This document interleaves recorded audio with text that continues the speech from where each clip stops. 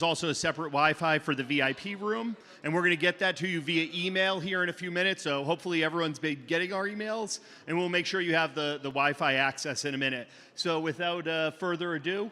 Yeah, no, I'm gonna get the wires and stuff set up and the walls and stuff. Okay. All right, we'll also have the Wi-Fi password on the wall here too. We're going to get that for you in a minute. And without further ado, we're going to bring up Brandon Keys with Green Candle and Luke Mikic here. So we'll get started right now. All right. Thanks so much, John. What's going on, Medellin? How are you guys doing? Well, I have my great Australian friend here. We've been hanging out here in Medellin for the past month. It's been absolutely electric, as I love to say. So it's been a lot of fun. Glad to see everybody here in the room piling in. We've got an action-packed day, but a couple things to note. If you guys are in VIP, there's going to be all meals provided today. So there's breakfast going on now. They're going to have lunch and dinner as well. And then there's 4 VIP talks. 2 are today, starting at 11. Is that correct, Luke? That is correct, my friend. All right. And I believe that's with Knut, if I'm saying that correct, Neat? Knut is at 11 today. And then we've got the one and the only Jeff Booth at 2:20. So those are your 2 VIP talks for today. Then we have another 2 on the second day. Yep, there's 2 more tomorrow about the same times, and we'll announce those probably tomorrow. We can announce those right now, my friends. Okay, let's do it. Let's go. So tomorrow we have another 2 VIP talks. First one is with BJ. That's happening at 9 to 9:30. And then we have somebody who I would consider a local and a very good friend. That is Oliver Velez, and he's going to be at 11. So those are your talks tomorrow for the VIP guys. Yeah, so just be aware, today they start at 11, and then tomorrow they start at 9, so you guys got to get here a little bit earlier. We know Luke can't get here early, but I'm sure all of you who want to hear BJ talk can. You won't catch me here at 9. Exactly. So for those who don't know, why don't we introduce Luke here. Why don't you tell us a little bit about yourself, Luke, who you are and what brought you to Medellin and all that kind of stuff. Yeah, okay. At risk of opening Pandora's box, I could talk about this for 20 minutes. I'm an Australian refugee, so I got locked in Australia in the 2020 lockdowns. By the time I got my passport back, the borders were closed. And long story short, I was on the first plane out of Australia, and I haven't been back in 3 years. So I've just been looking for a home. Traveled to 30 plus different countries, 60 plus different cities in the past 3 years, living on a Bitcoin standard, trying to orange pill people on Bitcoin, making videos about Bitcoin peer-to-peer communities, looking at Bitcoin adoption all around the world. That's my passion, Bitcoin education. That's my life, making videos about Bitcoin and meeting Bitcoiners at incredible events like this. And my search for a new home has led me to spend more than a year in this beautiful city, Medellin. Muchas gracias. So Medellin's actually the city that I've spent the most time in. Probably been here 4 to 5 different times. Every March, April, June, July, when it gets a little bit too chilly down south in Argentina or Peru, you will catch me in Medellin. And that's because I really do think this is one of the most underrated cities in the world, despite there being a lot of gringos here. Like, there's a lot of gringos in Medellin, don't get me wrong. What do you think, Brandon? It's your first time in Medellin. Yeah, it's been absolutely electric, as I love to say. This city's been incredible. It's my first time here. I came down here a little bit early to hang out with Luke. So I'm Brandon with Green Candle. I do a lot of different podcasts on Bitcoin and the macro. And so I try to make it a little fun, make videos with Luke here. And yeah, just been gallivanting around Colombia and Medellin, and it's been amazing. Food's great, culture's outstanding, and it seemed to bring a lot of you guys down here as well for this conference. So I'm excited for these next couple days, and yeah, I'm looking forward to getting to know all of you. So yeah. Well, I mean, the culture is ripe for a Bitcoin conference, really. I've been coming here for years, and there are so many nomads in Medellin. I mean, this is literally one of the most, maybe chaotic is the word for this city. It's vibrant, it's electric. If you walk down the streets of Provenza on a Wednesday night at 7 p.m., you're gonna find people dancing in the streets. There's people breakdancing. We were having a dinner the other night.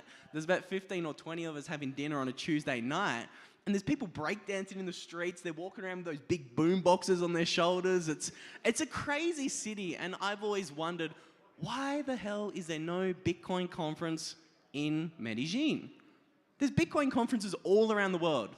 There's Bitcoin conferences in El Salvador since 2021, and there's not one in Medellin. So again, I think we all owe it to John for finally putting a Bitcoin conference in a city that is ripe for Bitcoiners. Yeah, shout out to John.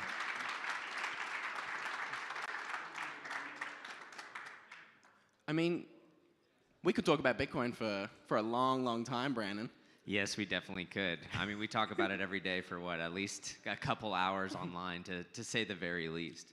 But yeah, as Luke was saying, the city is extremely vibrant. Not only that, when you're crossing the street, we have one guy that we keep walking by every single day on a tightrope who's juggling over cars during the stoplights. So a lot of entertainment, a lot of great things going on here in Medellin, and it's so much fun. I'm deeply enjoying it. So I'm excited to get to know all of you guys here, continue it in Medellin. There's a lot of exciting things, great food, great views, outstanding restaurants. I mean, the list goes on here. I mean, Medellin is a city that I encourage everybody to spend at least a month in. There's probably a lot of people coming just for the conference this week. And again, welcome, bienvenido. I love this city, and you've made a good choice by coming to the first Bitcoin conference in Colombia, Medellin. But when you come back next year, I do, again, no confirmations here, but I would love there to be a round 2 of this conference. I'd encourage you to come back for a month, explore a little bit, go see Poblado, go see Envigado. Make sure you go to Guadalupe. Guadalupe is an incredible little place in Colombia. It's a couple-hour drive, but I think it's one of the most beautiful places you can go to in Medellin. And come for a month, and you're going to really get to experience why so many digital nomads here are calling this place home. Again, the co-founder, so to say, of this event, Rainier, has been traveling for 7 years as a digital nomad, and Medellin's one of his favorite cities. I've been traveling for 3 years. This is one of my favorite cities. Again, you get the same, standard of living as you get in the West for 70% cheaper. I mean, it's an absolute no-brainer to come down here and live in Medellin, and the people are incredibly friendly. The culture is vibrant. There's so much to do. It's really a city for everyone. So next time you come down to Medellin, come for a month, come and explore, come and say hello to the locals. They're very friendly here, and yeah, I mean, I'm just super pumped to be here. Yeah, and there's a ton to do as well. I mean, Luke and I have been just working really hard, but I went paragliding one day. It's super cheap.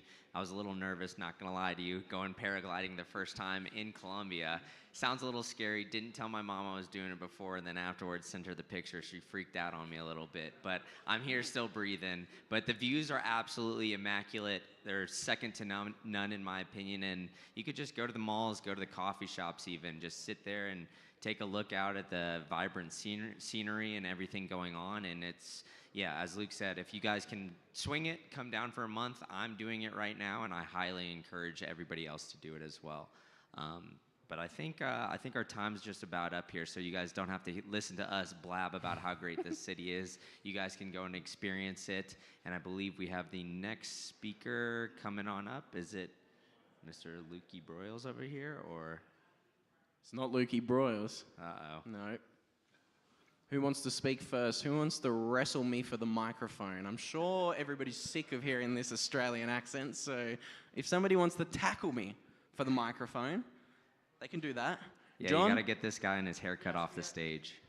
Yes, we actually have Jeremy and Alexandra from Paystand. They're up next, so come on up. All right, give him a hand. Thank you.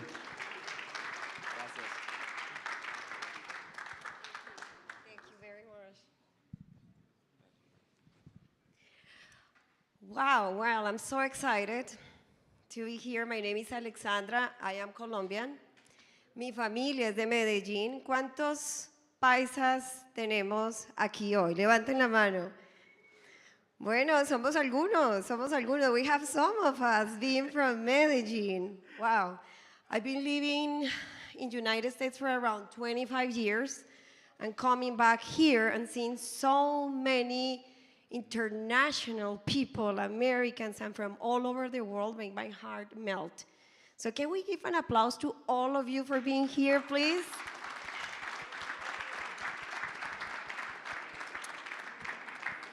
Before I introduce Jeremy and myself, can I ask everybody just to come here and sit down and feel comfortable? This is gonna be just 20 minutes when we want to make sure that everybody feels comfortable and know who we are, but specifically learn something that we probably don't know. So let's see, I want everybody here, come on, come on, come on, vamos, todos, vamos, vamos, vamos, vamos. Well, I always start my conferences or the events or my speeches by telling everybody, let's be present.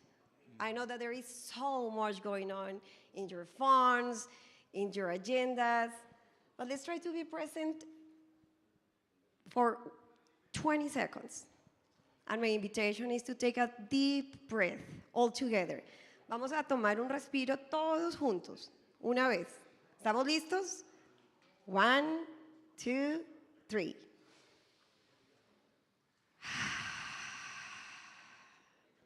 Let's be present. We are very grateful to be in this beautiful city. We are very grateful with Jose, with all the organizers. Thank you very much, everybody, for organizing this. I am specifically very grateful because we have great people here. We have people from La Sierra Nevada de Santa Marta. We have the best indigents visiting us who are here to learn about Bitcoin, a community from Colombia, pure, that is here and open to learn about Bitcoin. Les damos un aplauso grande, por favor.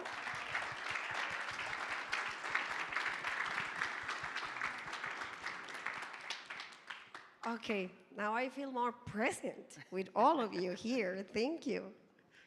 I am Alexandra Navarro, Colombian. Mi familia es de Medellin. My family is from here. I am the Chief Impact Officer at PayStand. PayStand is one of the sponsors. PayStand is the biggest B2B payment network in the world, I would say. We have our CEO, Jeremy. What's up, guys? So fun. So Alex mentioned like how many are paisas, and I think most of us are gringos here, which is cool too.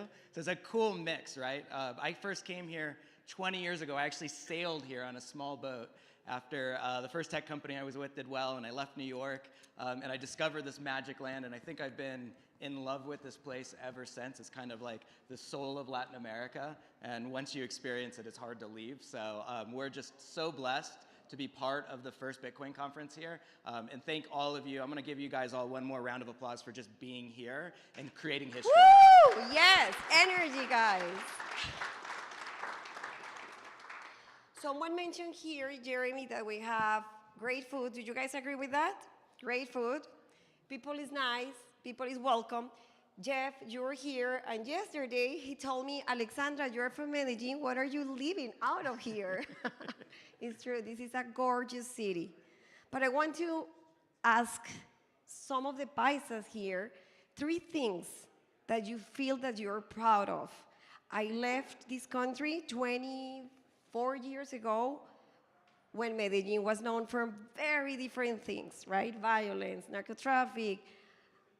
And this is not Medellin, and this is not Colombia. Colombia is Medellin. Let's talk about Medellin. Christian, Paula, one thing that you guys are proud about Medellin.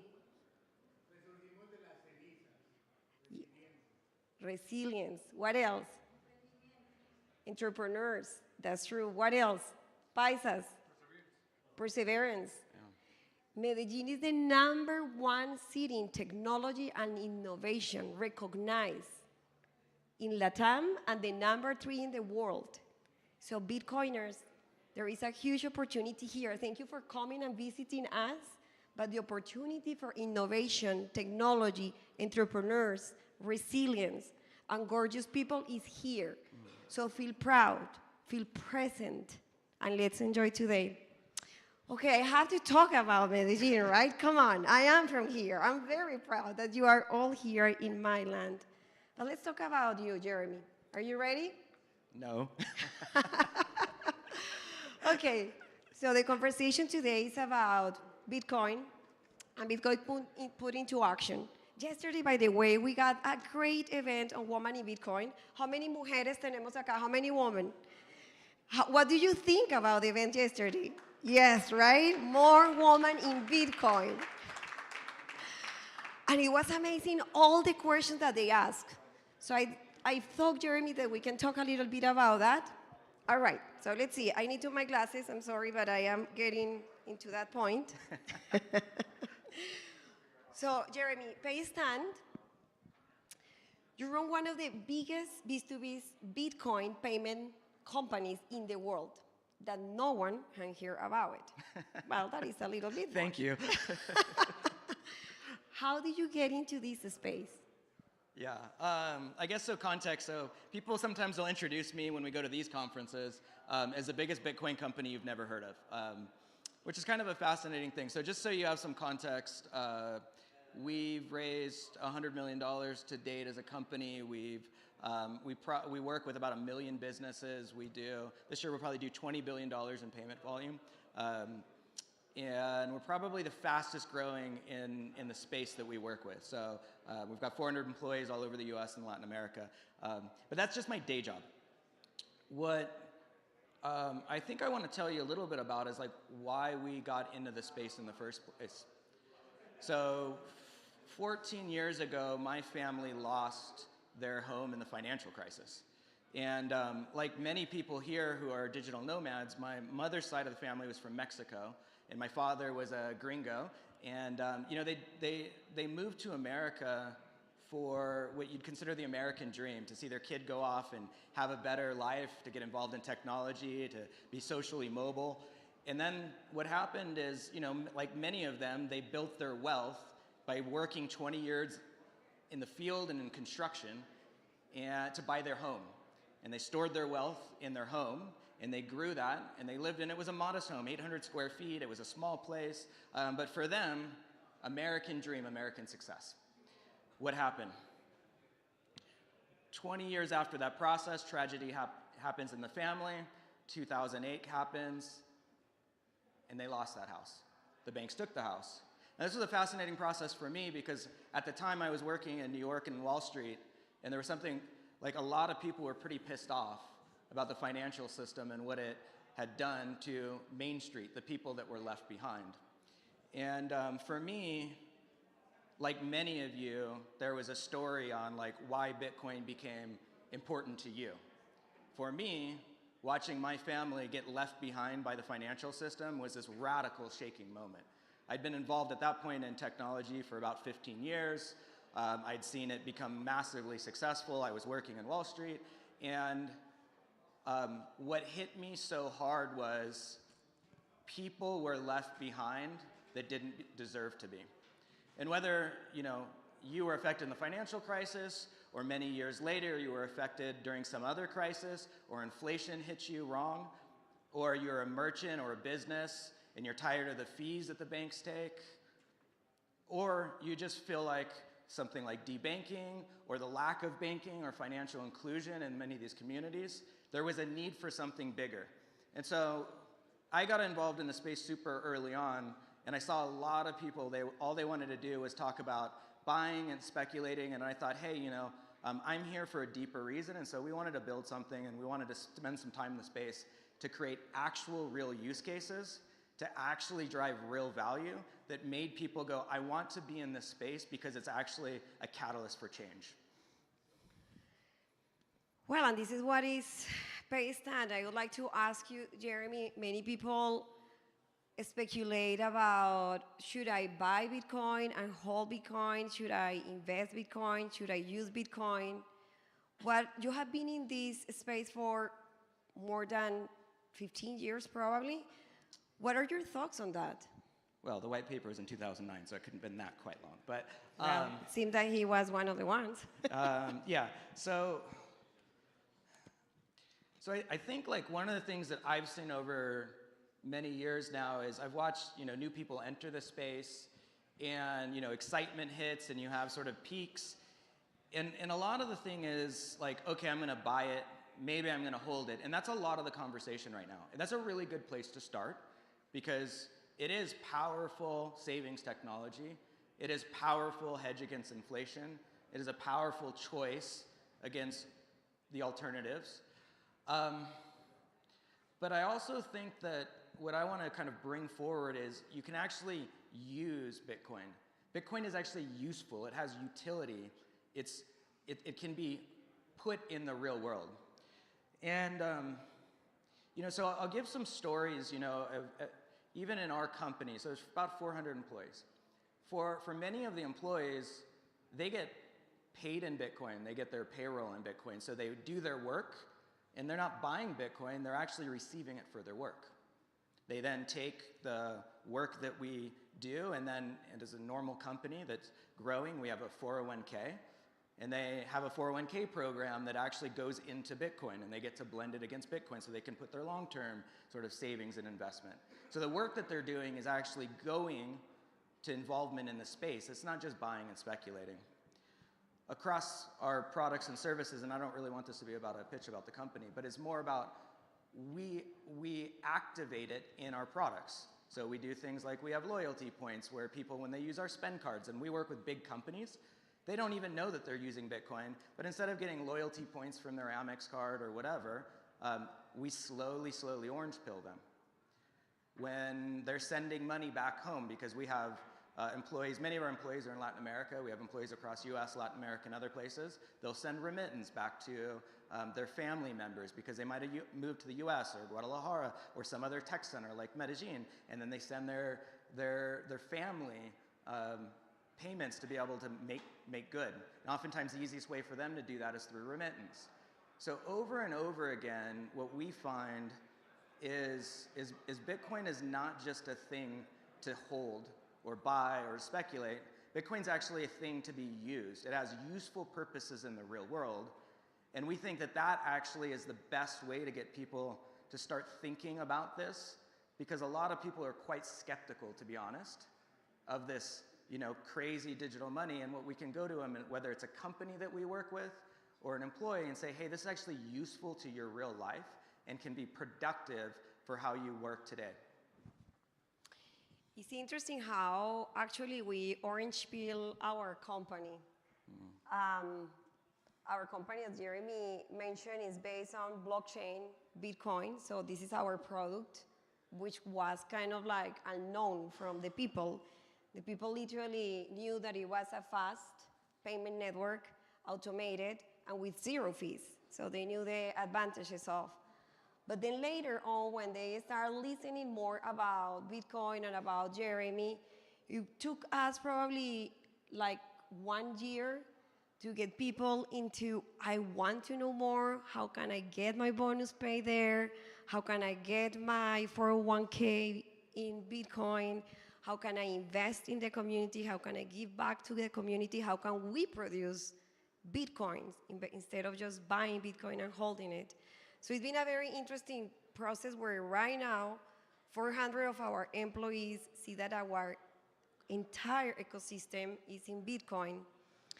And with that, I want to transition to the next question, that is how producing Bitcoin in mining is related to sustainability, energy, and your thoughts for mining in pay stand.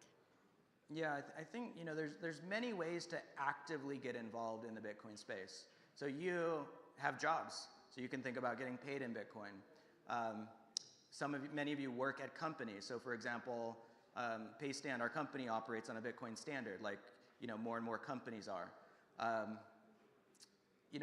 But there are other ways too. So one of them, in our case, is we have an active part of our business that's a mining business. And what is mining? Mining is just a set of servers that help validate the network. And because our company operates on the network, we want to be good citizens and help participate in the network. But the thing that's really fascinating about that side of the world is it opens up the use case to communities far and wide.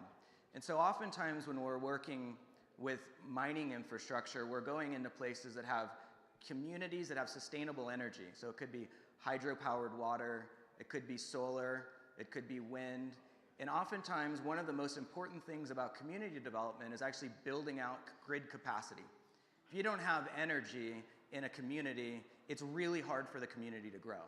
And so you want to create more access to energy in these communities. And one of the most interesting ways that Bitcoin creates positive incentives, and Bitcoin is really about creating incentives that realign for the individual, for the company, and ultimately the community.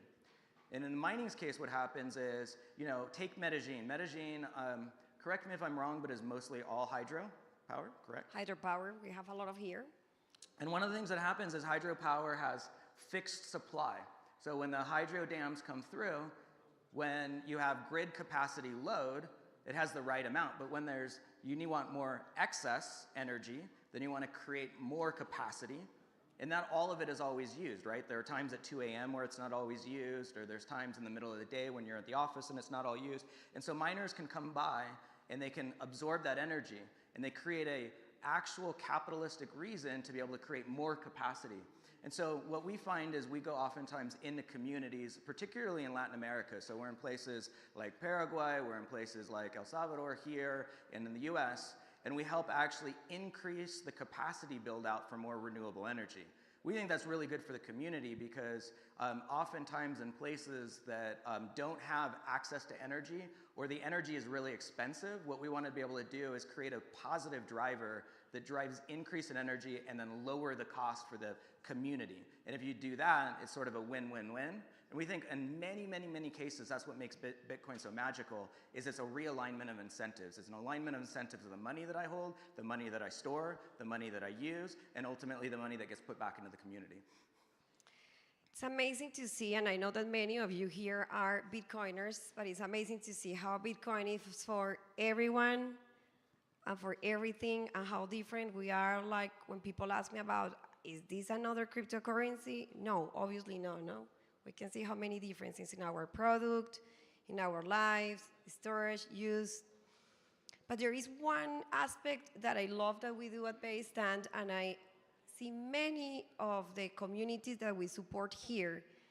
Can Eliazar raise your hand over there? We have Guatemala here. Eliazar represents a community that he is educating in Bitcoin. I see here Motif. Valentin, can you raise your hand?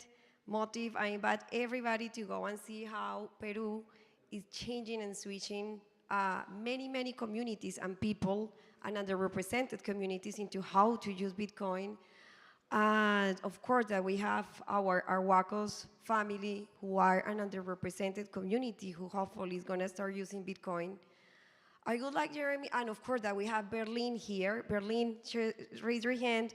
Berlin is coming from El Salvador, and is one of the most amazing projects that we have and support, where many people, the whole city is using right now Bitcoin. And I even see my first Bitcoin is here too. Reina, of course, Reina is here. So can we give an applause to all these underrepresented communities that are here?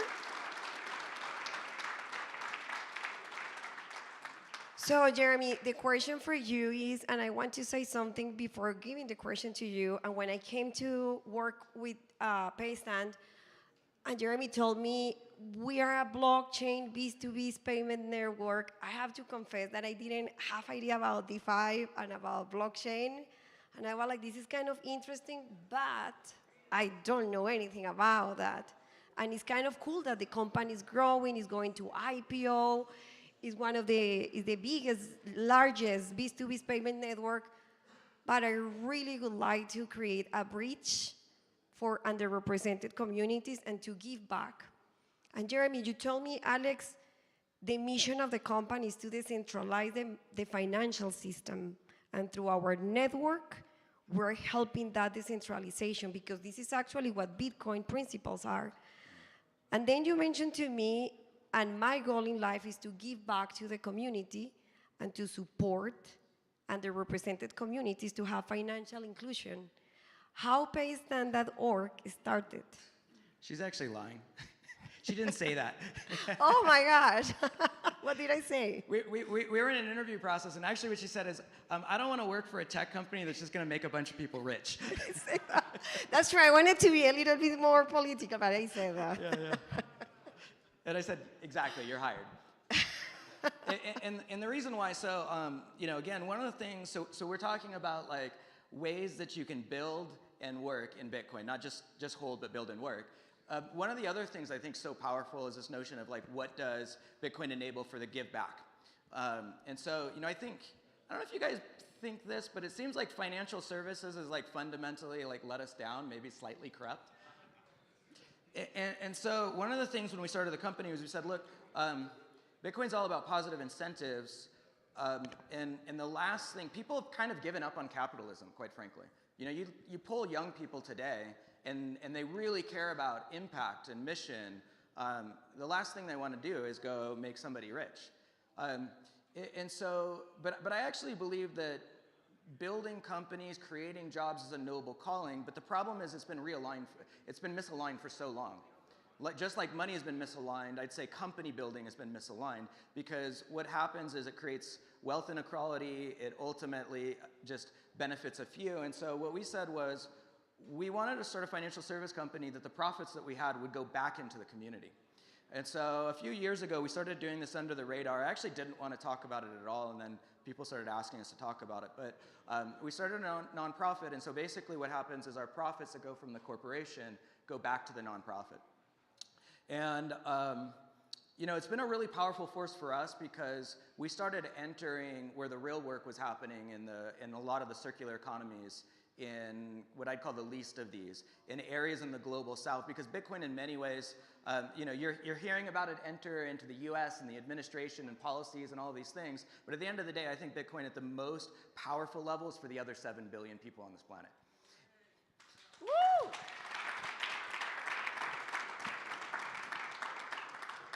And so I guess the question is, if that's true, then how do you actually catalyze it? And we started seeing when you go to the UN and they were talking about community development, and they'd come in and they just, give people money. And one of the things that we saw, and there's so many people who are at the grassroots level who are doing the real work, but whether it's, Mike and the Bitcoin Beach team, or Eli and Guatemala, all of these people, what we saw was Bitcoin became this catalyzing agent for change. And when you give someone a catalyzing agent for change, you teach them agency, and it will transform a community. And so for us, I can go back to our staff and go, hey, the work that you're doing, yes, on a day-to-day basis, you might be talking to some large company. And, yes, our mission is to decentralize the finance system, but at the end of the day, like, what we really are doing is we're taking the work at the top and we're going to give it all back to the bottom. And if we can do that, we can be a force for something much bigger than ourselves. And so my encouragement, when you look at these communities that are getting done, so many people think that Bitcoin is just something that's about storage. And I would say, go visit the circular economies, and what you'll see is it'll be eye-opening, because you'll see people and communities using Bitcoin on a daily basis and what it did to their lives and what it did to their community. And so for us, we think that Bitcoin is more than just storage. We think build with it, work with it, and give with it. And if you give with it, what it will do is it will change a life. And so then Bitcoin becomes not just money, not just technology, but Bitcoin becomes a movement, because that movement ultimately changes the people around you. And so that's why we do what we do on the foundation. We do it with no agenda. We have no interest. We don't want to sell anybody anything. We just literally will come in and say, what do you guys need? How can we help? And then watch the real people, that many are in the room here, doing the real work, which is to go one by one and teach disciples of this thing that can create change in a community. That's amazing, right? Can I give an applause to everything, to all of you here? I see 2 people, I see many special people here, and I know that this is gonna be a long day. Probably we have 2 more minutes to talk, right? So, thank you again for being here. I want to share with you guys what's my story in 2 minutes. I promise that you won't be bored. And as I mentioned before, I am Colombian, and I left Colombia more than 20 years ago when the violence here was really bad. So for you guys that are wondering if the Narcos series are real, yes, they are, they were. I lived that when I was 14 years. And I left not because I was scared, I left because I knew that someday I was gonna bring and breach justice and equity and something to my country. I left and I didn't know that I had to start from zero. I am engineer, I was working here for 5 years in the financial system, and I have to start all over from zero, as many Colombians that you have heard. I had 10 years of experience working there, and then I had the privilege to work in the nonprofit world in the United States. Now I have the privilege to be part of the C-suite, one of the few executive women engineer that works in Silicon Valley in tech. I'm very proud to be working now in Bitcoin because I am very proud of being working in Bitcoin. I am the head of mining and I am the head of the foundation. And the circles comes back. So when I was in the United States, I had all the problems that those underrepresented communities were having. I didn't know how to open a bank account. It was such a problem. What is your social security number? You have to have this, you have to have that. Trying to send money to Colombia, to my family, was a big issue, like 30%. Trying to buy my car, I was like, what is this system? I couldn't understand what was this system. So when I start seeing that Bitcoin through Jeremy and through the company was that really mission of decentralization, and that right now I can send money through in 1 second from 1 cent to my country.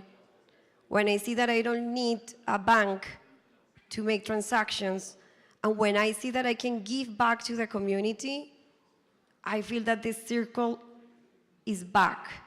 And I feel proud, and I feel that for those that are Colombians here, for those that are paisas here, if I could do this, you all can do this too. We can make the difference.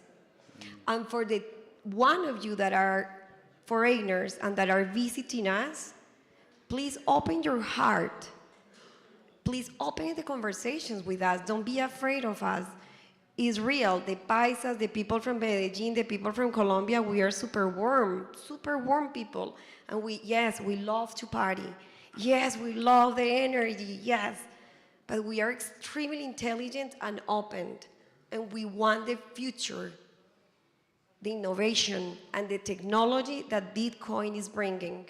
So the invitation is for all of us to bridge. Keep partying, keep enjoying, keep learning, keep bridging into the community, and let's circle back and let's make Medellin, Colombia, and Bitcoin one. Can we give a big applause for all of us? Yes.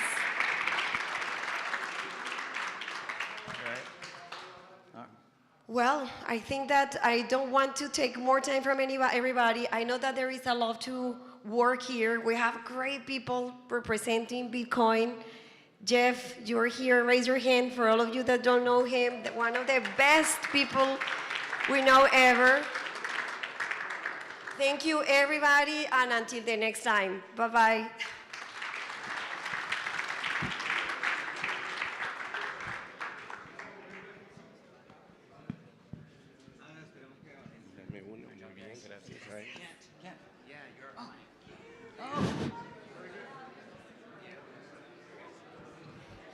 Hello, everybody. ¿Cómo están todos hoy día? You guys awake now? Yeah, great. My name is Johnny. I'm with Delgado's Fuego. I make my own hot sauce. You can find us in the corner, Peruvian corner. We're going to be talking about Bitcoin adoption in Colombia and all Latin America, one of my favorite subjects to talk about because I am originally from Peru, and I've been kind of going up and down the America just to check out what's going on. I had to bring in my water because I'm already running out of my voice. I'm losing my voice already because having so many great conversations here in Medellin. So let's have all our panelists come up here. Will, Kent, Gabe, and Monica, please come join us.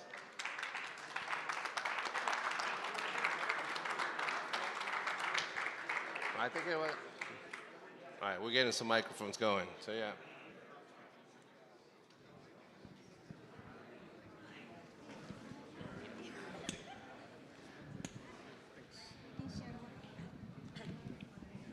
Uno, dos, uno, dos.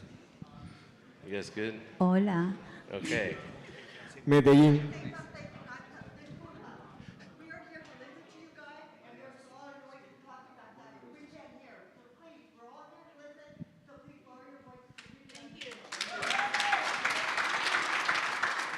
Thank you, thank you. I think that covered it. So, listen, if you need to have a conversation or you need to discuss some business, we have an awesome outside area right there where you can just step out through the glass doors, or you can just go outside. We've turned the mics up a little bit, so please try to be courteous of other people. Thanks. Thank you. Yeah. I know we Latinos can be pretty loud, but yeah, thank you. So yeah, thank you for joining us. We got great panelists here. I'm first time with having Bitcoin Medellin. I'm so excited to be part of this as well. So I'll let you guys take it and just do me a favor, introduce yourself, and introduce yourself, what you do in the world and of Bitcoin. All right. So my name is Kent Halliburton, CEO and co-founder at SAS Mining. We do Bitcoin mining as a service, so we make mining accessible to the masses. We've got data centers in Paraguay, Wisconsin, and Norway at the moment, but we're trying to make it easier to acquire Bitcoin the way Satoshi designed the network. And mining actually winds up being the best way to dollar cost average into a Bitcoin position. So yeah, that's what we do. And I live in Peru, so help the local community there with Bitcoin. That's how Johnny and I have bonded over time here. So yeah, love it. More to that backstory, but I'll turn it over to Will here. Hello, I'm from El Salvador. My name is Will Hernandez. I'm the president of the Bitcoin Association of El Salvador, and also the manager for Latin America in BD for Bitfinex. And I want to congratulate John, really, because you're breaking the ice, John. And like I told you in El Salvador, just do it. Well, I told you in Nashville, just do it. Just do it. You have to start somewhere. So, I mean, it's a great step. And we have great minds here, and it's a privilege to be here and honored because just yesterday at dinner, the conversations that we had and everything, it was like the knowledge between all of us that we can share is amazing, but we cannot just keep it for all of us. We have to give it to Colombia too. Hi, my name is Monica Bravo, and I was born in Bogota, Colombia in 1964. I immigrated to the United States 30 years ago. I lived in New York for 30 years until I escaped the Matrix, and I went to Miami Beach, and I discovered, or I rather like Bitcoin discovered me, and I became a very avid student, and so I slowly become an educator. But what I do on a day-to-day, I'm a public artist that I do commissions. I do very large pieces of work. I work mostly for the government, but it's good. It's good stuff that I'm doing. So I make beautiful murals or digital animations that are in airports, subway stations, universities, schools, and so on. So it gives me the time to research and understand and listen to the needs of communities. So that quality I've been bringing to what I do with Bitcoin. So yeah, I'm happy to be here.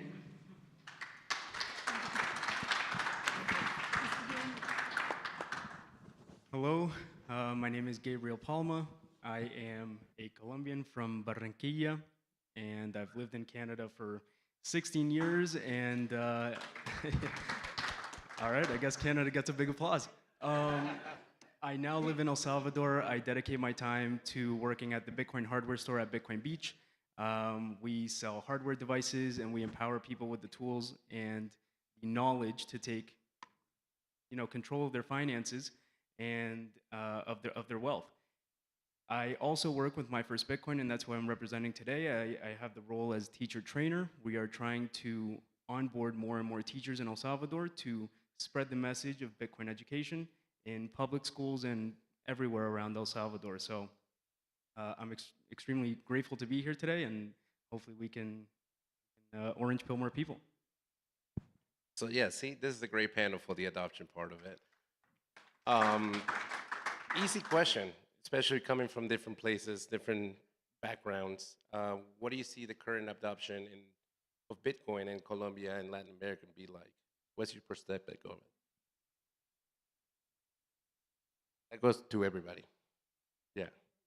Whoever wants to take it first, and then, because especially you guys, you're in Colombia, you can talk about specific Colombia. You guys can talk about Peru, Latin America. Yeah, maybe you can go for it more. Yeah, I'm gonna go. So I do study groups that are one-to-one, and I am very happy that you're here because I used Mi Primer Bitcoin curriculum, which is absolutely fantastic. I was just coming on a Uber from the Novotel here, and obviously I started talking about money, politics, and everything. By the time he brought me here, he already downloaded the PDF. I said to him, because he told me that the way he's actually saving is with dollars. And I thought, not bad. But if you knew about Bitcoin. So my idea about teaching and learning here in Colombia has been I've been one-to-one talking to all my friends, mostly women, and their children, because I'm very devoted to education. My mom and my grandmother were educators. They were really avant-garde educators in Colombia, in Bogota. So I was taught since I was very little that I should always pay forward. Teach what you are passionate. And so I'm very passionate about Bitcoin, and that's what I'm doing. So I do one-to-one. I don't like using the word orange pilling for a reason, because I really value time in a way that when you take a lot of time to, or you invest your own time to learn something, you can go deeper. So yes, you can mention Bitcoin, but that doesn't do anything. It can spark a curiosity, but I'm really interested in supporting people to go really, really deep. And I have the patience, so I do that. So I've been teaching online for the last 2 years very successfully. All my friends right now are calling me and saying that they made the best choices in the last year with their pension money because they cannot believe what they're seeing. So I'm very happy that I do it that way, one-to-one. Well, from my point of view, Colombia has everything to have major Bitcoin adoption. In Colombia, we got ATMs, we got peer-to-peer platforms, we got payment processors, we got everything. We got actually regulation as well for people to operate in Bitcoin. From my point of view, the adoption is here. We just need to spread the word, make the noise of what Bitcoin is different from other digital assets, and that's it. We have everything. But Colombia is huge. There's what I see in Colombia that it's an opportunity to create many circular economies because they have their own culture, different places and everything. We're talking about, like, for example, there's some islands as well that they can go visit and everything and start. So that's my point of view from Colombia. Yeah, coming from the Peruvian perspective, you know, there's a great community of Bitcoiners there. Orange Pill Peru is kind of the primary community that's working to bring Bitcoin adoption to the masses. And then Motive, if you've not talked with Valentino back there, he runs 16 circular economies in Peru, which I think is the most of any one country. So there's a lot of activity there, but I think I want to make some just general observations about what I've experienced in Latin America, which is a lot of the introduction of Bitcoin typically comes on how do I make more money, right? So the concept of how to use it as a store of value and save in it, I think there's a big education opportunity there.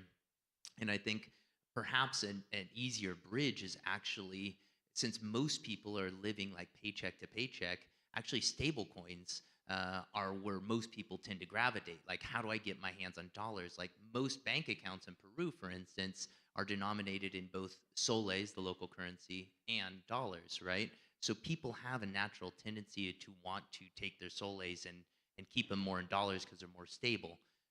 So from that vantage point, I actually think that stablecoins represent a valuable bridge because they teach people how to manage private keys. And then from having private key management, it's an easier bridge to Bitcoin. But for the masses of people in Latin America, my observation is if you're living paycheck to paycheck, it's easier to bridge to dollars, the USDT token, USDC token first, and then get them to Bitcoin once they understand the technology and how to manage it. So it's not a direct, fast route from my experience, and there's an education opportunity with learning how to save, really. I just gotta add, I started Orange Pill Peru because I could not find only Bitcoin. Thank you. Yeah. groups. You know, everything was your Kui coin, your ayahuasca coin, whatever coin out there. What is going on? But I mean, that's the reality in Latin America that you kind of have to go with what you got. Yeah, no. So I can't really speak to the Colombian adoption rate, but obviously coming from El Salvador, I hear a lot of my family members talking to me about how people perceive Bitcoin here, and they just see it as another cryptocurrency.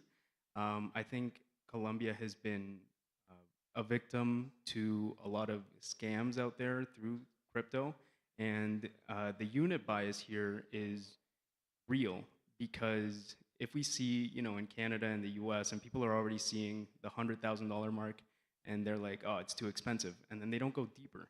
Now imagine if you don't have the same purchasing power and you're living paycheck to paycheck in a country, you're just trying to get by. You don't really have time to learn about Bitcoin.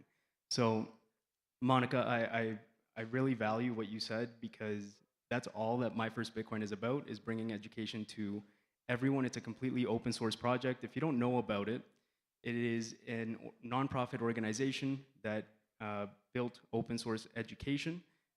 It's a 10-chapter curriculum, takes you through the history of money, the problems with our current economic system today, and how Bitcoin comes in and solves all of that. So I think it's an amazing tool for people to learn about Bitcoin fundamentals so that when they understand the Bitcoin fundamentals, they can look at all other cryptocurrencies out there and see the problems that exist within those other systems. So I really do encourage you to go on the website and see what we're all about, download the PDF, and like Monica did, share it with as many people as you can. I just want to add that, like being in the Bitcoin Association, we we learn a lot from different companies and the products that are being created. You know, for example, right now what we see is that companies offshore, like outside of El Salvador, they are creating treasury SPVs because in El Salvador is Bitcoin legal tender. And we see companies that are from Colombia that are actually doing SPVs in El Salvador to have Bitcoin in their treasuries, and there's no capital gain tax. So that service is corporate Bitcoin adoption. You know, it's not only like individual. We have to go into the corporate world. And we see asset managers as well diversifying in innovative structures in El Salvador as well, and we're learning a lot, and it's coming like little by little by little. But I know soon it's gonna be boom. Yeah, thanks, man. I was about to ask you, what's Bitcoin Association doing for the adoption of Latin America? So yeah, right there. Yeah. For Kent, for you, for example, so somebody new in Bitcoin, how can somebody get? What's the most important thing they need to do to understand and dive deeper into Bitcoin? Yeah, I think understanding what the problem is, right? That you're just not in control of your life destiny very well when the money that you're using can be debased quickly and easily by some hiccup at the governmental level, right? And I think that those sort of hiccups have happened a lot throughout Latin America. So I think focusing first on what the problem is and how Bitcoin solves it is a great way to drive better adoption. More even fundamental than that, though, is talking to the person to understand what their problems are. You know, meeting people where they're at, I think, is often overlooked as we try to orange pill people. I think that a lot of times we all know why Bitcoin's great and wonderful, and so we start, you know, fire hosing people who are trying to adopt or trying to orange pill with information on why they should adopt instead of sitting back asking a few questions and listening to what's going on in their life to see, hey, how do I introduce Bitcoin into the flow of their life? Can I add something to that? Yeah, of course. Okay, so Claro que sí. because I didn't have a financial education kind of until like 5 years ago, one of the things that I found so powerful after understanding what the problem was with money was that I went directly to study Austrian economics. I think it's fundamental for any Bitcoiner to understand money from that perspective because it teaches you the principles of actually being able to live in a collective community with non-violence, respecting private property, and understanding, for me, the most important thing, that's what really orange pilled me, low time preference. I lived in New York for so long in a high time preference. It was all about consumerism. It was all about what I was wearing, where I was going, who I was going to meet, the next, the next, the next. So when I understood low time preference, my whole world changed. And that's what I really emphasize in my teachings. You know, there's so much to talk about, but I really make sure that they understand low time preference, that they understand that every decision that we make is economical. So that means that human actions, our decisions are really going to make a difference. So when you understand time like that, that is the most valuable asset that you have in your life is your own time, then you can understand that Bitcoin as a scarce asset, it's so valuable. So this for me is like the basic. You can build from there.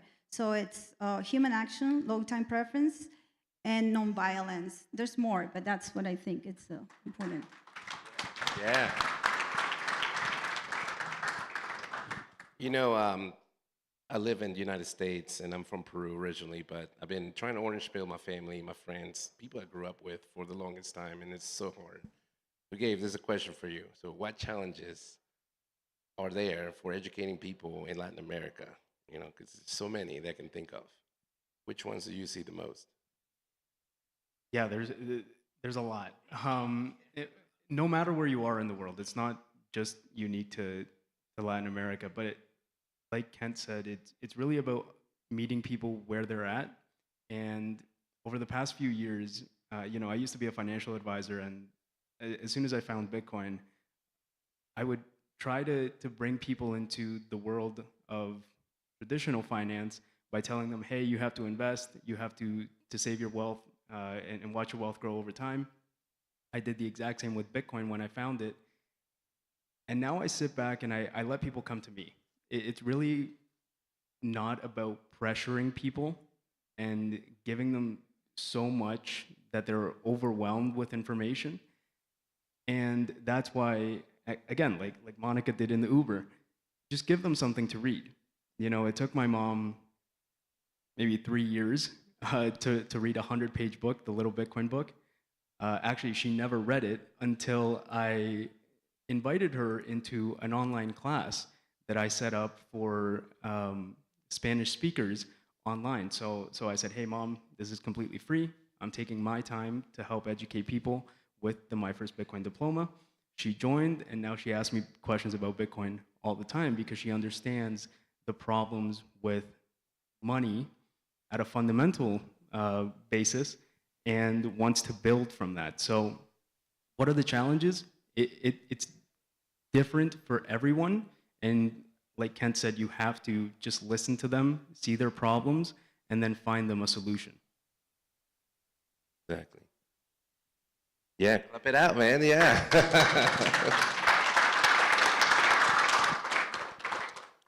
So Will, how can someone get involved in the adoption in your community? In the adoption in the community, well, I mean, you can join the Bitcoin Association as you know, as an individual member. In El Salvador, of course, we always have meetups. We have a lot of people here from El Salvador that we're representing what's happening over there. For example, right now we have a financial freedom tour done by Bitfinex. Then we have Plan B. We just had Adopting Bitcoin, the 4th edition. We have every single end of the month Bitcoin Beach meetup, and also Mi Primer Bitcoin meetup.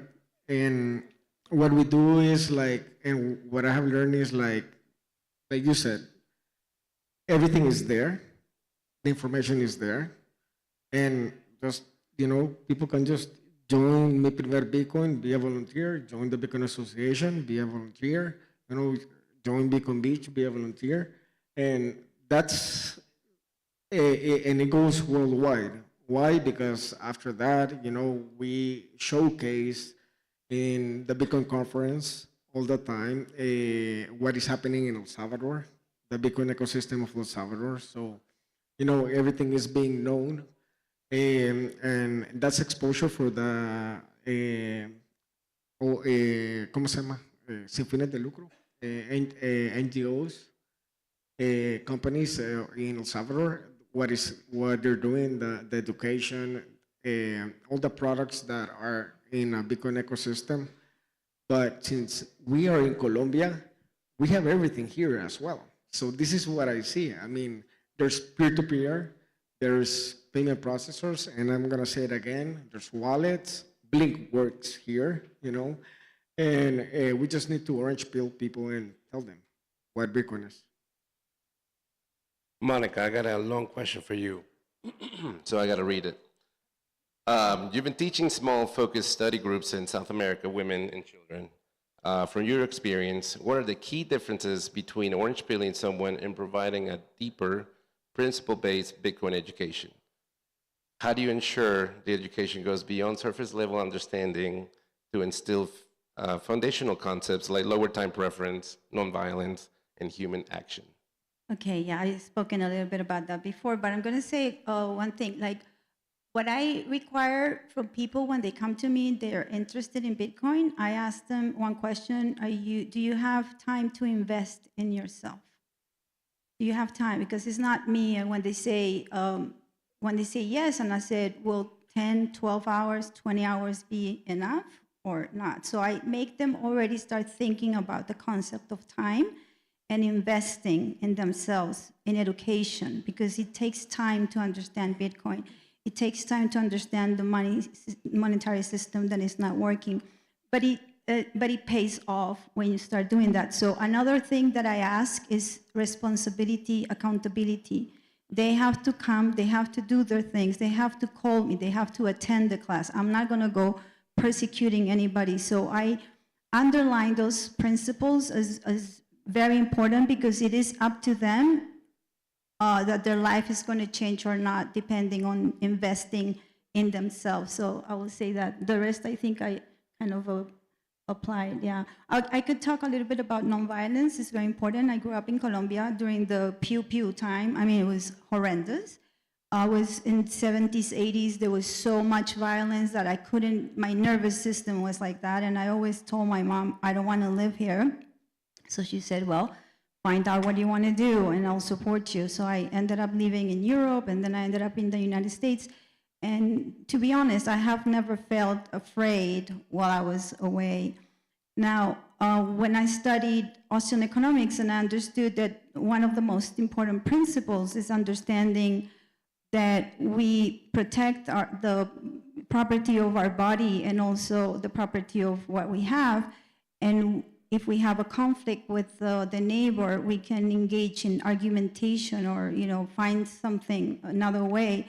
You can actually build, and you can become innovative, you can produce new technologies, and you can thrive. I'm an artist, so for me, in order for me to create, I need to be in a thriving mode, not survival mode. So that's how I also teach that to the people. Say, think how you want to be able to be creative, but if you're surviving every day because you don't have for the rent, how are you going to be creative? So you have to sustain a relationship to what you need. So understanding what you need, it will give you value to those things that you need. We all need different things. Remember, value is subjective. So when I asked them to make a list of what they considered what is valuable, half of the people, they don't even know what they value. It's quite astonishing for me. So I make them really go deep. So yeah, I can go on forever, but that's. Yeah, thank you. I want to put in a side note and talking about the violence in Colombia. We learned a lot yesterday. Valentin and I went to Comuna 13. I'm not sure if you guys had the time to take a look at that or know the history of it. Very strong, very powerful. We had a tour guide that is not accepting Bitcoin, so get with me, I'll get you in contact with them. But he started taking Bitcoin as of yesterday, so yeah, please do reach out to people that are starting, because as adopting Bitcoin in Colombia, I'm honestly not aware of a lot of the stuff going on here, so I figure I go out there, talk to the people, meet who is the root of this, right? And it's good to know that people are interested, they know a little bit about it. I heard a lot of women yesterday had questions, and that's what I love to hear, because that's when people are interested in this. If not, people ignore it. They just believe what they believe, But yeah, it was great. So yeah, get with me. I'll get you with Daniel. If you guys go and check out Comuna 13, he'll do a great tour and can take Bitcoin as payment. Kent, how do cultural and economic factors unique to Colombia, Latin America, influence Bitcoin adoption compared to other regions? Yeah, I think so. I think I touched on this a little bit already to a large degree, which I think the cultural factors, people's time preference is much higher. I would say in general, the cultural attitude of savings is much less prevalent, right? And so getting people, I think like what Monica's doing to have them think about time is actually really powerful. I'm taking that as a lesson myself. But getting people to think in longer time horizons, I think, is critical to understanding the value of savings and the value of,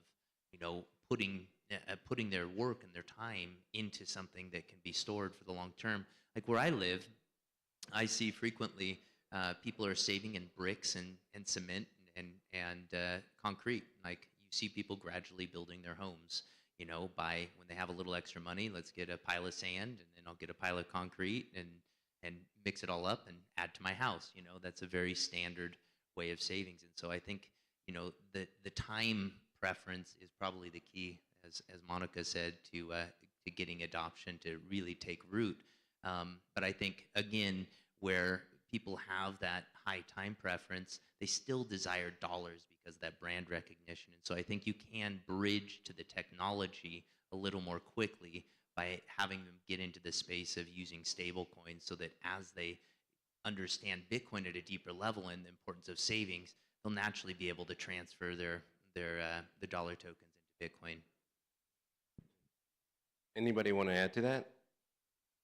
Hey, I just want to tell everybody a fun fact. Medellin is one of the cities where the most peer-to-peer trading happens.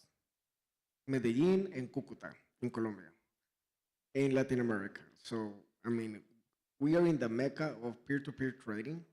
So we just need to go ahead and this is why I told John, go ahead, do it in Medellin, go for it and everything, because I mean, we just need to start, And of course, it's peer-to-peer trading with different other assets and everything, but also Bitcoin is involved. But this is one of the major cities for peer-to-peer trading in Latin America. Actually, I'm gonna add on to that fact. Yeah, the main way I get pesos here in Colombia when I land is I go on Telegram on the Lightning P2P bot, and I get pesos for selling Bitcoin on Lightning. So check it out. There's so many tools out there. I live on a Bitcoin standard, so I try to find ways to get around in an easy way. So I work with Votive Peru, and one of the reasons why I got started is financial inclusion. There's a lot of people out there, and I always think about Latin America because, again, that's where I'm from, but it happens all over. Some people don't have access to what we know as the world economy, right? So to you guys, they're all educators. How do you connect Bitcoin education to everyday economic realities in the region, like remittances, financial inclusion, inflation? Start with Kent. We just go down that way. Yeah.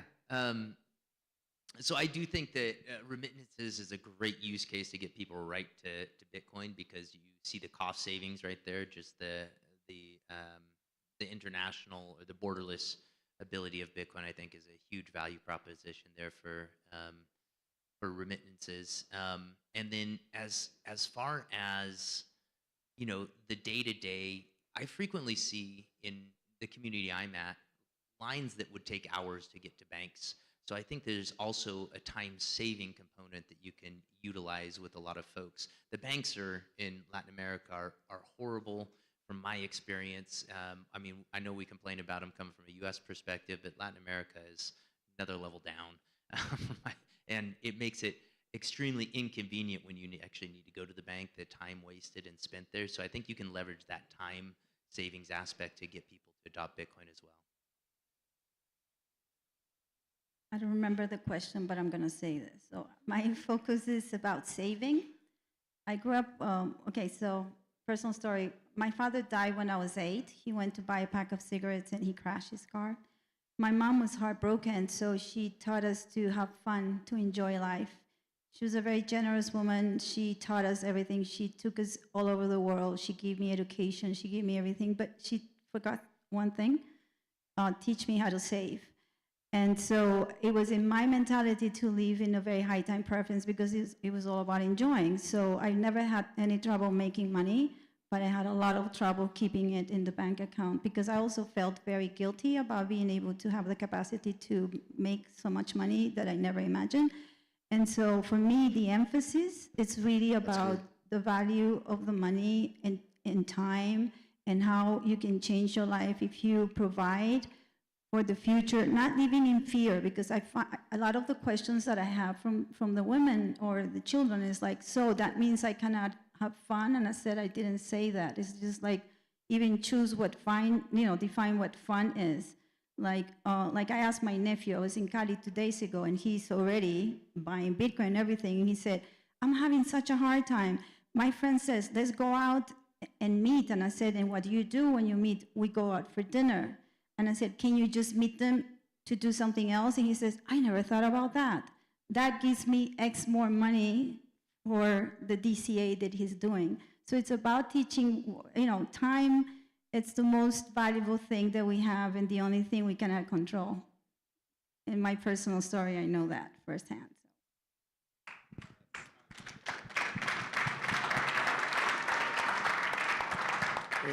One last thing. Quiero saludar a los hermanos mayores que están acá. I want to say hi to the people from the Sierra Nevada. I keep on forgetting. I worked with them years ago. Trabajé con ustedes en el 2014. Hice una obra con el lenguaje de las mochilas. Me encanta que estén acá. I'm so touched that you're here. Thank you.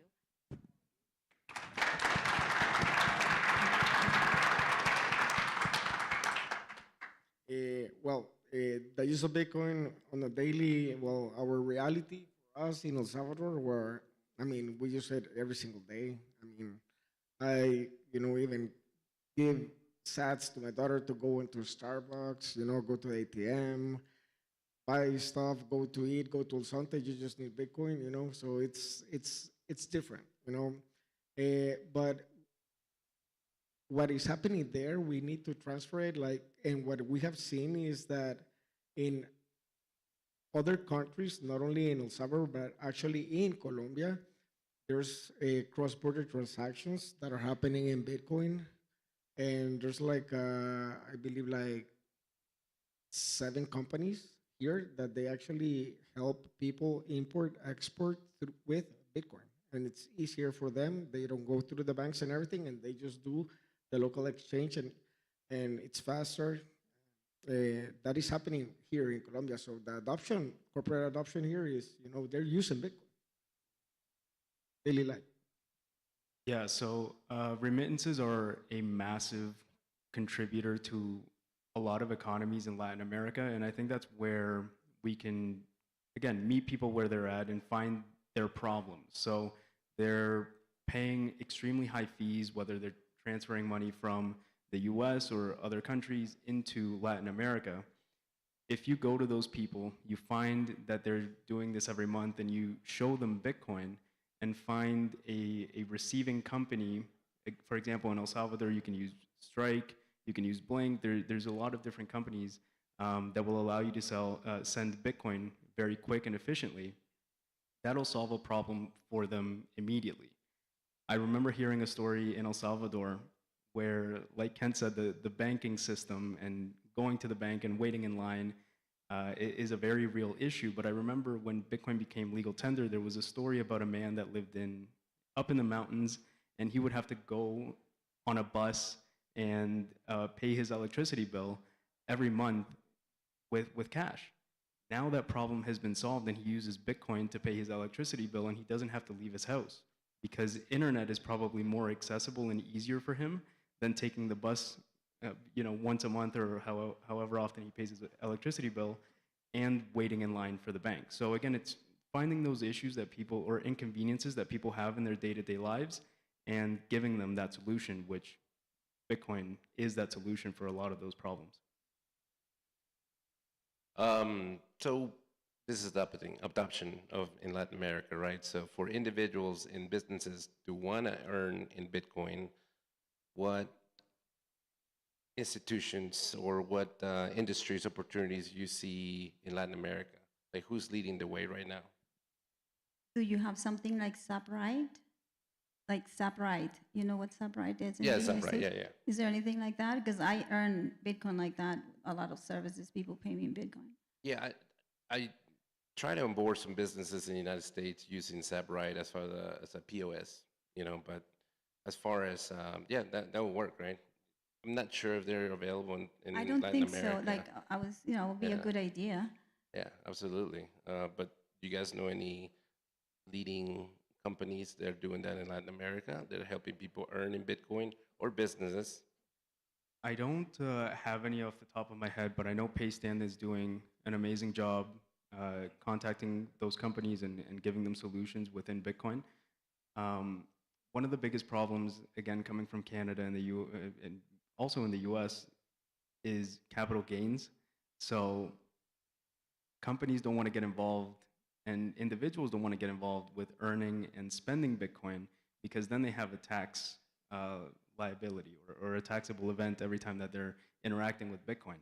So I think we have to, I'm not a genius. I'm not going to work on this. I work on Bitcoin education, and this is above my pay grade, but I would really love to see more people speaking to companies to empower their employees with Bitcoin, maybe a retirement account, and moving forward with things like that.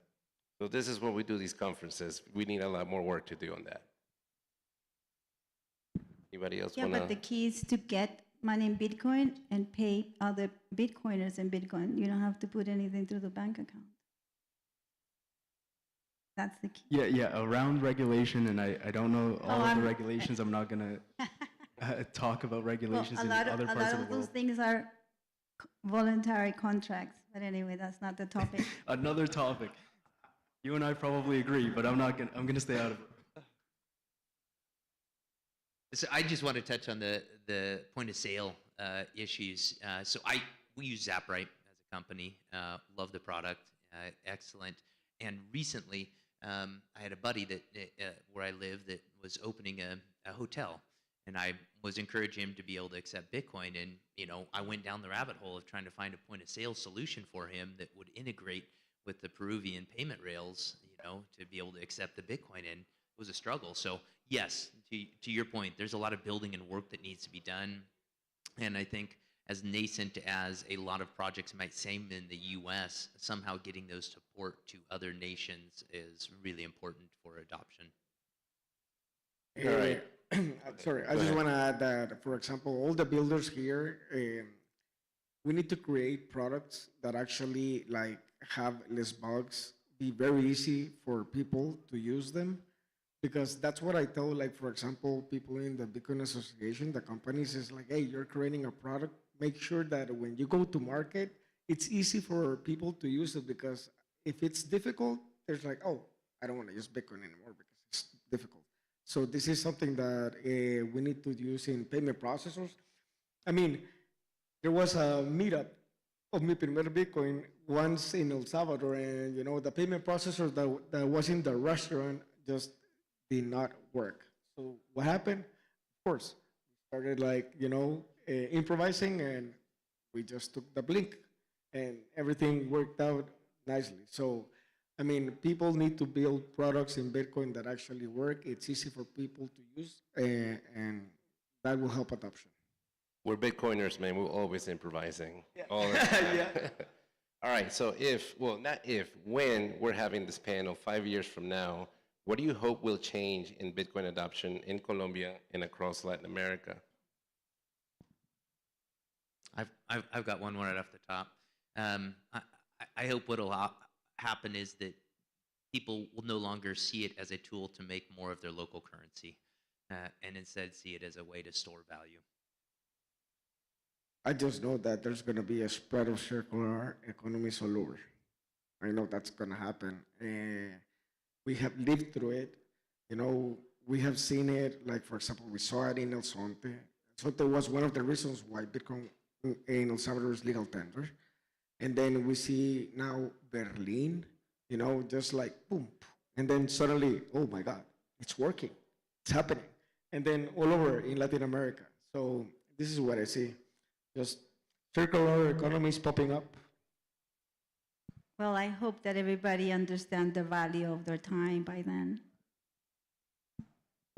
Yeah, I completely agree with all 3 points. And I also would like to see more Bitcoiners become more connected. I think sometimes we're kind of isolated and we stay in our own bubble. We're on Twitter. That's where we feel comfortable. But Noster. What's that? Yeah, we really have to get out there, find the people that share the same values, the same mindsets. And the way to do this, going back to how do we increase adoption, if you're comfortable with being public about you owning Bitcoin, because this is also a problem, not a problem, but it's a very real thing in the Bitcoin space where maybe you don't want to be super public about that. There's risks to that, but there's massive benefits that come along with it. So I encourage everyone to start your own local Bitcoin meetup. At Me Premier Bitcoin, we have board game nights. There was a guy that last board game night that came in and he didn't even know about Me Premier Bitcoin. He just walked into the house and he's like, oh, we're playing board games. And I'm like, yeah, do you know about Me Premier Bitcoin? He's like, no, what is it? So it's about being there, being accessible, giving people a place to come and chat and learn about Bitcoin. And yeah, I think that will accelerate adoption like we've never seen before. So be accessible, be friendly. I know a lot of us are. And yeah. I second that completely. As somebody, yes, please.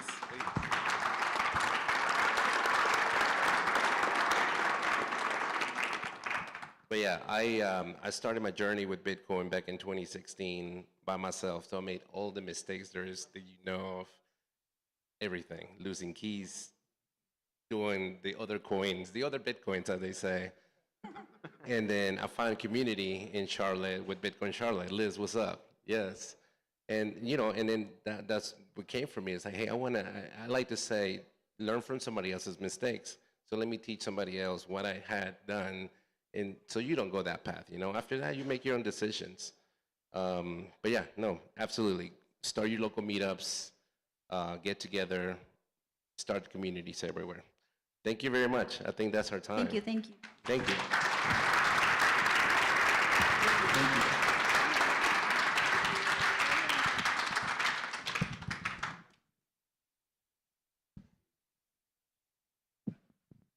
All right. So, next up, I'm pretty excited for this one because I'm pretty lucky to be joined by some incredible Bitcoiners. I'm going to let them introduce themselves, but what we're going to be talking about today is why nobody in Bitcoin is toxic enough. We're going to be making the case for why we should all be a little bit more toxic.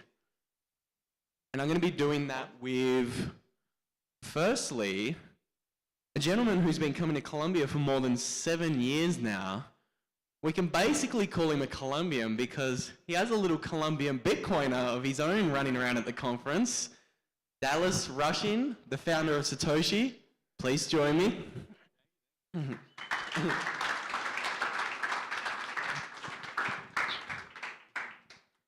Next up, we've got a man who has not only written one of the best books in Bitcoin, he's written a goddamn handful of books.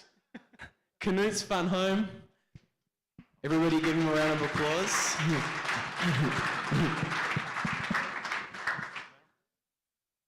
And then I think we might have somebody who could be even more toxic than myself.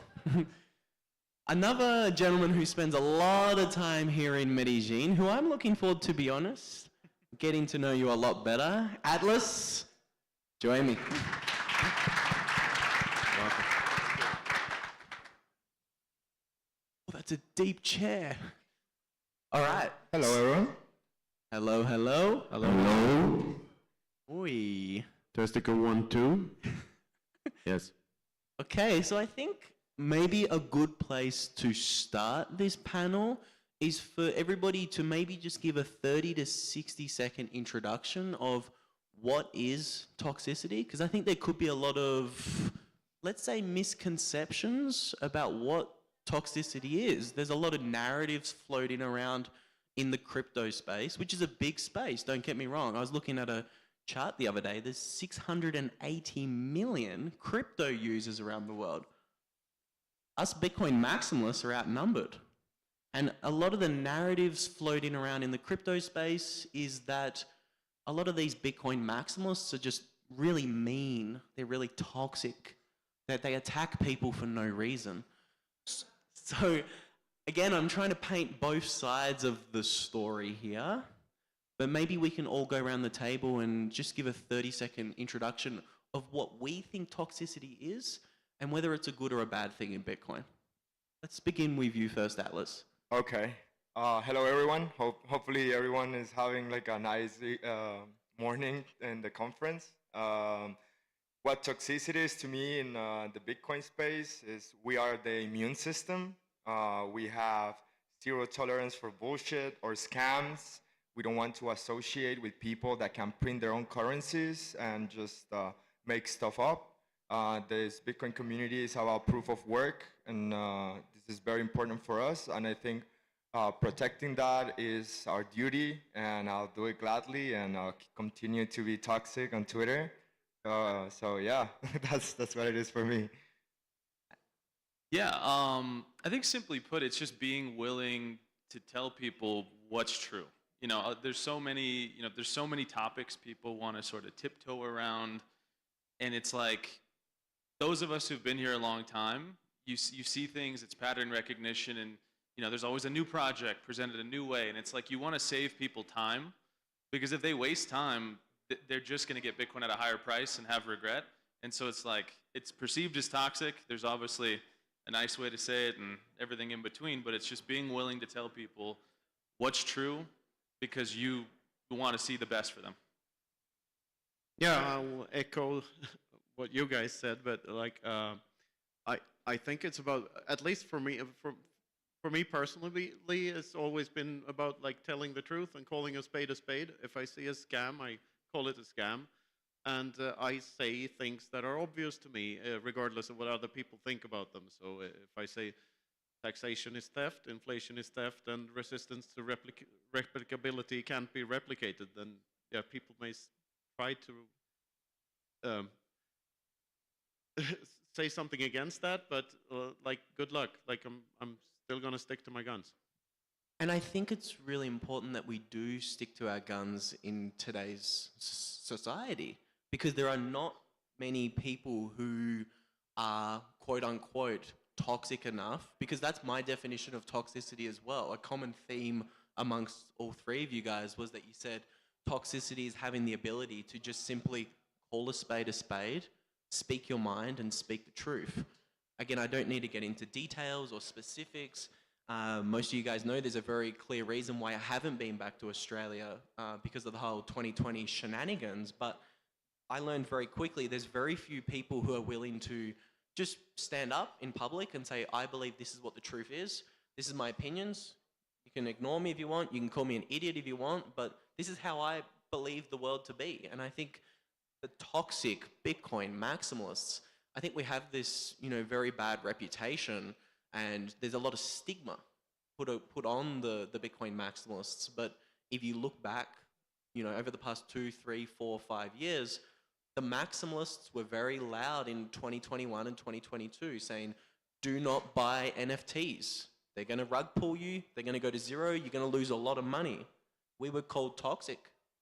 We were getting shit on in 2021, excuse my French.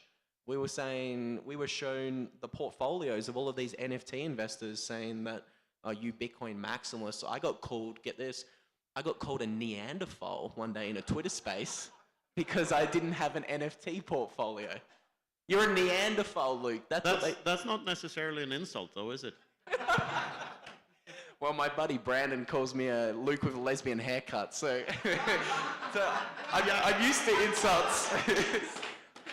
This is great because, like, when I went to, first time I was in Australia, or the only time I've been to Australia, we had a debate about this, like what to call us as the next evolution of the human species, right? So we're not Neanderthals, we're not Homo erectus, we're not Homo sapiens, we're just a bunch of homos, aren't we? Más o menos. I've heard the best one I've heard is Homo Bitcoinicus. Yeah, but just a bunch of homos has a ring to it. That. I love that. So again, I think we get such a bad reputation, but again, we have history on our side. The NFTs are down 99.9%. We told everybody, if you do not know where the yield is coming from your Bitcoin, you are the yield. We said, stay away from Celsius, stay away from BlockFi, stay away from FTX. Yes, 15% yield looks incredibly attractive, but if you don't know where that yield's coming from, you are the yield. The really toxic Bitcoin maximalists, I believe we're just trying to call a spade, and it does take a lot of courage to stand up and say, I think that idea is bullshit. And I think that's something that we really need to differentiate here, because I've been toxic for a very long time. And I always like to say, look, I'm not being toxic against the person who's promoting that idea. I'm being toxic against the idea. Again, this is not personal attacks. But maybe we can go around the table and talk about what are the ideas that we should be most toxic against today in 2025? We've kind of rattled off a few. In 2021, JPEGs were a really big one that was very popular, and it was very unpopular to be toxic against. In 2022, it was the idea of getting yield on your Bitcoin. Maybe we can go around and just talk about, what are the biggest ideas in Bitcoin today that we should be more loud and proudly against? Do I start? Anyone can jump in on this one. There's no ordering. Yeah, I mean, a lot of people won't like this, but I don't know. This is a toxic panel, so this is a safe space. I think one of the main ideas that I'm against personally is the ETFs and the centralization of Bitcoin by institutions, because I think it's just like custodians like centralizing the power of Bitcoin again and selling paper Bitcoin. Also very on board. I'm very on board with Saylor promoting having like a Bitcoin strategy for the institutions. But I just think that it's not a great idea to have the same people that were running the banking system now basically holding all the Bitcoin and giving you paper once again. It feels kind of like retarded. Can I curse? Sorry. Send it. You sat next to an Australian. The best word. Does Dallas or Canute want to have a couple of words or input on the ETFs? Yeah, I mean, look, there are some people, like people are going to find Bitcoin their own way, and I think if someone asks your advice, there's great advice you can give them because most of us have like seen it all. We've tried things and what do you want to do? It's like hold it yourself. That way you're self-reliant, you're independent. Failing is on you and you're not delegating that to somebody else. But the reality is like not everybody's ready for that responsibility, as frustrating as that is. They're just not going to take that path. They're going to take the path that they think works best for them, and some people have to get burned, unfortunately, to like learn that for themselves. Very few people learn from other people's mistakes. So ultimately, again, if someone's asking, give them the right advice and be toxic in that way. Try to set them on the right path. But as far as what we could be toxic against, I mean, so many people, right? I mean, how many ways are there to leverage trade, right? And that's why you see this crazy price action, right? Right now, it's like everyone thinks it's going to go up because of this event, and then everybody does, and then the people who move markets are like, well, we'll just take all your money and keep moving it up. And it's like I know so many friends who've gone up to decent, 6 figures and then down, and they're just round tripping. And it's like if they just held Bitcoin, were patient, understood what it was, and wasn't trying to have it all right now, they would have everything they want if they could be patient. And so I think that's what I want to be toxic against, because I see so many people fall into those traps because you hear about the wins and very few people talk about the big losses that they have because it's not sexy and people don't want to share their big losses. But most of the people who have big wins have even bigger losses that if you really get to know them, they'll tell you about. But I digress. I like it. Any other ideas? I could raise one if there's not another one, but I would love everyone's thoughts on the power law model. So I'm very loudly and proudly against any models in Bitcoin. And that's just purely because Bitcoin's such a complex system. I really think it's really difficult and dangerous to have the hubris to think that you know exactly where the price of Bitcoin is going. And I really do think trading Bitcoin is incredibly dangerous. And I think a lot of people, I don't know when the power law is going to break, but a lot of people, a lot of traders today are looking at the power law model and they're saying, hey, look, the past 15 years of data, Bitcoin's followed this power law perfectly. The maths and the science and the physics behind this power law model, it tells me that Bitcoin will top at $200,000 in 2025. And I mean, the founder's openly saying, you can multiply your Bitcoins by trading based upon my model that shall not be challenged because it's backed by math and science.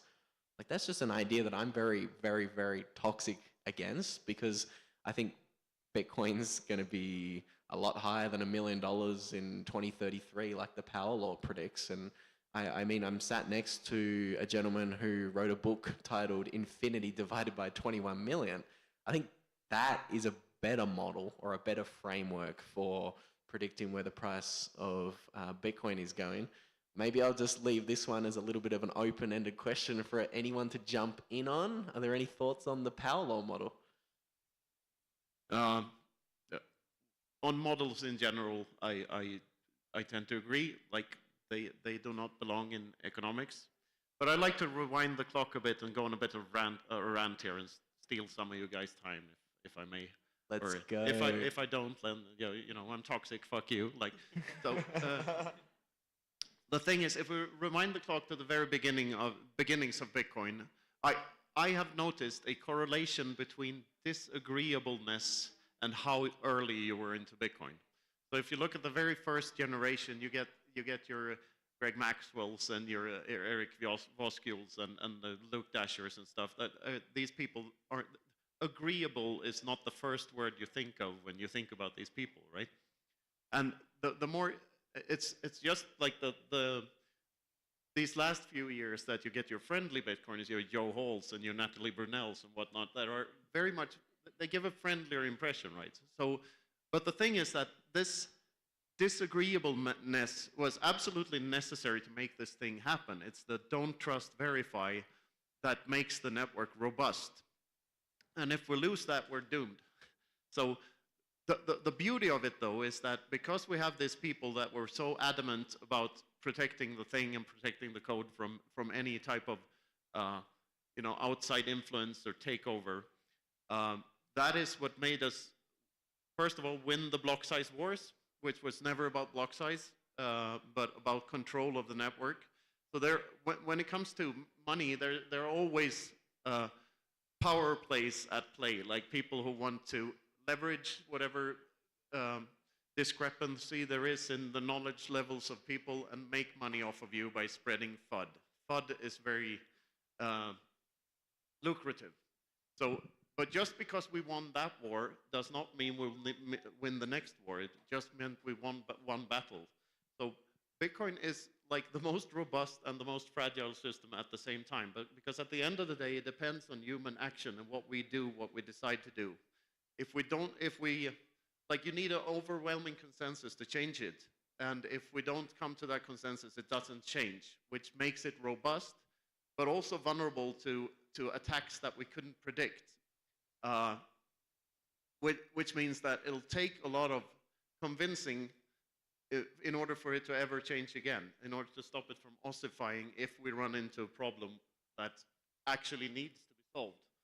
One of those problems would be shitcoins on bitcoins, according to me. Like, right now, there's a big industry in fooling people that you can put stuff on Bitcoin that isn't there, that is only there because there's a third party saying that it's there.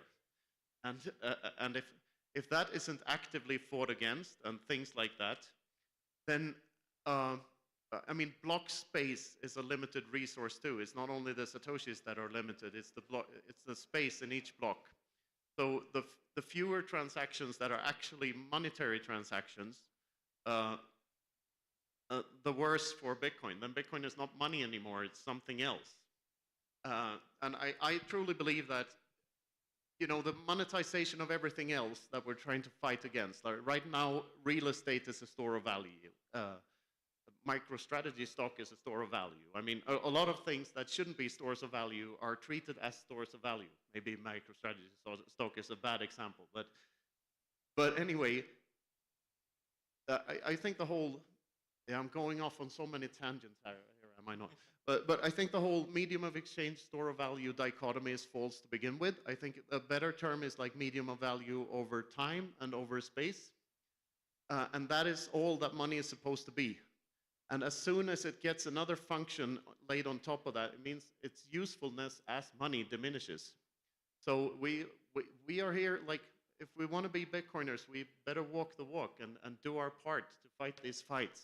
And toxicity was toxic Bitcoin maximalist was a term coined by the ultimate shitcoiner, Vitalik Buterin, the founder of Ethereum, like, which is, we all know is the mother asshole from which all other shitcoins are spawned, where Seyfried famously said.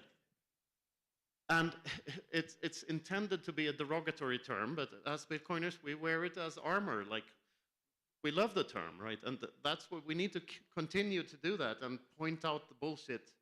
And it's okay to point fingers, and we don't need to agree with people. And sooner or later, a lot of heroes are going to have to be slain in the future too. That's what made Bitcoin robust in the first place. We need to be willing to take the fights. We need to be willing to slay our heroes if they become assholes, which some do. What's that saying? You either die a hero or you live long enough to become. To become. What do you become if you live enough? You become old. Like, yeah. Anyway, that's. I guess that's my rant. Yeah. Fuck you. Very good rant. I thought one of the most interesting things you raised that I completely forgot to raise earlier when I was talking about all of the ideas that were correctly bashed by the toxic Bitcoin maximalists, the block size wars in 2017. If the Bitcoiners were not toxic in 2017, we would not be here today. If the small blockers did not stand up for what they believed to be the truth in 2017, Bitcoin would not be Bitcoin. Bitcoin would be a centralized piece of garbage like Bcash is today. It would have big blocks, it probably wouldn't have a limited supply, and there would be no users able to actually govern the network, so to say. There would be no users who would be able to run a node and choose what version of Bitcoin that they use. UASF, the user activated soft fork, and the winning of the block size wars by the toxic Bitcoin maximalists is what defended the network in 2017. It's the reason why we have Bitcoin, real Bitcoin, small block Bitcoin, worth $2 trillion. And we now have nation states, pension funds, public corporations, billionaires, all bending the knee to Bitcoin, real Bitcoin, small block Bitcoin, because they know that they cannot change the rules. The rich have already tried to co-opt Bitcoin, change Bitcoin, and change Bitcoin's rules, and they failed in 2017. So I love that you brought that up, Knut. I think it's a really important point. I was just going to say, I mean, the reality is the war isn't over. And you hear so many people that are like, you know, Bitcoin can't be stopped. We're going to, you know, infinity, you know, per coin, and the USD price won't matter. Whoever said that? Well, a lot of people say that, but it's like, the reality is, it's like, Bitcoin is a thing that has a set of rules that make it awesome. And those rules can change if enough consensus shifts it, or if enough financial interest convince people that it needs to change. 21 million could change if enough of us decide that that needs to change. It should never be allowed to happen, and that's why people must stay vigilant, because people can destroy Bitcoin. And like, I think there's all these things people predict in the game theory as you start to go to, you know, states putting it on their books for retirees, or countries getting strategic reserves. I think there's going to be tons of games played by these people that are going to be hard to sort of predict, that like will allow the people who run the fiat systems and the bank systems to stay in control. And there's going to be fun offers. Hey, deposit your Bitcoin here. We'll pay you to take a loan just because we can hold this great. Like, there's going to be crazy games that happen with an attempt to get enough Bitcoin in the possession of people to hold the economic weight, which is one of the parts of the complicated consensus of Bitcoin. So people must remain, well, first, understand what makes it great. Second, remain vigilant to keep those things as they are, because without those, we don't have Bitcoin. It's a very different thing, and a scary future, to be honest. Yeah, Luke, you asked before what we're not toxic enough about these days. Like strategic Bitcoin reserves for nation states. I mean, it was going to happen sooner or later anyway, and I don't understand how that works. It's probably some sort of custodial solution. I don't see any politician doing any multi-sig solution anytime soon. I envision this like, you know, two big red keys, like akin to how you fire off nuclear warheads, you know, and some dude in a bunker somewhere sending a transaction to someone else. But like, sure, they're going to happen, and number is going to go up. But I sure as hell am not going to share for the U.S. holding Bitcoin. Like, this is about the separation of money and state. The more they wait with playing these games, the more real people, the more grassroots this movement is, the more we can leapfrog these institutions and these big players. It's number go up is only good for the people who are already on board. And I want as many, Bitcoin is not for everyone, but it is for anyone. And yeah, I want real people to get on board before politicians do, for sure. I love it. So Canute is toxic against the strategic Bitcoin reserves. Atlas earlier said he was toxic against the Bitcoin ETFs. But I'm 100% with Evan here. I'll be disgusted if the Colombian government starts to own Bitcoin. That would be like the worst thing ever. Definitely don't want that to happen. Totally agree with Evan there. And like you said earlier about like the models, you can be in Bitcoin for 10 years and still find a way to look like a fool, right? Because like Bitcoin will fool you. And so like it makes me remember about the stock to flow model.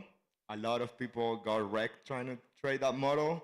So yeah, I think it's just like be humble, get Bitcoin for yourself and for your family, do self-custodial solutions, and cross the fingers. So because these institutions, they don't care. At the end of the day, it's not their money; it's someone else's money. So if they get hacked, if they whatever happens, they truly don't care. So I think we don't know what the future holds, but I'm pretty optimistic about game theory and how things will play out. At the end of the day, that's what's going to happen, but we don't know. Yeah, I mean, that's kind of what we're seeing. We are seeing game theory. I kind of agree with Dallas's earlier point that, hey, it's kind of inevitable. These ETFs were always going to get into Bitcoin. Some people maybe just don't have the time to learn about self-custody, and some people might use the ETFs for their 401ks and that kind of stuff, and I completely buy that argument. But like from day one, I've also been very loud and proud about the other argument and said, hey, do not trust these ETFs. Do not trust these strategic Bitcoin reserves. I've literally made 400 long-form live streams in 2024, and every single video it was, okay, it's great. The world's largest asset manager, they are buying Bitcoin. It's great. I mean, I clickbait people and I say, look what the world's largest asset manager is doing.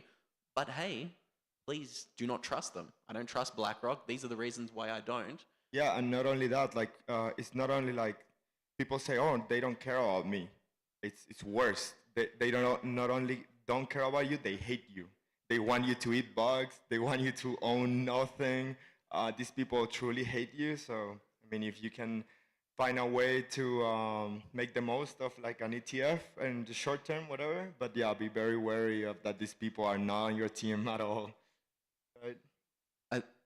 Yeah, I was just gonna add. I mean, look, it's like there's so many people that are like, upset about ETFs or upset about a strategic reserve, and I'm not like. I think the right view in my mind is like you should steer people away from it, educate them on the risks, but it was never possible to just stop, BlackRock from wanting to acquire Bitcoin. It's like they hold so much capital, they're going to be a participant of something that's going to be extremely important in the future.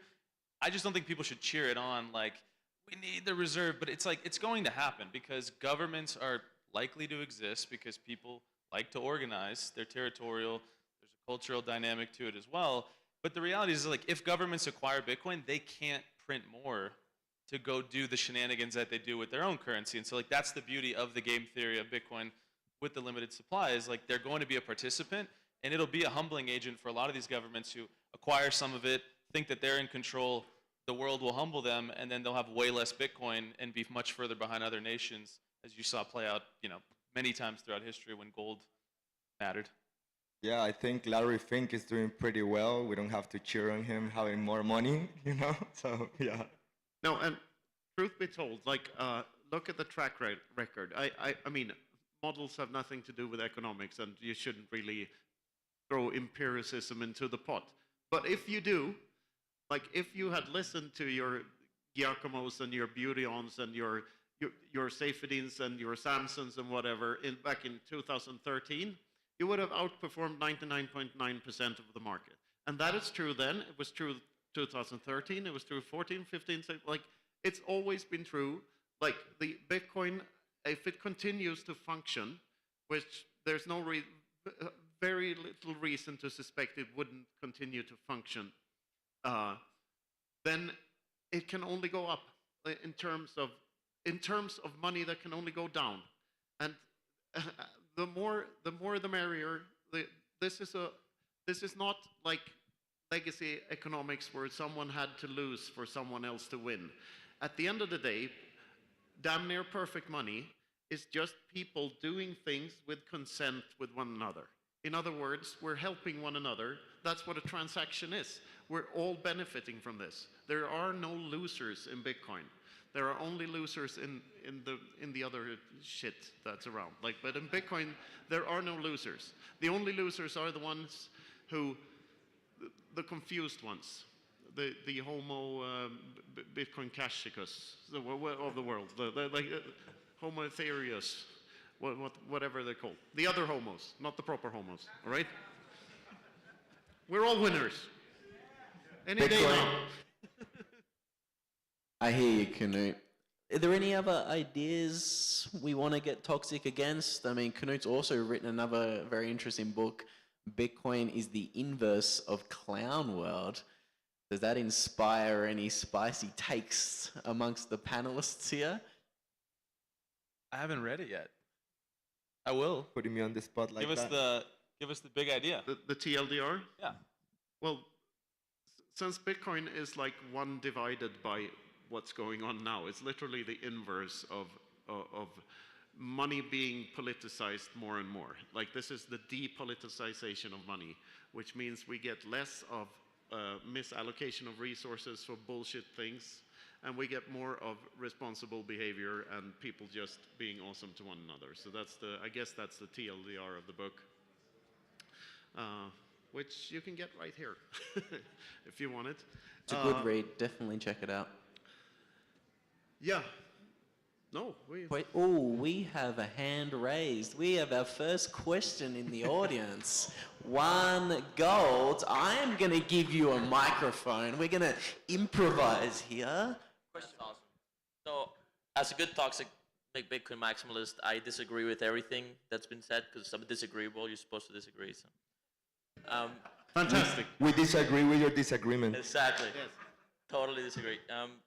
But okay, so you said, Knut, you said this is about the separation of money and state, and having nation states accumulate Bitcoin is somehow, how is that not the separation of money and state, right? Like, you want the state to not have its own money, you want it to have our money, right? What do you guys think the future, like, success looks like if not the states being like, wow, my currency that I make is so bad that I prefer to hold this private, public, sort of open source money instead? That is the separation. No, I mean, this is a fantastic question. I think it's somewhat of a false dichotomy because, like, I much rather have the state have Bitcoin than fiat money because they can't print more Bitcoin. But I want the state to have no money at all at the end of the day. That's the point. Like, and the more we can leapfrog them,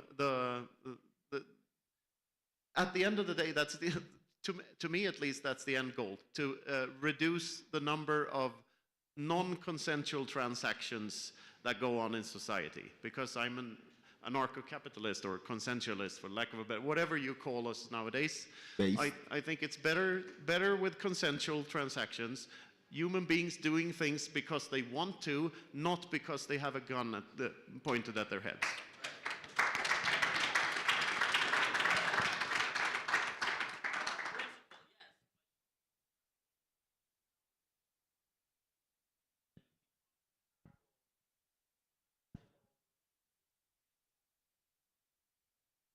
I know you did.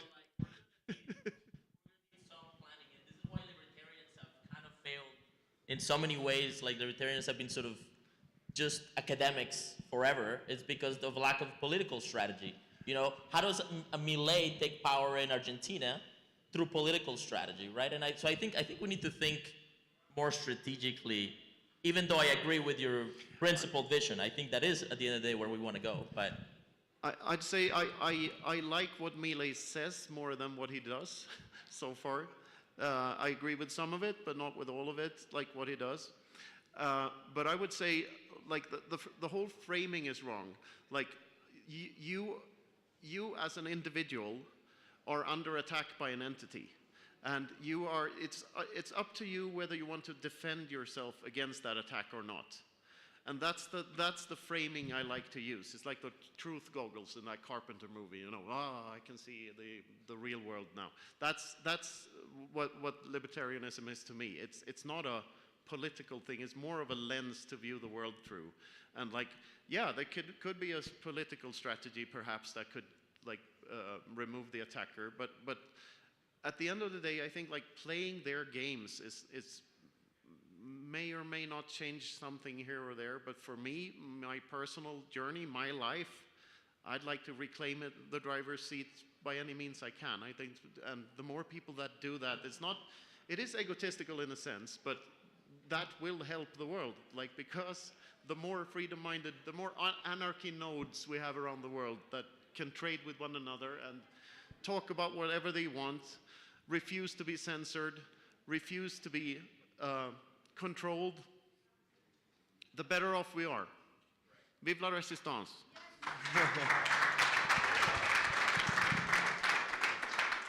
Viva Libertad. Okay, I have 2 more questions. We've still got about 10 minutes here. I'm just going to be... Where is he? I don't even see Luke. I'm hiding. Canute, come and find me. Can you see me? I'm here. I'm going to be running around the room. We've got about 10 minutes left. So again, if anybody wants any questions, we have firstly Oliver, who has a question. So Oliver. Hi guys. Hi Canute. This question's for you. Do you buy into the notion that everything ultimately is good for Bitcoin? So what I'm really trying to get at is, you don't like the idea specifically that nation states are potentially starting to adopt Bitcoin as an alternative money, and a separation of state and money is the ultimate goal. But could this be a beneficial transitionary step toward that event? Could this be a Trojan horse type of scenario that leads to the ultimate separation of money and state? I guess it could be. I'm still not going to cheer it on. Like, I think back to my last answer, I think the correct framing of this is like, what can you do to increase your personal freedom? And like, as soon as you like start to participate in these other things, affiliate with this or that party, like go and be a good citizen and vote for this or that policy, then you're not really being honest about how much of an attacker the democratic system is. Like, that's, and I know I might be alone with that view. Like, maybe not everyone in this room is, has it on their bucket list to be this martyr for fighting democracy. It sounds kind of weird, but still, at the end of the day, like, what Bitcoin is to me, Bitcoin is different things to different people, but to me it's the best tool we have right now for for personal freedom and for personal liberty and for taking control, taking back the driver's seat of your life. I agree. Taking control of your money. I think the medium of exchange store of value is flawed. I think it's a medium of exchange over time, and you can exchange it with your your future self, and that's a very important thing. So, yeah, I just like that framing more. But I guess if I'm pro or against everything is good for Bitcoin, obviously there are things that are bad for Bitcoin. Complacency is bad for Bitcoin, first and foremost. We need to stay vigilant. All right, Knut, I appreciate that. I love your work, by the way. I'm not in 100% agreement with this. I feel that we need to be quite careful about taking the position of determining what is righteous participation on the Bitcoin network, what is righteous ownership versus unrighteous ownership, who determines what's righteous and what's not, who determines who Bitcoin is for and who it's not. So I think we need to be a little careful there. If I may pose a question back. Yes. Having said that, are you for a pro-Bitcoin politician or an anti-Bitcoin politician? Which of those two do you think is best for Bitcoin in the long run? I think that both actually serve a purpose for Bitcoin. And I do fall into the camp that ultimately everything is ultimately good for Bitcoin. Yeah, but there's a good answer, because I think very many people think that a pro-Bitcoin politician is all good. But what that effectively means is that someone, if they say it will always be legal to run a node in my country, then what they're actually saying is that we are going to decide for you what a node is. So you need our permission to run a node. That's actually what that means. So I don't care what any politician thinks a node is. I'm going to run it anyway. Like that's, and I think that's, as a Bitcoiner, in order to understand Bitcoin, I think you need to come to that conclusion, or close to it anyway. I don't want to sit on a high horse and tell people what to do. That's not what this is about. But yeah, that's my opinion. I love the opinion. Now, again, if you want to hear more from Oliver, he's going to be on in about Can I an chime hour. real quick? Atlas, jump in. Yeah, no, I wanted to say, yeah, like a politician is always a politician anyways. And I wanted to give a quick shout out to the people that really have skin on the game, and they're risking their freedom to fight for Bitcoin, like the samurai guys, Free Samurai. Go to freesamurai.com and help the team. They're really out there doing God's work. So yeah, I just wanted to say that real quick. Well, speaking of skin in the game, I've got a question from John, who has put on this incredible event for everyone today. And so if anyone has a question after John, I want to see a raised hand, and I'm going to come and find you guys in the crowd somewhere. But John, you have a question? All right, yes. So one of the main motivations for me putting this on was, being kind of a money maximalist. So Knut, I thought you had a tweet the other day, and I kind of wanted to get your thoughts on that, about JPEGs on Bitcoin. So in Dallas and Atlas, feel free to chime in, but just kind of a money maximalist, that was really one of my big motivations for wanting to do this conference. And I thought you had a tweet that was really in line with my own kind of thinking. So if maybe you could just comment a little bit on that. Yeah, excellent to hear that. I love to hear that, because I think this is the fight that we're going to have to fight going into the future. Because right now, Bitcoin is being used for other purposes than money. And most of those purposes, if not all, are scams, outright scams, because they're telling you that Bitcoin functions in a way that Bitcoin doesn't really function. You can't really order Satoshis. Any data that is attached to a transaction does not follow the Satoshi when the Satoshi is spent. This whole thing is a mirage. But more importantly than that, even if you could, anything that diminishes Bitcoin's functionality as money, store of value, medium of exchange, fungibility, censorship resistant, all of those things. Anything that is something else than that is inadvertently reducing Bitcoin's functionality as money. And for Bitcoin to function over the long run, we need it to be money and nothing else. Otherwise, it falls into the same pitfalls as anything else that preceded it. So I think, for instance, gold, which is like probably the best proto money, like before Bitcoin kind of money, it failed because it had some issues with its divisibility and with its portability. So it wasn't very easy to transport, and it wasn't very easy to cut into tinier pieces. So say if Bitcoin should lose any of those two functions, for instance, if the fees go up, so it becomes more expensive to send Bitcoin on the base layer, then it becomes more expensive to fire up a Lightning node, everything becomes more expensive, and Bitcoin inevitably loses some fungibility. And on top of that, like any other arbitrary data you put on top, like for me, I wish that Satoshi hadn't put any data into it. I don't like the chancellor on brink of second bailout for bank. I wish that wasn't there. I wish there was only this monetary function in the thing, like that nothing else was allowed. But I don't decide the rules, we all do, so like I'm just an opinionated guy here.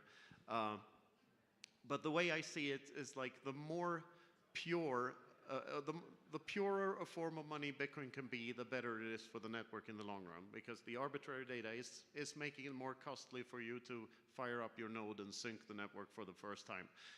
That is inevitably, that amount of data is inevitably going to go up over time anyway, but we don't need to speed up that process. That's just shooting ourselves in the foot. And that happens a lot in the Bitcoin space, shooting ourselves in the foot. Now, I have one last lucky question for the audience. Before we get there, I want to hear from Dallas for a moment. You want to chime in, Dallas? I mean, I was just going to say, I largely agree with what you're saying, and I think the point you mentioned of like, you don't agree with it, but you're also not in control of changing it. That's kind of been the big debate is like, well, should there be some protocol change to prevent that, right? And for anyone who's followed it and following some of the super autists, you know that there's another way that they'll be able to do it, and another way, right? And so it's like, I just think the fee market on Bitcoin is really like one of the only true free markets we have in the world.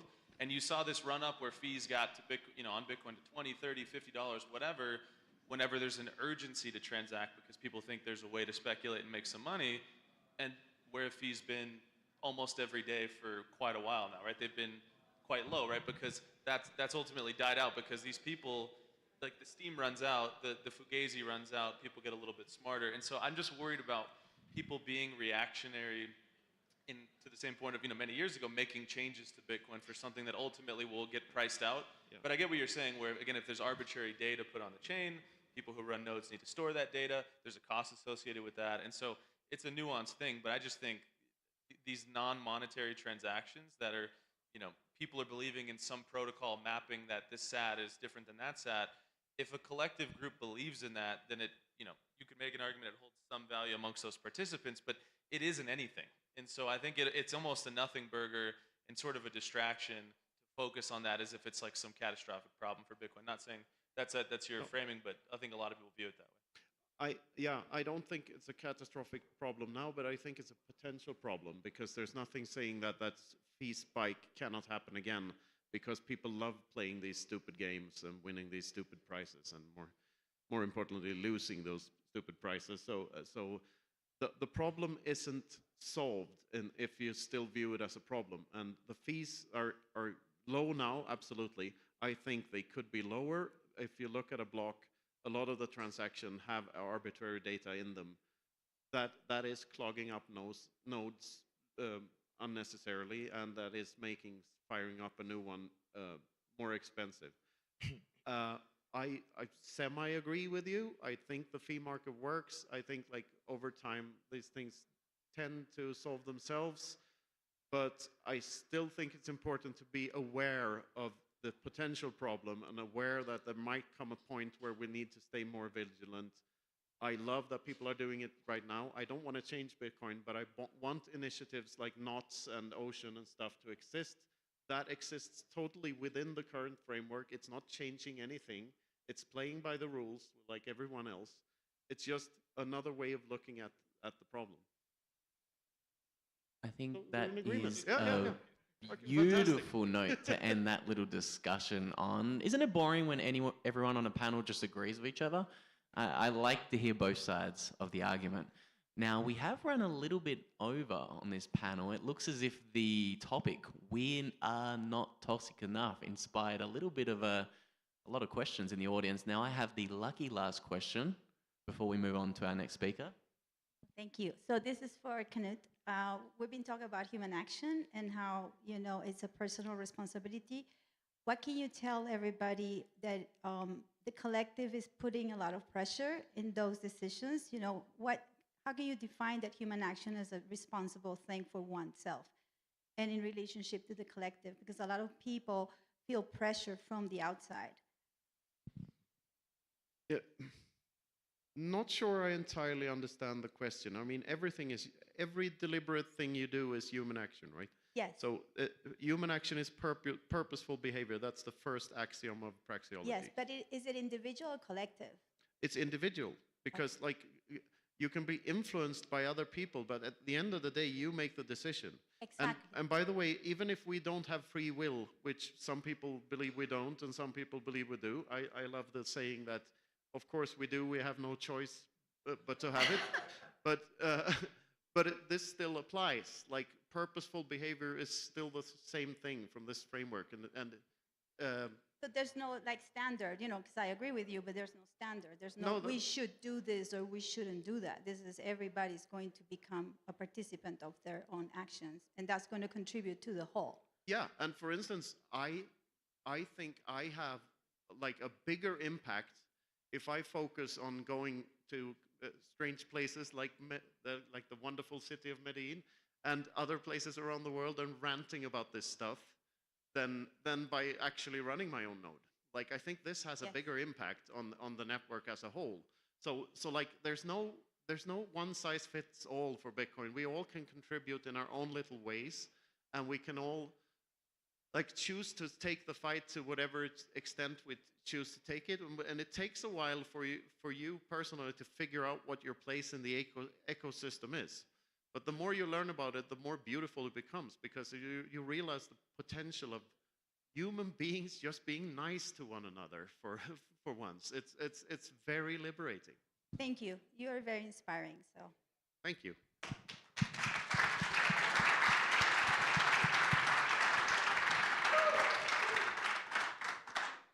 I think that was a beautiful note to end today's panel on. Maybe we can whip around the panel and give maybe a 15, 30-second closing remarks, if anyone has any. Yeah, I mean, about NFTs, I wish I was as articulate as these guys. They're killing me.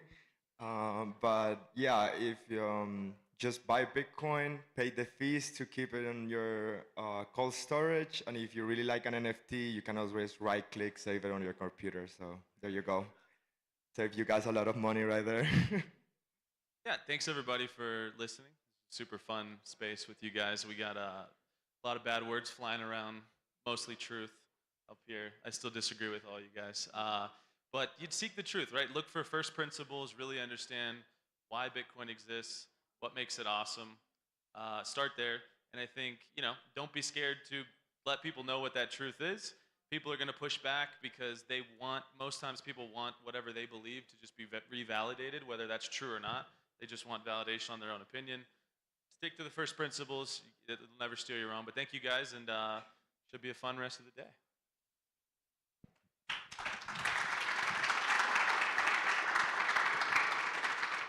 Yeah, I couldn't agree more. But I totally disagree with everything you said about it. No, but my tip to everyone would be start accepting Bitcoin for your goods and services. That's how the revolution happens. I think that's the most important step. So make sure you accept Bitcoin for whatever you're selling. We all sell something. So like, make sure you take your payments in Bitcoin.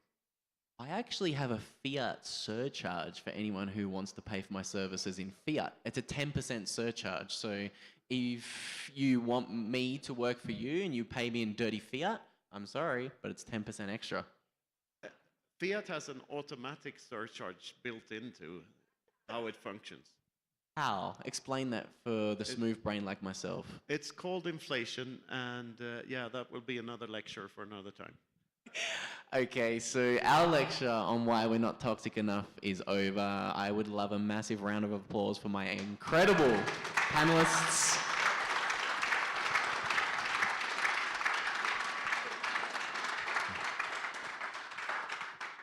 If you want more Canute, he's going to be speaking about 30 to 60 minutes up here on his own, I believe. Maybe or maybe not. He's looking at me as if I could be pulling that one out of my rear end. No, he is? I am, but tomorrow, I believe, right? Yeah. There you go. Don't trust me with a schedule in hand. Don't trust verify. Correct, Jacqueline. Correct. With all that said, guys, I think I'm going to introduce the next speaker. We have Christian from Walla speaking next. And he's going to potentially bring as many spicy takes as we just left you here on the stage. So, Christian, thank you so much. Everybody, massive round of applause for Christian. Thank you very much. That was pretty awesome. Thank you, guys. Thank you, John, and all the team for putting all of this together. It's always great to see people discussing how Bitcoin can continue impacting the world. I'm here to tell you guys about a little story about my Bitcoin startup. We are Walip, and we are basically a wallet that allows anyone that doesn't have much technical expertise to buy Bitcoin with more than 7 different payment methods with pesos colombianos. We first started with Bitcoin ATMs back in 2017, trying to close that gap between Bitcoin interest and Bitcoin adoption. Because even though there were like a lot of people talking about it, we saw that the adoption was very, very low. So we started with with Bitcoin ATMs, and we have now placed all this experience and knowledge together into a Bitcoin wallet that also has Lightning integrated. We are the first Lightning wallet that allows you to also sell your funds and get it directly to your bank or vice versa. And yeah, we're inviting all of you guys to give it a try, download the wallet in App Store or Play Store. I'm gonna be around today and tomorrow. So if you come down, I'll give some free sats. So you don't leave Medellin without some satoshis. So thank you very much, John, for the opportunity. And yeah, hopefully we can get some feedback on the product as well. Thank you, guys.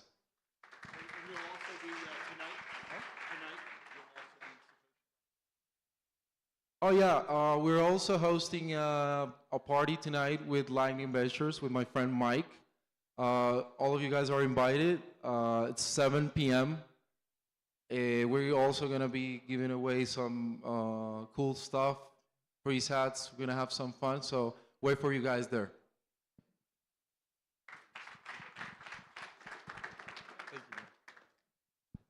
Thanks, Christian. Really appreciate that. Hey, we're going to take about a 5-minute break, and then when we come back, we're going to have Oliver Velez up here, one of our main speakers. We're super excited about that. So go out, get a coffee, take a minute, and we'll be back in a few minutes.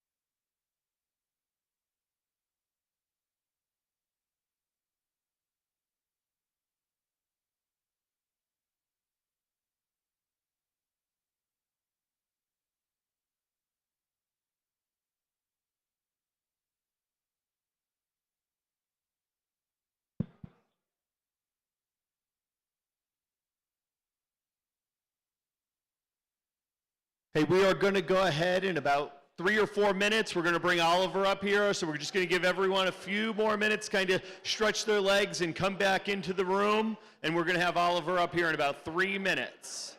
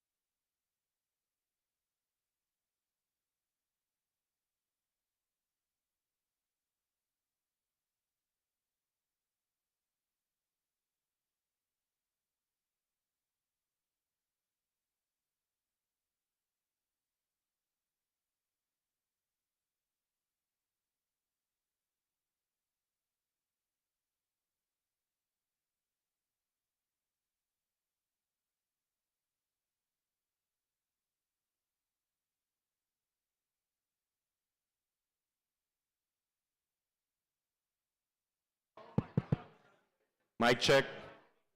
Hey, what's up, everyone? How's everyone doing? All right, it's going to be a little bit better than that. How's everyone doing? Heck yeah. All right. Can I start getting everyone coming inside, getting seated? We've got Oliver Velez coming up next.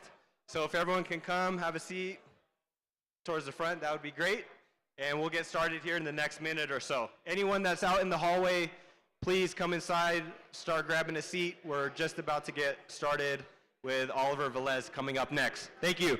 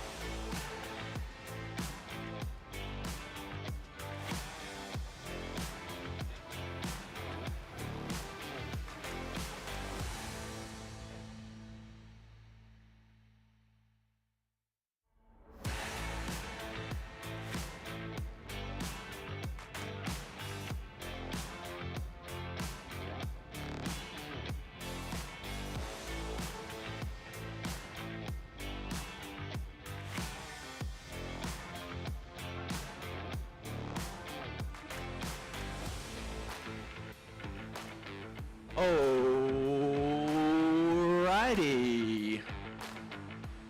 I hope everybody has enjoyed the morning that we've put on so far. So far this morning, we've just been warming you guys up. Again, if there's anyone outside sneaking a coffee or trying to drink some water, now is probably the time to come in, grab a seat, and put on the listening hat, because we have a couple of very, very, very special speakers going back to back this afternoon. Now, the first of those very, very, very special speakers is somebody who I am lucky enough to call a friend. Now, before this special speaker was a friend of mine, he was kind of like an online mentor for me. I've actually been watching this man's videos for a very, very long time. So today, I'm really, really thrilled to be announcing somebody who also spends a lot of time in Medellin. I don't know exactly how many years this man has been living in Medellin. Maybe nearly a decade? But today I have the absolute pleasure of introducing Oliver Velez to the stage. Again, I want a massive round of applause for Oliver. Come on, you can do better than that. You guys are absolutely in for a treat. I'd encourage you to grab a seat and listen to what Oliver has to say. All right, guys. All right, thanks for that, guys. Good afternoon, guys. Good afternoon. How's everyone in? Guys, come on in. Let's do this. Let's do this. It's time. Let's do this. My name is Oliver Velez, and I have been living in Medellin for 15 years. All right, I came here in 2010, and I came here on some business. I had a speaking engagement in 2010. Thank you.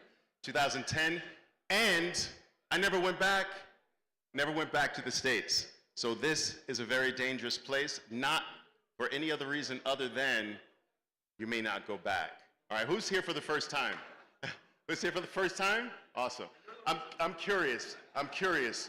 If you actually travel to Medellin just to hear me talk, I want to see you. Who? One. Who else? Whoa. No, I really hope I don't mess this up. I really hope I don't mess this up. All right, guys. So today, what I wanted to do with you, I was actually over the last several days just trying to figure out, what am I going to speak about? What am I going to talk about that I haven't really spoken about? Because I have a lot of talks on Bitcoin out in the public domain, and I wanted to do something quite unique for the group. And I decided to actually share with you how I got the religion. I want to share with you what blew me away. I want to share with you what brought me to a point, an epiphany that completely radicalized my life. I thought I was out of the game, and this pulled me back in. And I'd like to share what led me to almost a religious-like moment regarding Bitcoin. Because at first, it was just another asset amongst many other assets. But I want to tell you that I went on a journey that made me realize that this is not just another asset. This is not something that you trade. This is not something that you buy for $1 and sell for $2. This is not something that you ultimately find a sell point and go back to US dollars for. This is more special than that. This is something that is outside of the domain of the human species. This is something that is perfect because no human being can touch it. No human being can touch it. No human being can ruin it. No human being can debase it. No human being can inflate it. No human being can steal it. No human being can confiscate it. This is something extraordinarily unique in the human experience, and I'd like to tell you or share with you how I came to that realization. How I realized that Bitcoin is our freedom. That is right, freedom. Now, in that title insinuates that we are not free, that Bitcoin is our freedom. So it implies that we're all not free. And I came to this realization that despite my success, despite my 40-year career, I was not free. Bitcoin made me free. And Bitcoin is the only option for freedom. Now, this might beg the question, Oliver, freedom, yeah, I understand Bitcoin is, you're saying Bitcoin's our freedom, but freedom from what? Let's cut right to the chase.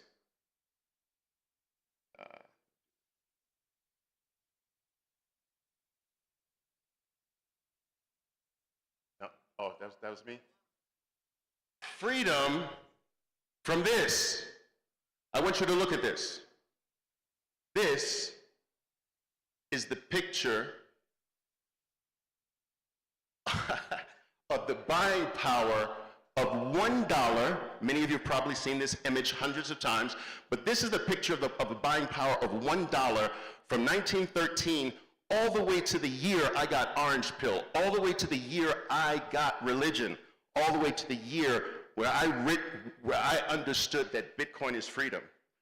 1913 to now. Now, I ask you, is that the picture of success? No.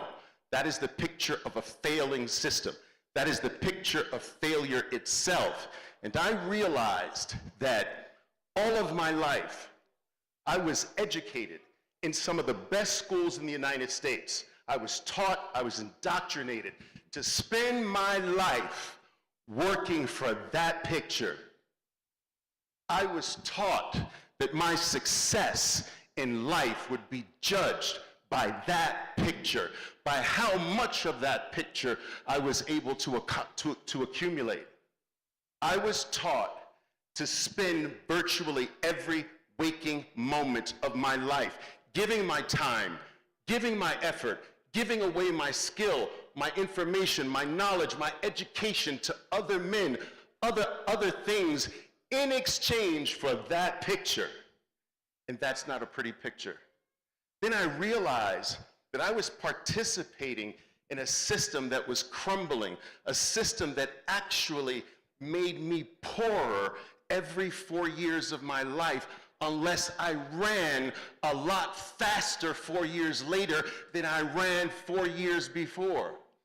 I understood that I was dedicating my life to a system that was causing me to sink lower and lower and lower. And then I realized this is actually my life.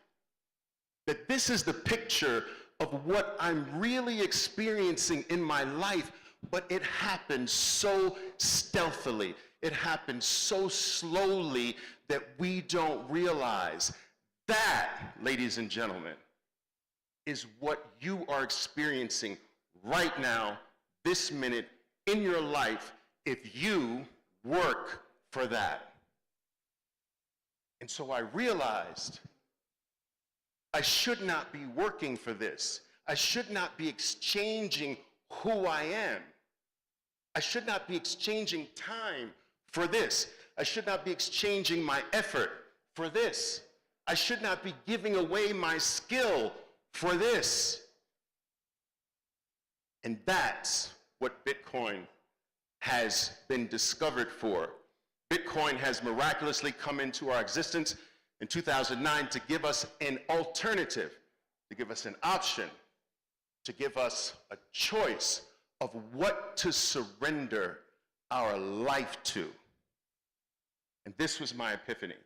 And so I would like to go a little bit deeper in terms of how this came about. But you can follow me on all these socials if you like, guys. I have about 1 million followers across all the socials. But before I do that, what I would like to do, if I can, is I have to give you a brief overview of my history, because this ties into what I need to do. So my father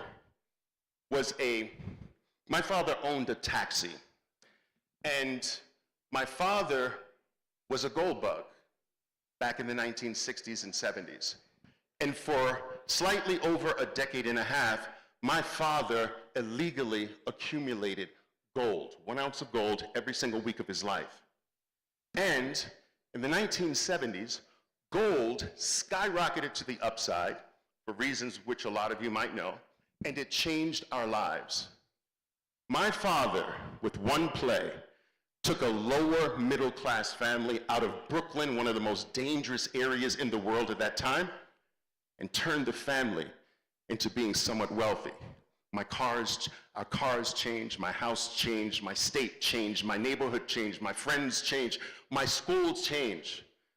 Everything in my life changed. And when I came a few years later, when I realized that my father changed the trajectory of a family with one play, gold, I knew that I wanted to do just that.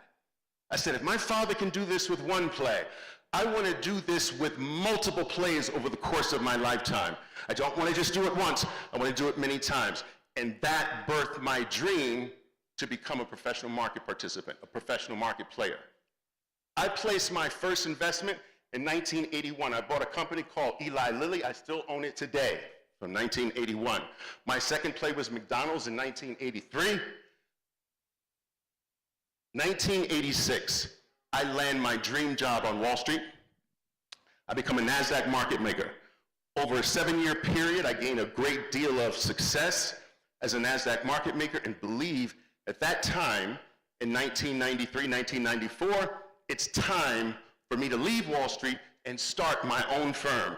I start a company that was a high-frequency trading organization at the time, 1994, largely because I believed this thing called the internet was the future. That I believed that the internet was going to radicalize and revolutionize my trading industry. And so I branched off of Wall Street and I set up an internet-based high-frequency trading firm in 1994, the year that the internet first became legal in the United States for commercial use. A lot of people don't realize that the internet was illegal to use before 1994 in the United States. And that was my trigger to leave Wall Street and start my own firm. That firm became the second largest direct access trading firm in the United States. 1998, Barron's ranks at #1 in the United States. And, by the way, I'm getting to the point, I promise, I apologize. And this attracts the eyes of Charles Schwab. Charles Schwab winds up sniffing around our firm, and it liked the technology that we had built for our high-frequency traders. We built this technology from the ground up, and they wanted to buy it. So we gave it to them for $498 million in 1998. Thank you. Now, this was a life-changing experience. It set me up for life, but it didn't stop me. What I did was not for money. I loved the game. I loved the action. I loved the play. I continued to play the markets in these big ways. I took a chunk of those gainings. I felt that if Charles Schwab bought my crap for nearly $500 million, that this was a market top. I took a portion of those gains. I shorted all the dot-com stocks. Boom, the dot-com stocks crash, right? At the bottom of the market, I take those gains, and I take a chunk of those gains and I put it into this fledgling company. I think you might have heard it. It's called Amazon in 2001, right? From Amazon, right, 2004, the first gold ETF was launched. My dad calls me up and says, "You know what to do?"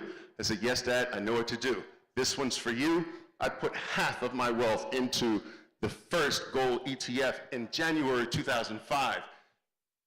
I don't have that anymore. Bitcoin has taken over for that. But Thank you. 2008, I was short the banks, and that was the big one. As you know, the collapse came, and this was the biggest play of my life. I got this right. And that's when I came to Medellin. I wanted to hang it all up and give up the game. I was finished. I was done. All right? So, what began to happen in 2016, I began to be a little anxious, and so I wanted to start getting back into the business again, and I started a trading operation here in Medellin, which spread all over Colombia first, and then all over Latin America. How many traders do we have now in Latin America, Juliana? All right, so by the way, she is the director of my entire Latin American division, Juliana.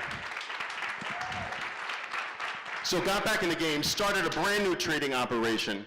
Now we're up to 20,000 traders strong throughout all of Latin America. Now, why do I tell you all of this? It's because during this time, I had a growing number of my traders mention Bitcoin to me, and I felt it was a distraction. I would tell them, stop talking about Bitcoin to me. It's a distraction. We're living at the top of our game right now. I don't want any distractions. No one's to mention Bitcoin. And the crowd of traders in my organization would continue to talk to me. I started to release traders in my organization for mentioning Bitcoin to me. This is going all the way back to 2016, 2017, all right? Now, why is it so difficult for people like me from the traditional financial world to see the value proposition of Bitcoin? My partner in the deal I told you about, in the deal I told you about with Charles Schwab, I've been trying to orange pill him for the last 5 years, and he seems to not be able to see the value proposition of Bitcoin. I did not see the value proposition of Bitcoin for quite a long time. So why is it so difficult for us to not see it, especially if we come from the traditional financial industry, and especially if we've had some success? My friend finally called me up just the other day, and I felt like this must be the moment. All of my talks must have worked because he's calling me, which he stopped doing because he got tired of me talking to him about Bitcoin. And this is what he said. Oliver, another Bitcoin crash. See, I told you it had no intrinsic value. I said, dude, 90,000? We're crashing to the 90,000s now? 6 months we were crashing to 50,000. Now we're crashing to 90,000? But I realized this guy, as brilliant as he is, as smart as I believed myself to be, I realized that Bitcoin is not an IQ test. It's an ego test.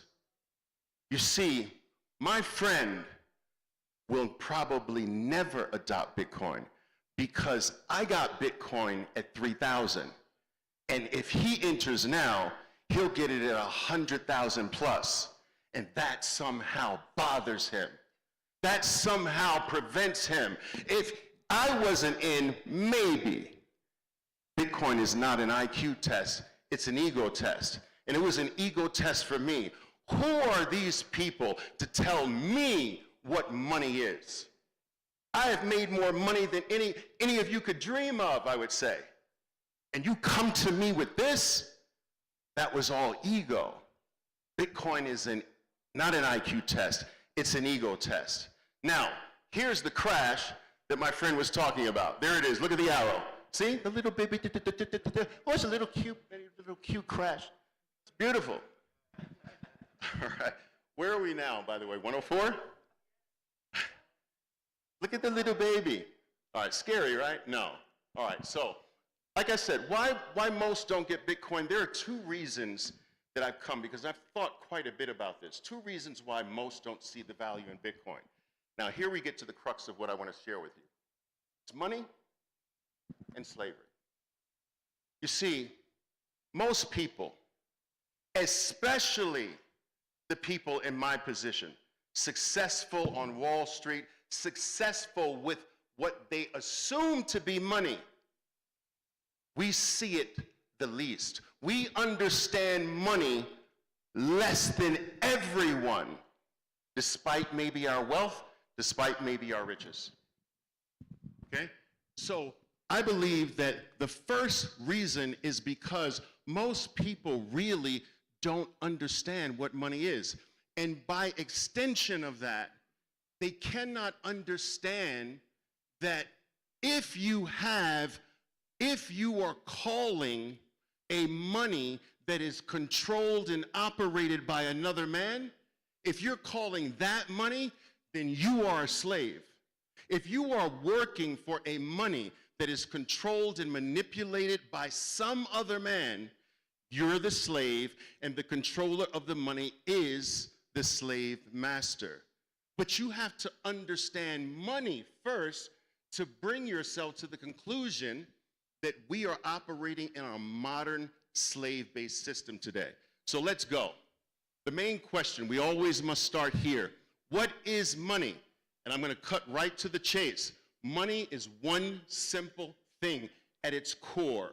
Money is time. Think about this. You work on a job for a corporation or an organization or a company or an individual. You give 40 hours of your time. And in exchange for that time, that week, you receive what you think is money. That money is a representation of the time that you gave to the person, to the organization, to the institution. It is a symbol of your sacrifice, your time. You woke up that morning, you prepared, whatever. All of that time is built into the money. Your time is also imbued with your talent. So your time comes with all the talent that you have, all the knowledge that you have, all the information, all of your education, all of your skill set is inside of that time, and you give that gift away. Now, in exchange for giving that to someone, you receive a token called money, which represents the time imbued with all of your talents. This token is the symbol of your most special thing, your most valuable thing, which is your time. Now, what is time? Let's cut right to the chase.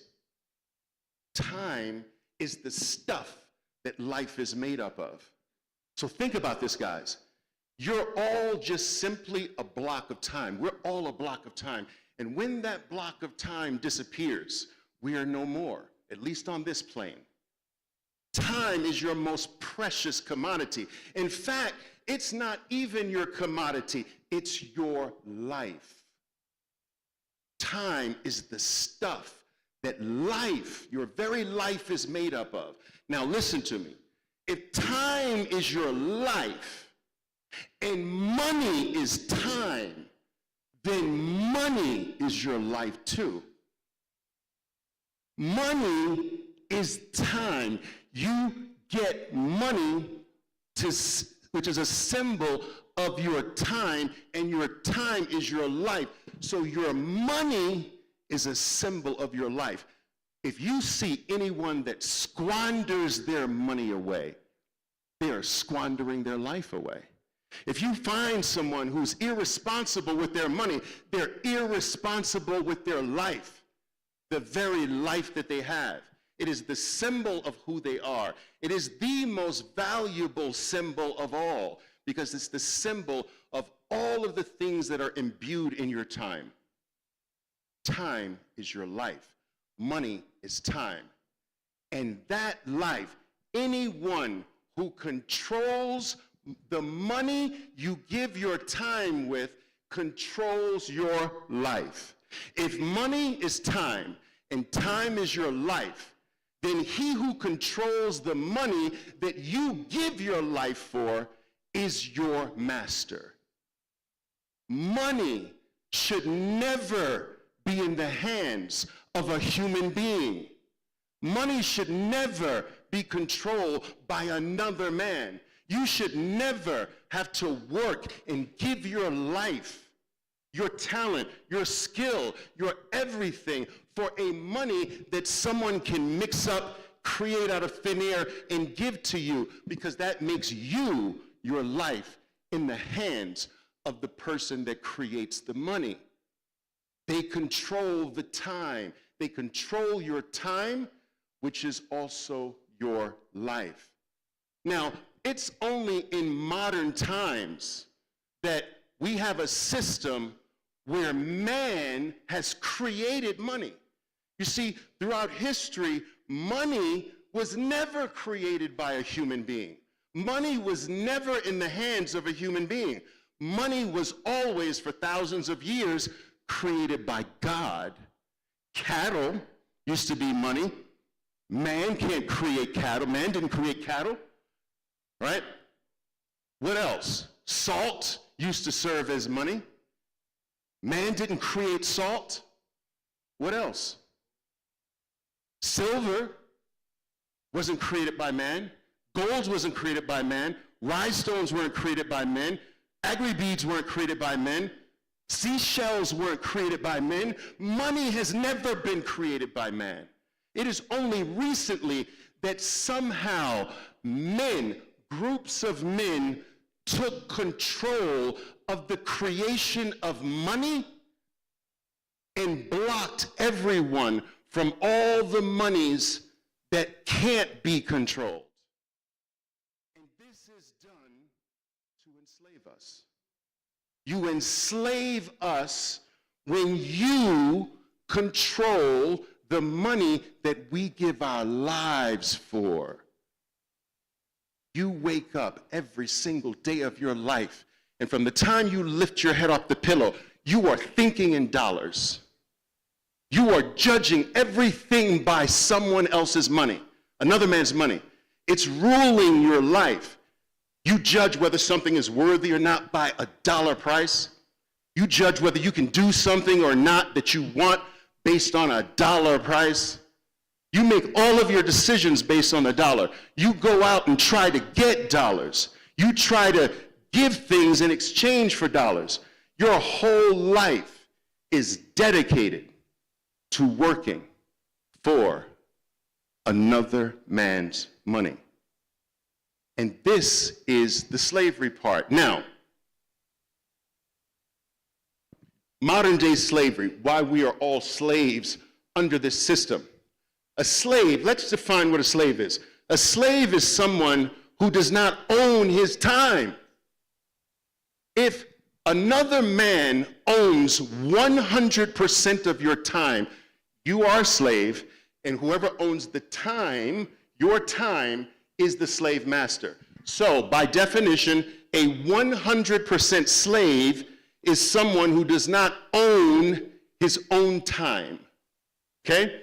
Now, and the second part of the definition, a slave, a 100% slave, is someone that 100% of the fruits of their labor from that time, it's not even theirs either.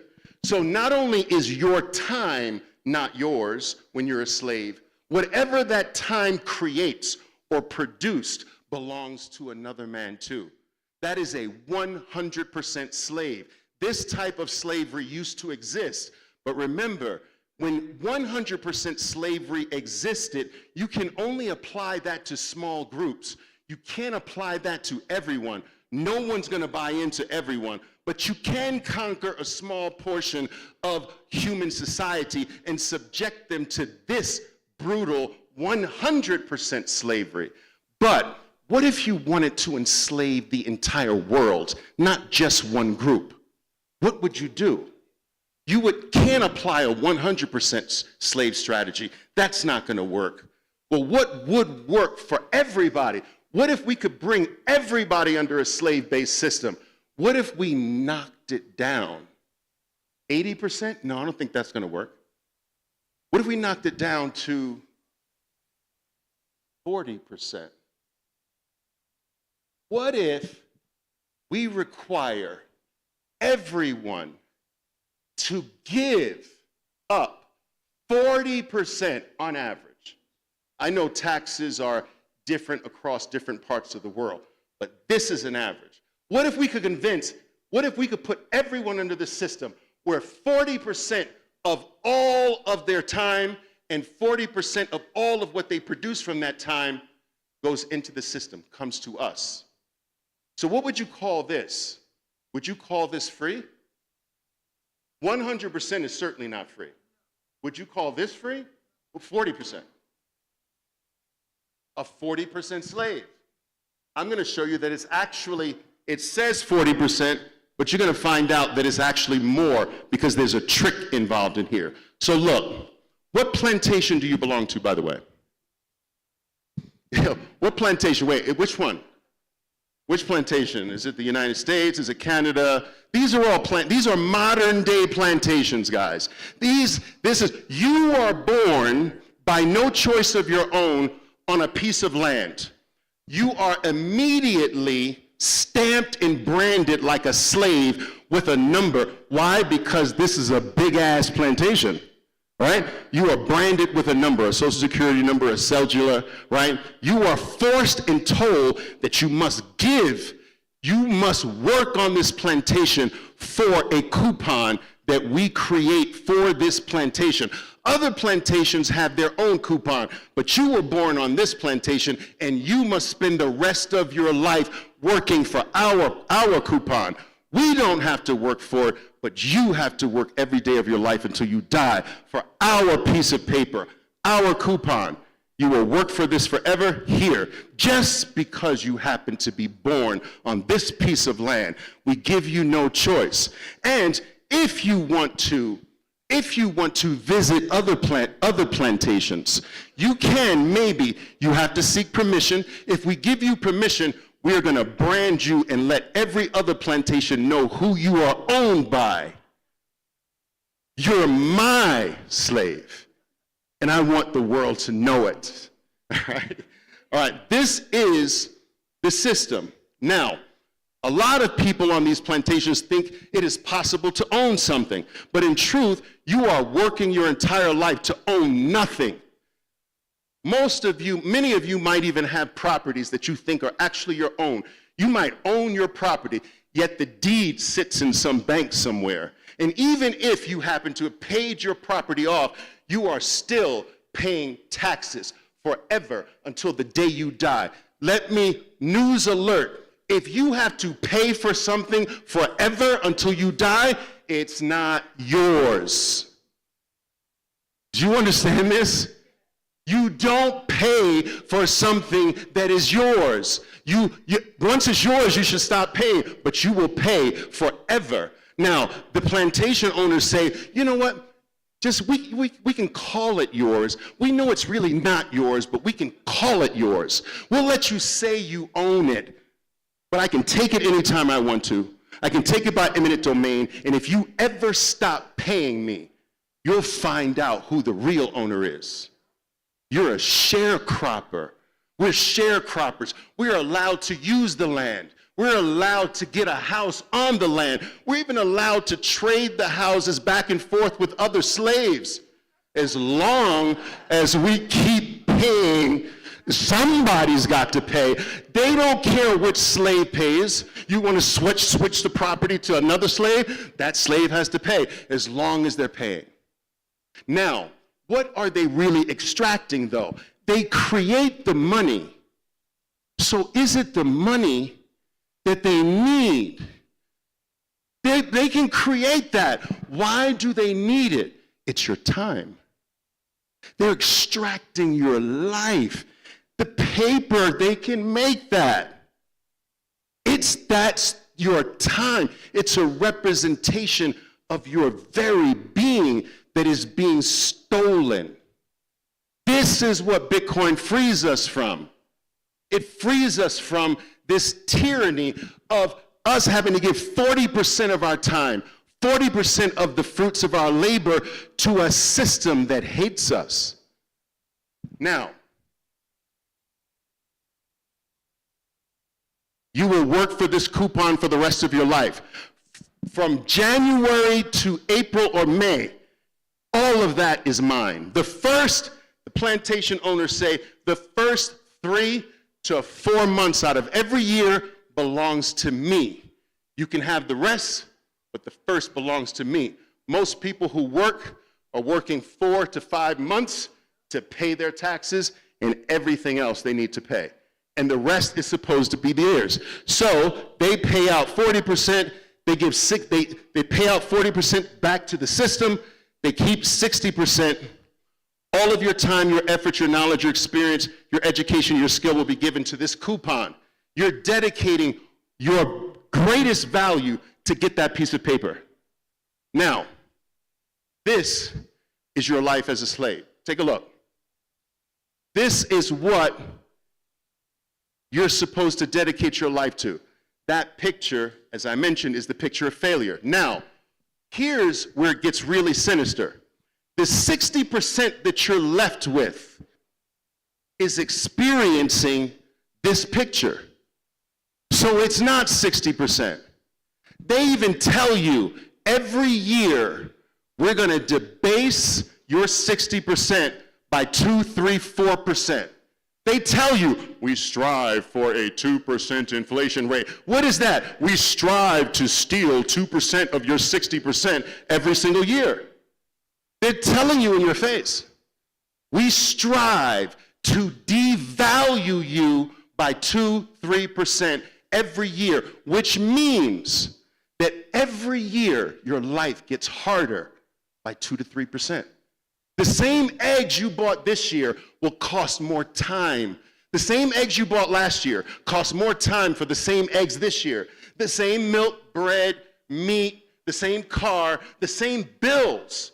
If it took you 2, 3 hours to buy if it took you 2 to 3 hours of your salary to buy food for the week this year, next year is going to take you 5 hours to buy the same food, and the next year is going to take you 6 hours to buy the same food. You will be like a hamster that runs on its wheel, staying in the same place faster and faster, getting tireder and tireder every year of your life until you die. And if by the end of that process you happen to have something, we're taking that too. Or if you pass it on, we're applying the slave system to the person you passed it on. This is insane. There's inflation rate at the current moment in the United States is 3%. It's 8% globally. Monetary debasement, which is printing new dollars, is happening in the US at an average annual rate of 7%. And globally 14%. This is the picture of theft. Now remember, every single time a new dollar comes into existence, all of your dollars drop. You realize that, right? So you've got dollars in the bank, in your pocket, you're holding on to them.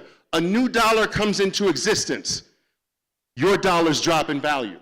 A bunch of new dollars come into existence, your dollars drop in value more. You have no control to stop this from happening. Every new dollar printed drops the value of what you gave your life for. So if your dollars are dropping, what does that really mean is really dropping? Your life. This is the picture of your life. Can you hear it? Right? Your life is being stolen by the money printer. Every time, because the printer, no one has to work. The controllers of the printer, they don't have to put 40 hours in.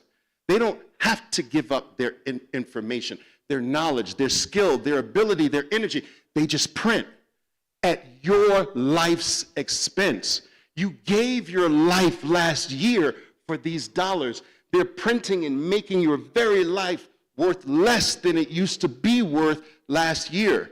When you link money to your life, something happens. Something stirs up inside. You can't stay the same, and you can't unsee this. Every year of your life, you will work harder than the last year for the same eggs, milk, bread, meat, water, etc. Your life won't get easier, it will get harder. People all over the world, especially the United States, they don't understand because they don't understand money. They complain, they say, listen, I don't understand. I did what I was supposed to do. I went to school, I got an education, I got a job. My single job doesn't cut it. I had to get a second job. I'm trying, I'm working overtime. Somehow something's not right. Something is not giving. This can't be the way it is. Why are things getting harder for me when I was told and taught and promised that they would get better for me and easier for me as my age went on? But this is the opposite picture. What they don't understand is this. They do not understand that their life is being extracted from them by the controller of their money. And it used to be so gradual that no one really detected it. But now it's sped up, and it will continue to speed up, and you will feel it more starkly. This is what you're giving your life for. There's another picture of it right there.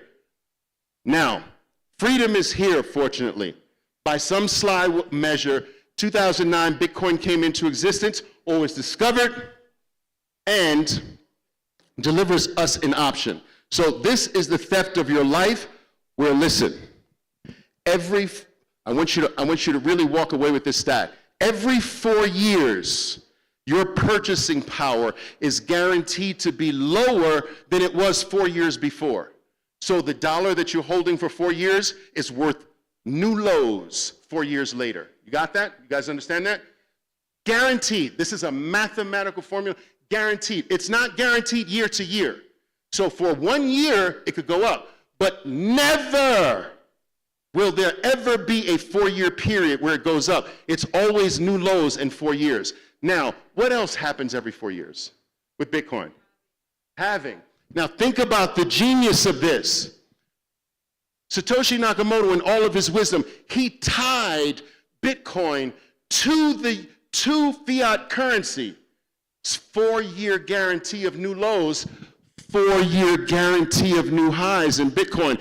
He made Bitcoin the exact mirror opposite of the slave system. So every dollar that is printed and causes purchasing power to drop raises the value of Bitcoin 5 times the amount. One new dollar printed in fiat raises the value of Bitcoin the equivalent of 5. Every new dollar that's printed drops the value of the dollar, raises the value of Bitcoin. So he tied the success of the item to the theft. The more they steal from us now, the higher, the more valuable Bitcoin becomes.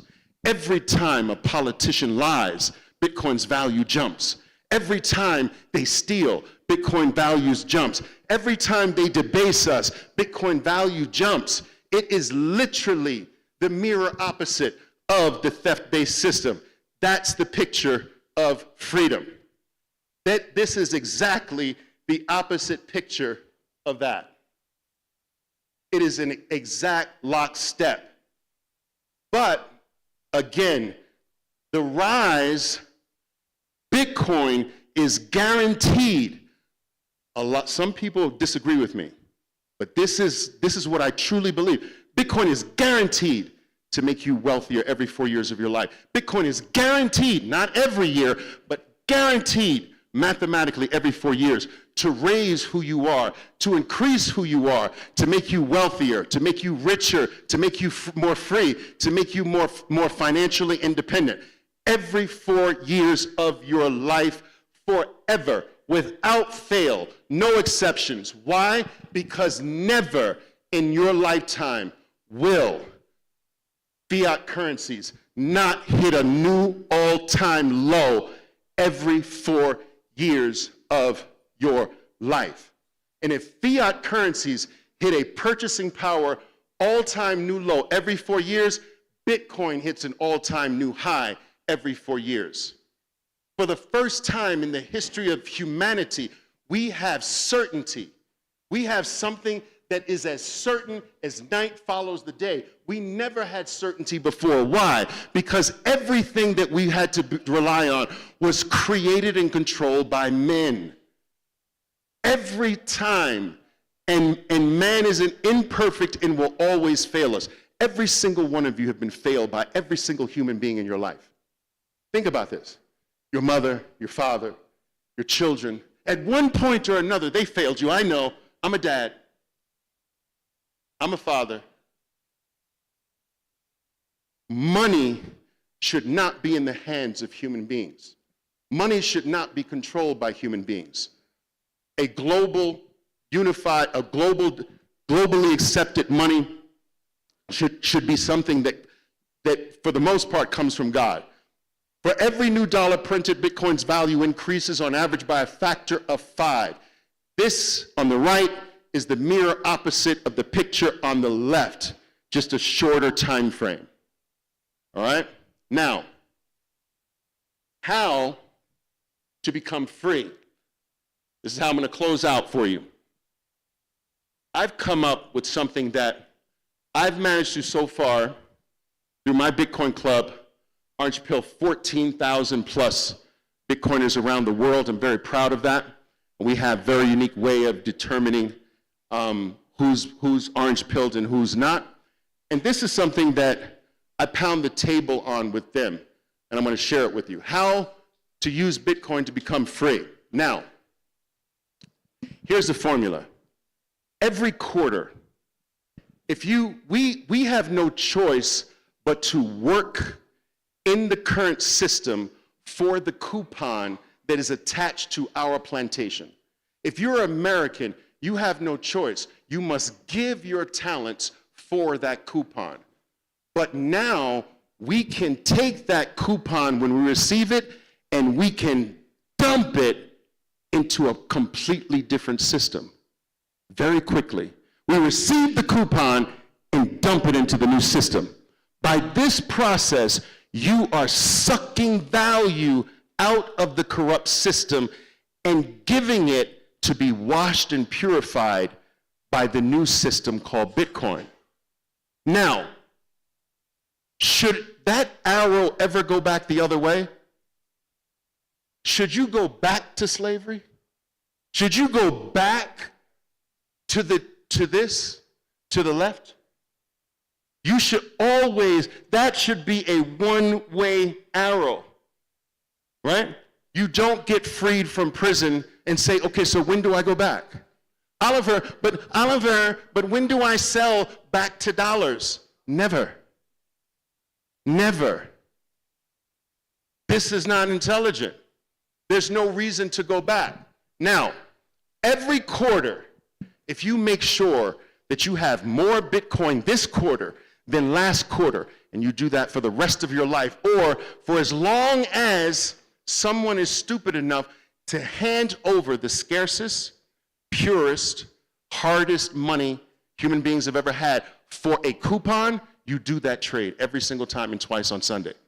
This may not last. I believe that it is possible at one point in the future that no one accepts government printed money for Bitcoin, right? I believe that that is possible in the future. I believe our time is potentially limited, all right? But every quarter, you make sure that you have more Bitcoin than you had last quarter, and you do this forever. There's no expiration to this. There's no end, right? As long as you're receiving the slave money, you put the slave money into the freedom money, and you never come back the other way. This is my message. Now, if you can do this more frequently, not just every quarter, but every month or every week, that's even better. But a quarter will do. And every single one of you can do this. There are no excuses. But Oliver, I don't really make a lot of money. It doesn't matter. You do it according to the level that you are. If you got to put $5 in or $10 in, whatever it is, just make sure you are more Bitcoin rich every single quarter of your life. And I promise, I believe that if you give Bitcoin 3 cycles,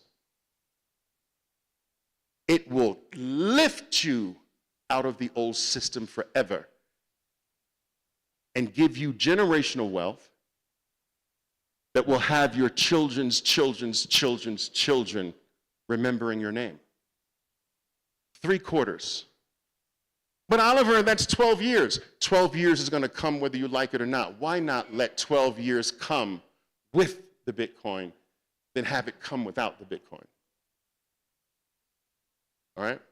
Now, I believe our time is running out. Every quarter have more Bitcoin than you had last. Use every dollar you do not need for this. Right? I'm not one of these Bitcoiners. I know some people might disagree with me here. I'm not one of these Bitcoiners that you sit on, you sell your chairs, you sit on the floor, and you live a poor person's life. That ain't me. I'm not doing that. All right? But if I don't need this right now, it's going into Bitcoin. And it's never coming back the other way. Whatever you don't need, all of you have something that you don't need. Just put it there. In 3 cycles, you will be free, in my opinion, forever. This, in my opinion, is a mathematical guarantee because every 4 years, fiat currency reaches a new low, which is a guarantee that Bitcoin reaches a new high, all-time new high, because it is tied to be the opposite. Now, the attack on Bitcoin is up, people. It is not down. Please get this out of your mind. Oh, I think they're manipulating Bitcoin to bring it down, to crash Bitcoin. You don't understand. They don't want you to have Bitcoin. Crashing it brings it to you. So where's the attack? If they want to take Bitcoin out of your possibility of really getting it, what do they do with the price? What do? They raise it as high as possible. If you want to keep the riffraff out of a neighborhood, you don't want a certain type of lower level person in your neighborhood. Do you bring the prices of your houses down? Or you bring the prices of your houses up? You outprice the riffraff. The attack is on. And the attack is to take this freedom money away from you. But the attack is not down. It is not to crash it. It is to jack it beyond your capability to do the switch. To do the switch. If Bitcoin can skyrocket high enough, your switch won't mean very much. There is an attack, and it's on the upside, not the downside. I believe that the plan is to take Bitcoin into the stratosphere to where it is only largely available to the really, truly big players, and to give you access through them, their ETFs. The $14 ETF. Bitcoin's 12 million. The ETF's $14. And so the gateway to Bitcoin will now be through a proxy for Bitcoin. If they can take it high enough, you will buy the proxy and stop buying the real thing. And the only door will be through their products. This has already happened. Right now, you rarely, if ever, send money directly to someone. You're sending it through PayPal, through Venmo, through Zelle, through Chase, through somebody. And the future plan is you will have access to Bitcoin through ETFs, through options, through futures, but never directly anymore because we've jacked it up too high. The attack is not to bring it to you, it's to take it away from you. This is what I think needs to be thoroughly understood. Now, dollars for Bitcoin will not last forever. I believe this wholeheartedly. I won't even accept. I won't give you my Bitcoin for dollars.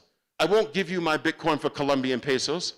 You think I'm the only one who will not give up their Bitcoin for $1? Do you think that number, the numbers of Oliver Velez's aren't increasing by the hour, by the week, by the day, by the month?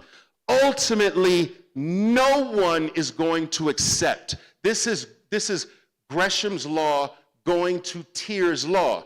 Are you familiar with Gresham's law? Gresham law says what? Which one it says? No, bad money drives out good money. That's Gresham's law. Bad money, fiat, drives out Bitcoin, but drives it out where? Out of circulation for a period of time. Where? In cold storage. It drives it out of daily circulation because you would rather use the bad money, get rid of the bad money, and hoard the good money. So it takes the good money out of circulation into hiding. This is necessary for a while. Once enough people have it in storage throughout the world, it naturally morphs into Tyr's law. Tyr's law states that bad money, that good money starts to drive out the bad money. And so when medium of exchange, when we start to exchange it back and forth, I'm only accepting Bitcoin, I'm not accepting dollars. The dollars start leaving the system. But a lot of people get this wrong. They don't understand that Gresham's law must happen first. Bitcoin must be stored first before it can ever become a frequently exchanged item. You have to have mass holdings before there's mass exchanging of the item. You can't have a thriving medium of exchange market if no one has it. And don't tell me that enough people have it now. I'm tired of that. Stop telling me that there's a lot of Bitcoin adoption because how many of your friends have Bitcoin? Find them for me. How many of your neighbors? How many of your relatives? Your church members? The guys at your poker club? Whatever. Nobody still have it. So it's still storage time, in my opinion. You will only be able to gain paper access to Bitcoin in the future, which is not Bitcoin or freedom at all. This is something I strongly encourage you to be aware of. I believe the plan is to do exactly what they did with digitized money back in the early 10s. You can't send it directly to anyone. You have to go through some third party. You send money through PayPal, you send money through Zelle, you send money through Chase, but you and the other person can't come together directly. Bitcoin solves this. Bitcoin is disappearing. It's a disappearing asset. Make no mistake about it. The numbers of individuals who are accumulating Bitcoin to never see the light of day, they're increasing by the hour. Your item is disappearing.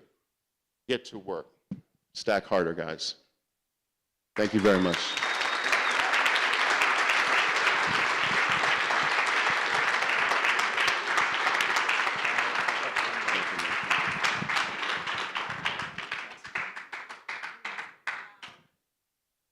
Okay, I promised you guys a bombshell dynamic duo. You just saw bombshell number one. Next up, I have a very special guest for you guys. You all know who it is. It is the author of what I believe is the most underrated and underread book in Bitcoin. I would love for you guys to give a massive round of applause to the one and the only Jeff Booth.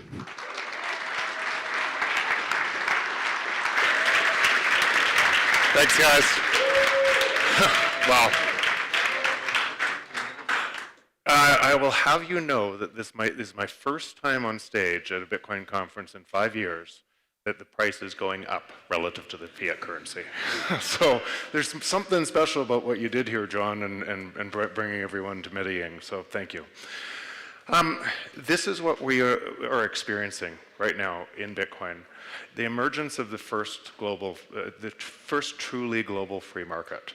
We've had local free markets. The US would have been a local free market that it spawned people moving to the US for some time before it was then captured. But we've never actually lived in a global free market. What this means in time is 8 billion people in service of 8 billion people. It's such a powerful dynamic, and it's so hard to get your head around it because of what it means. But you are, anybody in Bitcoin, any single person, and this is why I always get not anxious is the wrong word, touched by every one of you, is because you are all nodes in making this happen. Every single one of you, every single person in Bitcoin, and that's what we are on the edge of creating. That's also why it feels so good. It feels different because we're outside of a different system, and the further in this emergence of this free market you are, the better it feels for you. So we're going to explore why. So these two statements are true. The one on the left, the natural state of the free market is deflation, and the one on the right, a credit-backed system requires inflation. And so this is what when I wrote my book in 2019, this is what I was trying to explain. That no matter what, we've always lived in the right-hand side of here. And so we would be from the system trying to measure a new system. And as the world as technology accelerated exponentially and did more from us, and where does technology come from? It comes from our mind. It's ideas we create that we use because they create value for us. And we only use the things that create more value than what came before, right? So if an entrepreneur creates something new against what was there before and it creates less value, the entrepreneur fails. And if they create more value, we use that. So how could that process be inflationary? It can't be. We trade with people all over the world. In fact, the free market is the only thing we've ever found all over the world where we will trade with somebody we don't like because we gain value. And the world gains value. They gain value, we gain value, and everybody wins. It's the only thing to organize society, and it's far more productive. Free markets are far more productive than closed markets because there's more ideas competing to provide more value to us, and we use the best value. So what would that look like? And this is the paradox that I was trying to explain in my book, because as a technologist, as understanding how fast technology would move, most people were measuring it linearly, and it was moving exponentially. And if you knew it was moving exponentially, and it was the same rate of growth in AI from the 50s to today, and same rate of growth, exactly the same rate of growth, but most people wouldn't know it was an exponential pattern. They wouldn't see how fast these jumps would happen in AI. They wouldn't see how fast we are going to move into artificial intelligence and robotics. And why will we move into artificial intelligence and robotics? Is because if we don't, no one will use our thing, because the one that does will use more, it will create more value. And the output of that is decreasing prices at an exponential scale. So you can see the conundrum that this creates. So now let's go back to the credit-based system. The credit-based system requires inflation. So when you hear other speakers, the one before, it's those bad people controlling us. But which system do you give your energy to? So there is no they, it's us. But a credit-based system, just imagine a credit-based system where money is loaned into existence.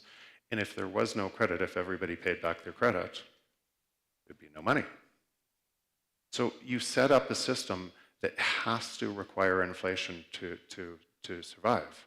And that inflation rate has to go higher and higher and higher, because, and the natural, why it does actually is from the deflation, from the productivity is actually driving the counterparty over here, because you cannot let deflation, you cannot let the productivity to flow to all humans through the system. Because the system, if you let prices fall, and your houses were all this price, and those house prices were backed by a loan at the bank also fails. And then the government fails, and everything fails because it's based on a credit note that cannot allow deflation. And so these two systems, for everything we've known, every history book we've ever looked at, have this flaw that we have never lived in a global free market. We sometimes think we do. We say, or we live in a more free than those other people. And we don't realize that our freedom actually comes from theft from those other people because it's part of that system on the right. And so so how do you solve this paradox? How do you solve this paradox where everybody's measuring their life through a system that has to make their life worse? And because it's centralizing. And how does this resolve itself through time all the time?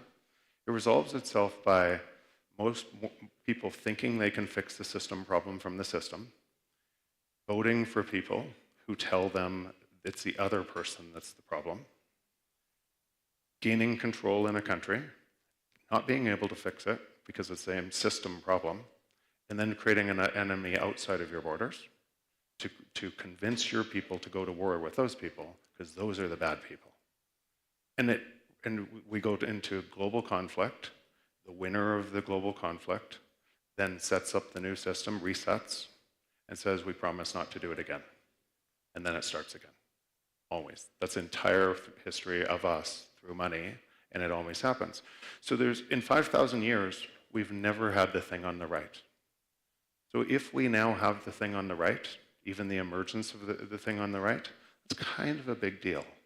Kind of the biggest deal, because it touches every human on the planet. So we'll go into what brings the thing on the right. So everybody has their own, Bitcoin's almost like a fractal. You'll come into it in your own time, understanding, and you'll see it from your point of view. And as you go deeper, a lot of people in this room is nodding, you see it from different points of view. You understand kind of what I'm talking about. It touches everything, and you see different pieces. What about that? What about that? And it keeps on happening. So everybody has their own view. Some people see it as a store of value. Some people see it as a Ponzi scheme. Some people see it as this. This is how I see it to describe it. These 5 interconnected properties: an open, decentralized, secure protocol bounded by energy. And each of these interconnected properties are critical in understanding Bitcoin, and they're often confused. So, open. Anyone on the planet can move their time, as little or as much of it, with no one can stop them, into this protocol. It is a choice. Nobody's forcing you to. If you want to measure your world in the other system, if you want to be in this theft-based system and think you're winning, then you can do that. It requires no coercion. It's open. People just can move their time. Decentralized. The way the nodes work. How many people in this room run nodes? Pretty good number. Hopefully by the end of this talk, a whole bunch of others are going to start running nodes. If you're running a node in this, you are part of the consensus mechanism of Bitcoin. You are literally, we are Bitcoin, and we are protecting that. We're protecting the decentralization. If you're investing in this space and looking for where could this get centralized, what are the risks, everything else, you're constantly vigilant, because this is the first time decentralization and security has ever happened together. So you're constantly vigilant. And the more you know, the more you move in deeper to make sure what I just said is true. So what happens is Bitcoin is us. It's actually the best of us described into a network, the best for all of us. It's secure. 16 years, never been hacked. Completely secure, backed by the amount of energy decentralized all over the world, a staggering amount of energy. It's a protocol. This is often leads to a lot of confusion. So we see, as humans, we see technologies more often than we see protocols. We actually very, very rarely see protocols. People say, I have a protocol, but very, very rare are protocols. And protocols come in layers. Each layer ossifies. It gets stronger and stronger and stronger. Then the next layer emerges on top of it, and it repeats that process. So where we are, and actually you can tell how early we are in this process, too, by the same thing, before I go there. Protocols are winner take all. There is no second protocol. If you're on the internet protocol, you're either on the internet or off the internet. You have no choice. So North Korea could ban its citizens from the internet. They don't have a VPN, but it only hurts their citizens. It doesn't hurt everybody else playing on the open protocol. So Bitcoin, when designed, created that security model around energy, decentralized secure protocol bounded by energy, and that became the first layer of the new protocol. And how you should look at that, or as a way to look at that, is it's like the beginning of the internet created by DARPA in 1969. And so that was called ARPANET. It was in a couple layers, it changed a couple times as it ossified and changed, and it turned into TCP/IP. And that is the beginning layer of the internet. And so most of the conversation about Bitcoin's value relative to a piece of paper is actually talking about that layer, only that layer. That's where, and then there's confusion on other layers and all other coins. But I'll ask you just this really simple question. If this was the first global free market and it was repricing everything else, and the appearance of people holding this thing called Bitcoin looked like they were getting very wealthy against everyone else, wouldn't it be really easy to convince a whole bunch of people I have a faster technology, faster, cheaper, better technology, like Ethereum? Right? That's what happened, right? And the trade-off to be able to create faster, cheaper, better is centralization. And you have to, this pretty simple question goes, who would use a centralized blockchain? Isn't that just an expensive database? You'd never use it. So the decentralized security is the thing that allows the other things to get built on top of it, and it comes in layers. And then the same thing repeats at the next layer. So Lightning, when that was brought in, and remember, you couldn't do anything with Bitcoin. You couldn't spend it, you couldn't move it around because it could only do 5 to 7 transactions a second. So there would be in a free market a whole bunch of people saying, we need to change Bitcoin so it can do more. That would be natural. Right? It would be natural to fight that battle. In 2017, that battle was fought, and the nodes I'm talking about protected Bitcoin because they realized the decentralization and security was everything. If it failed there, it failed everywhere. And what did that cause? Because you couldn't, you had a limit of 5 to 7 transactions a second, that scarcity drove innovation on the second layer, Lightning Liquid, that then did the same thing on the second layer. And we're early in that. It's now faster in that, and the second layer and third layer are emerging. And then you're building more and more capability, all tethered to the same thing over time. And it gets better and better and better. And I'm investing heavily in this area, and you can see that the best entrepreneurs on the planet are moving their time into this model. Bounded by energy. So we've created now the first time, so this is tethered to energy. See, the first time in history, you actually have a free market for energy. Think about what that means. Anyone, anywhere can go find abundant energy and make money in Bitcoin. So, because the things that drive this process are your cost of energy and your chips. And it's impossible to create monopolies there, because the advantage is always to the new person buying new chips and finding cheaper energy. So it's creating this abundant energy that it's also tethered to. I use this example quite often, but imagine you're a baker, and I come to you one day and I say, I'm going to buy all your extra bread that you throw out. The next day you produce 2 times as much bread. And I come and I buy it all. You hope I show up. I come in and buy it all. The next day you produce 4 times as much bread. I come up and I buy it all. Next day you say, I have an always-on buyer that buy everything else that I produce. So I'm going to expand my bread business. I'm going to buy more ovens. I'm going to invest more in people to expand my bread business because I always have a buyer. And so you create 1,000 times more bread, and I buy it all.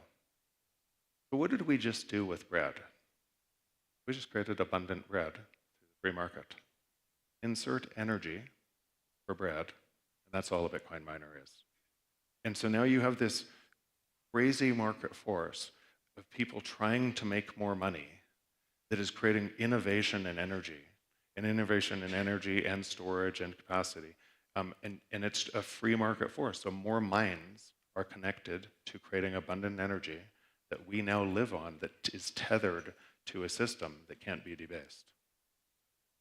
So this is the global balance sheet today. And intangible assets, and I won't read out the numbers, you can read out the numbers. Your financial assets, your equities is the 150 trillion, so all the stocks that you know are inside that number. Tangible assets, real estate 250 trillion, you can see the others. All your real estate values are inside that number. And so that balance sheet represents $900 trillion. But it's tethered to this in liabilities. According to the IIF recently, $323 trillion in global debt.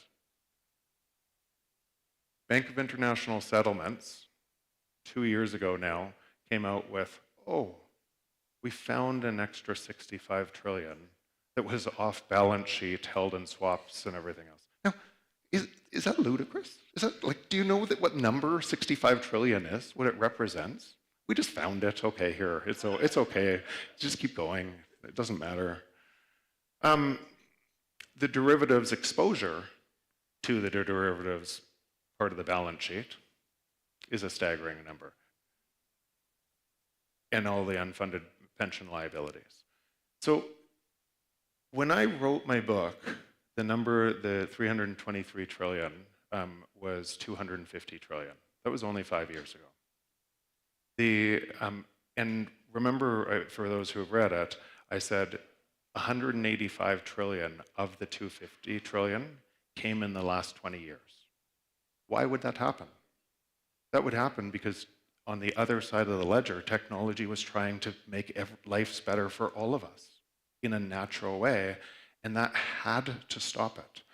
So when I wrote my book, I also said, I'm not worried about that. I'm worried about what comes next, the debasement, because it has to be exponential on both sides, and that exponential is a centralizing power. It steals everything. It's just a make-believe world. And so I'll ask you, while you're measuring your things in here, every single thing inside here has counterparty risk to all of that debt. And then I'll ask you, who are they controlling it? Because if the government said, okay, got us, we're done, we will stop printing tomorrow, what would happen to all of those things? They would all fall to zero, like literally zero. And there'd be chaos everywhere. So would you allow them to do that? We pretend we would. But as soon as things got pushed to shove, you would beg for more printing because your entire life is on top of that. So there is no they, it's us, right? And all of our assets are tethered to that thing. So what does Bitcoin allow us to do? It allows us to reprice that whole thing and transition that whole thing. And so if you divide the 900 trillion there, forget the debt, by 21 million, you'll have a $43 million purchasing power of Bitcoin today.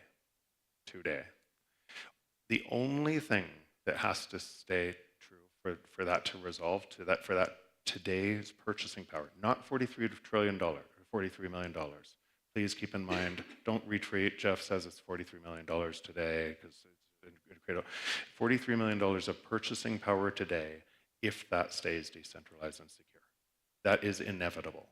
But by the time you get there, this balance sheet will be way bigger because there'll be way more manipulation of money. It'll be so much staggeringly bigger, and if you're measuring your house in there, then your house will also go up because it's all tethered to that. Or the opposite, this whole thing collapses, and the only thing of value is Bitcoin.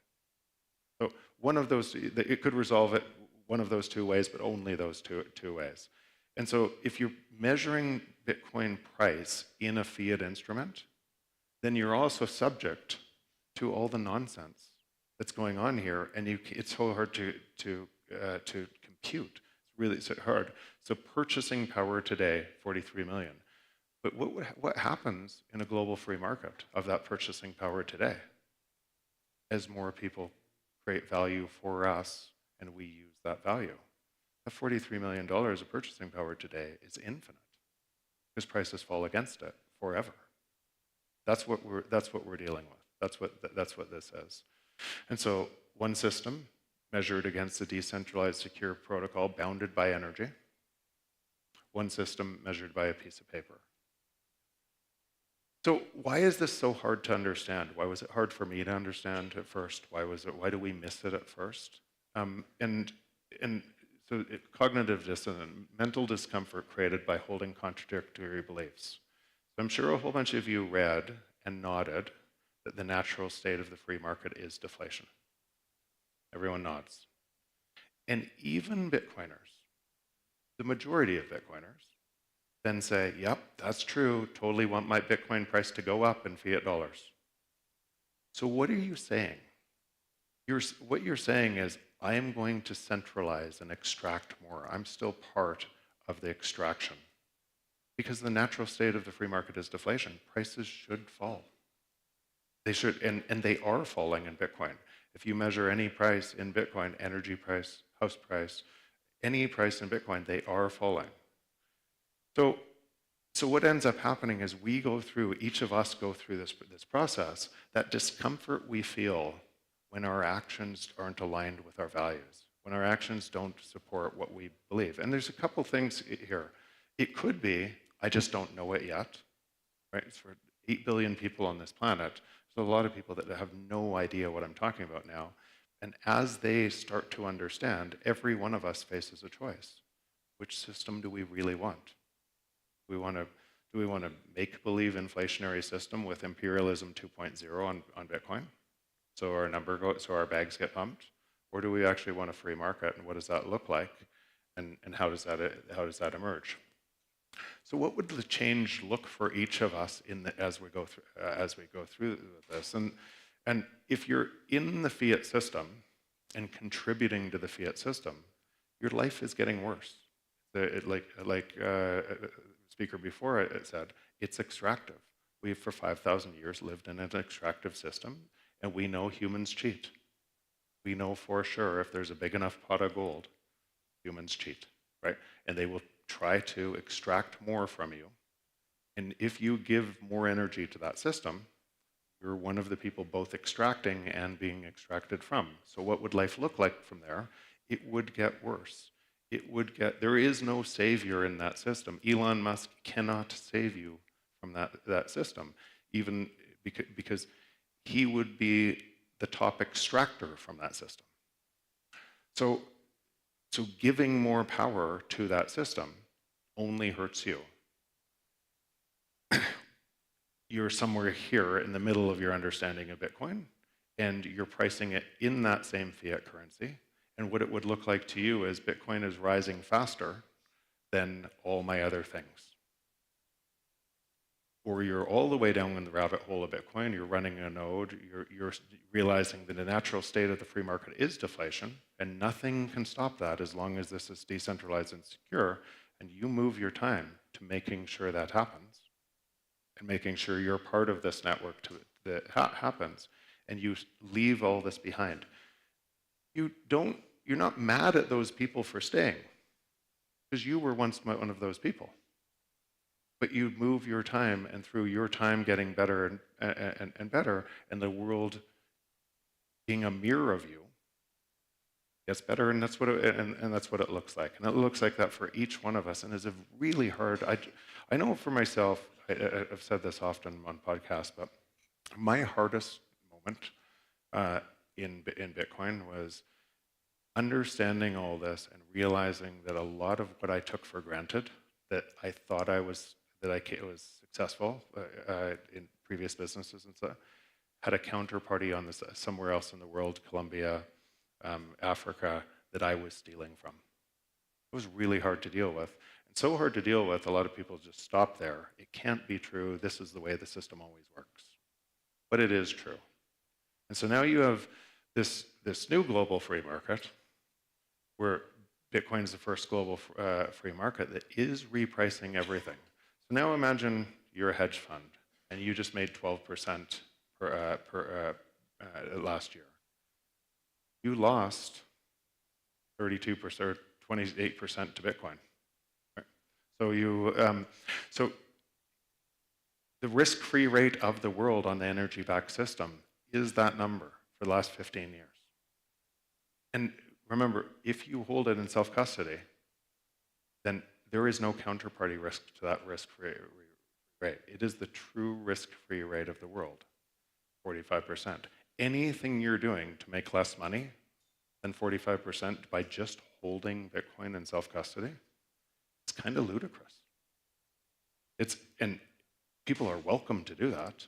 They're welcome to trade it, but all you have to do is move your time and energy to it, and you'll get 45% IRR, internal rate of return. The worst you could do, looking backwards, if you bought at the high and held for 4 years, is 23%. The worst you could do if you held for a four-year cycle and you bought at the very high of the last cycle. And what happens here is, and actually probably the same reason for in Bitcoin, we have always, everything around us, it comes from our mind. We create value. That's what we do. And why do we create value? Because what stock creates more margin in a free market that we then go and attack, because by creating value there, we make more money by providing value to somebody. So if you actually understand even Bitcoin's genesis, coming from the cypherpunks, in 1992, there were only 70 people on that list. Failing. They knew what we're talking about long before I knew what we're talking about. Failing, until we get to Satoshi, who took a bunch of the failures, said what difficulty algorithm, and put it all together to create Bitcoin. So what we'd have to say is all of those people all along the road of trying all these things, all the failures were also instructive to the success and must be equally weighted to the thing we celebrate today, meaning we are all connected to this process. That process, now, if you take those 70 people on that list at that time, they're joined by, call it 100,000 nodes all around the world, many of people in this room. That is expanding and expanding and expanding as more people understand what they were saying and move their time, and what I'm saying now, and move their time and energy to the honest protocol. That honest protocol heals the world through your own time and how much energy. You could put 2% in, you could put 10% in. The more you do, more it'll come back to you. But going back to the kind of the problems of the entrepreneur's opportunity, like, use John here, and thank you again for putting on this brilliant conference. But John took a risk. It's a proof of work, right? To put on this conference, to be able to provide value to people in Medellin and Colombia, and that if he provides value, he'll do well. That's what we are all doing in Bitcoin with every single person, and it opens up the imagination is crazy. Because it unlocks 8 billion people that are living in modern-day slavery that can now attach their genius to whatever they do best in this system. And if what they do provides value to other people, they get paid, and they move forward. And we're never going to run out of problems. Right? We will always find new things to tackle. The only difference here is we all benefit from all people solving all problems in their best way. The genius in each of us is unlocked to contribute to all of us. So this is the question, and this is the best time to plant a tree was 20 years ago, and the second best time is now. And I wanted to end on this slide specifically for this reason. I'm often asked, what can I do? What can I do? What can I do? Where do I start? And it's really hard to answer because I don't know somebody's unique genius and skill.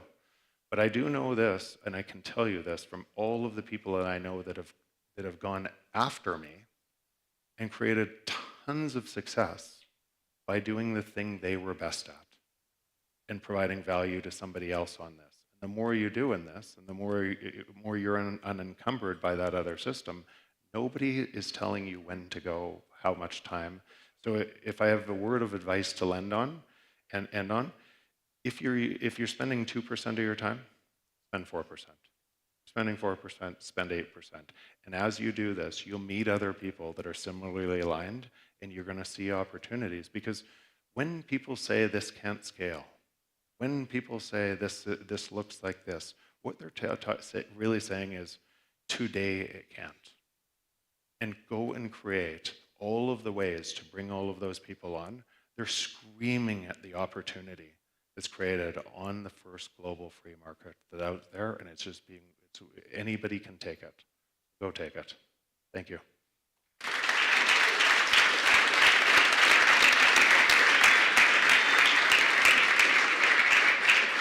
Thanks.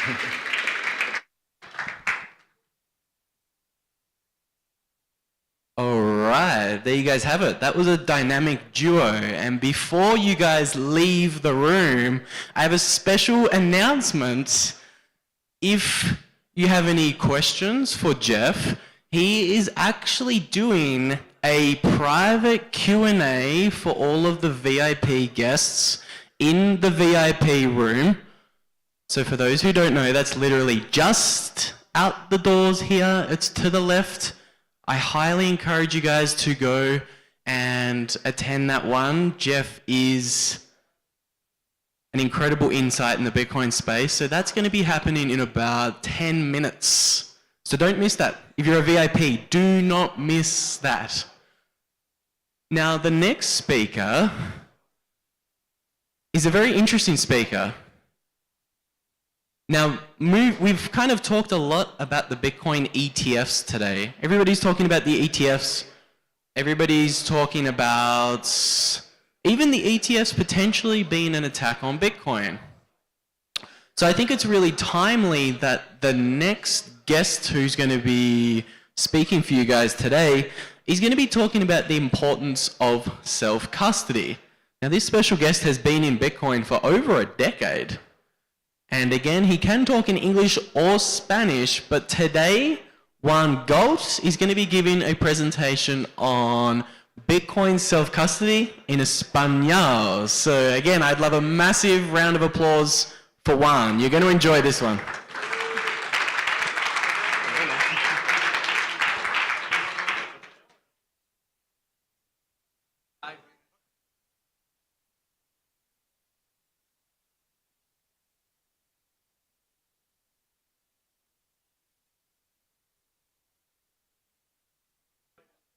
Mic check. Oh, wow, okay. There we go. Buenas. Uy, bájale un poquito, por favor. Buenas tardes, damas y caballeros. Bienvenidos a Medellín, Bitcoin Medellín 2025. Todos los latinos que estén por allá tratando de entender qué está pasando acá, vengan, entren. Va a estar bueno. Mi nombre es Juan Galt. Yo llevo, pues soy un periodista, evangelista, educador. Y trader, también hago trading, pero me enfoco en educación para el público en general. Arranqué en el 2012, era un filósofo quebrado, tenía 20 años, no sabía nada de tecnología y no mucho de plata tampoco, bueno, sabía de economía. Y cometí uno de los errores más comunes del mundo de Bitcoin, el tema de la autocustodia. Hoy vamos a hablar de los 5 errores más importantes y más comunes que la gente comete en el mundo de la autocustodia. ¿Quién sabe qué es el autocustodio en el mundo de Bitcoin? Nadie tiene ni idea de qué es autocustodio. 2, 3. ¿Quién tiene aquí Bitcoin? ¿Quién tiene una carterita de Bitcoin? Ok. ¿Quién tiene una cartera que le haya dado 12 palabras o 24 palabras? Ok. ¿Quién tiene una cartera de hardware, les dicen hardware wallets? Ok, listo. Esto es un grupo relativamente avanzado, muy bien. Hay muchos errores que la gente puede cometer en el mundo de autocustodia. Es un problema complicado, requiere responsabilidad, ¿sí? Y uno de esos errores es ser perezoso con la autocustodia. Es muy común que la gente lo cuadra una vez y cree que se va a acordar toda la vida cómo lo hizo y lo dejan quieto, ¿sí? Lo que me pasó a mí, ¿sí? Yo pues no sabía mucho de tecnología, era estudiante de filosofía, no tenía un peso, pero mi amigo libertario me dijo que iba a invertir en Bitcoin y estábamos como a $7 en esa época. Y yo le metí $100, ¿sí? Y compré 8 monedas. Subió a $30, cayó, creo que vendí un poquito y se me olvidó. Y este mercado de bajista que ven en esta pantalla nos llevó como a $1 y se demoró como año y medio. Y es de los mercados más brutales que ha habido en la historia de Bitcoin en temas de bajistas. Está muy, muy duro. En algún momento se me murió el laptop, le instalé Windows otra vez y me borró las llaves privadas. Me escribió encima de las llaves privadas.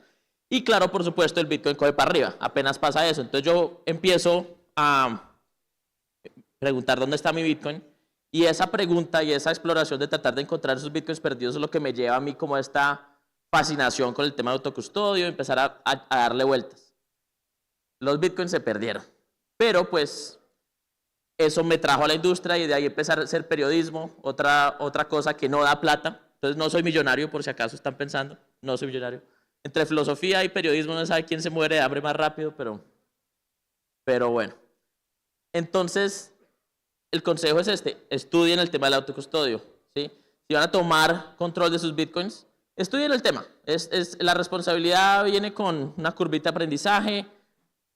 Hablen con gente, hay muchos artículos, comparen ideas, hay muchas ideas contradictorias.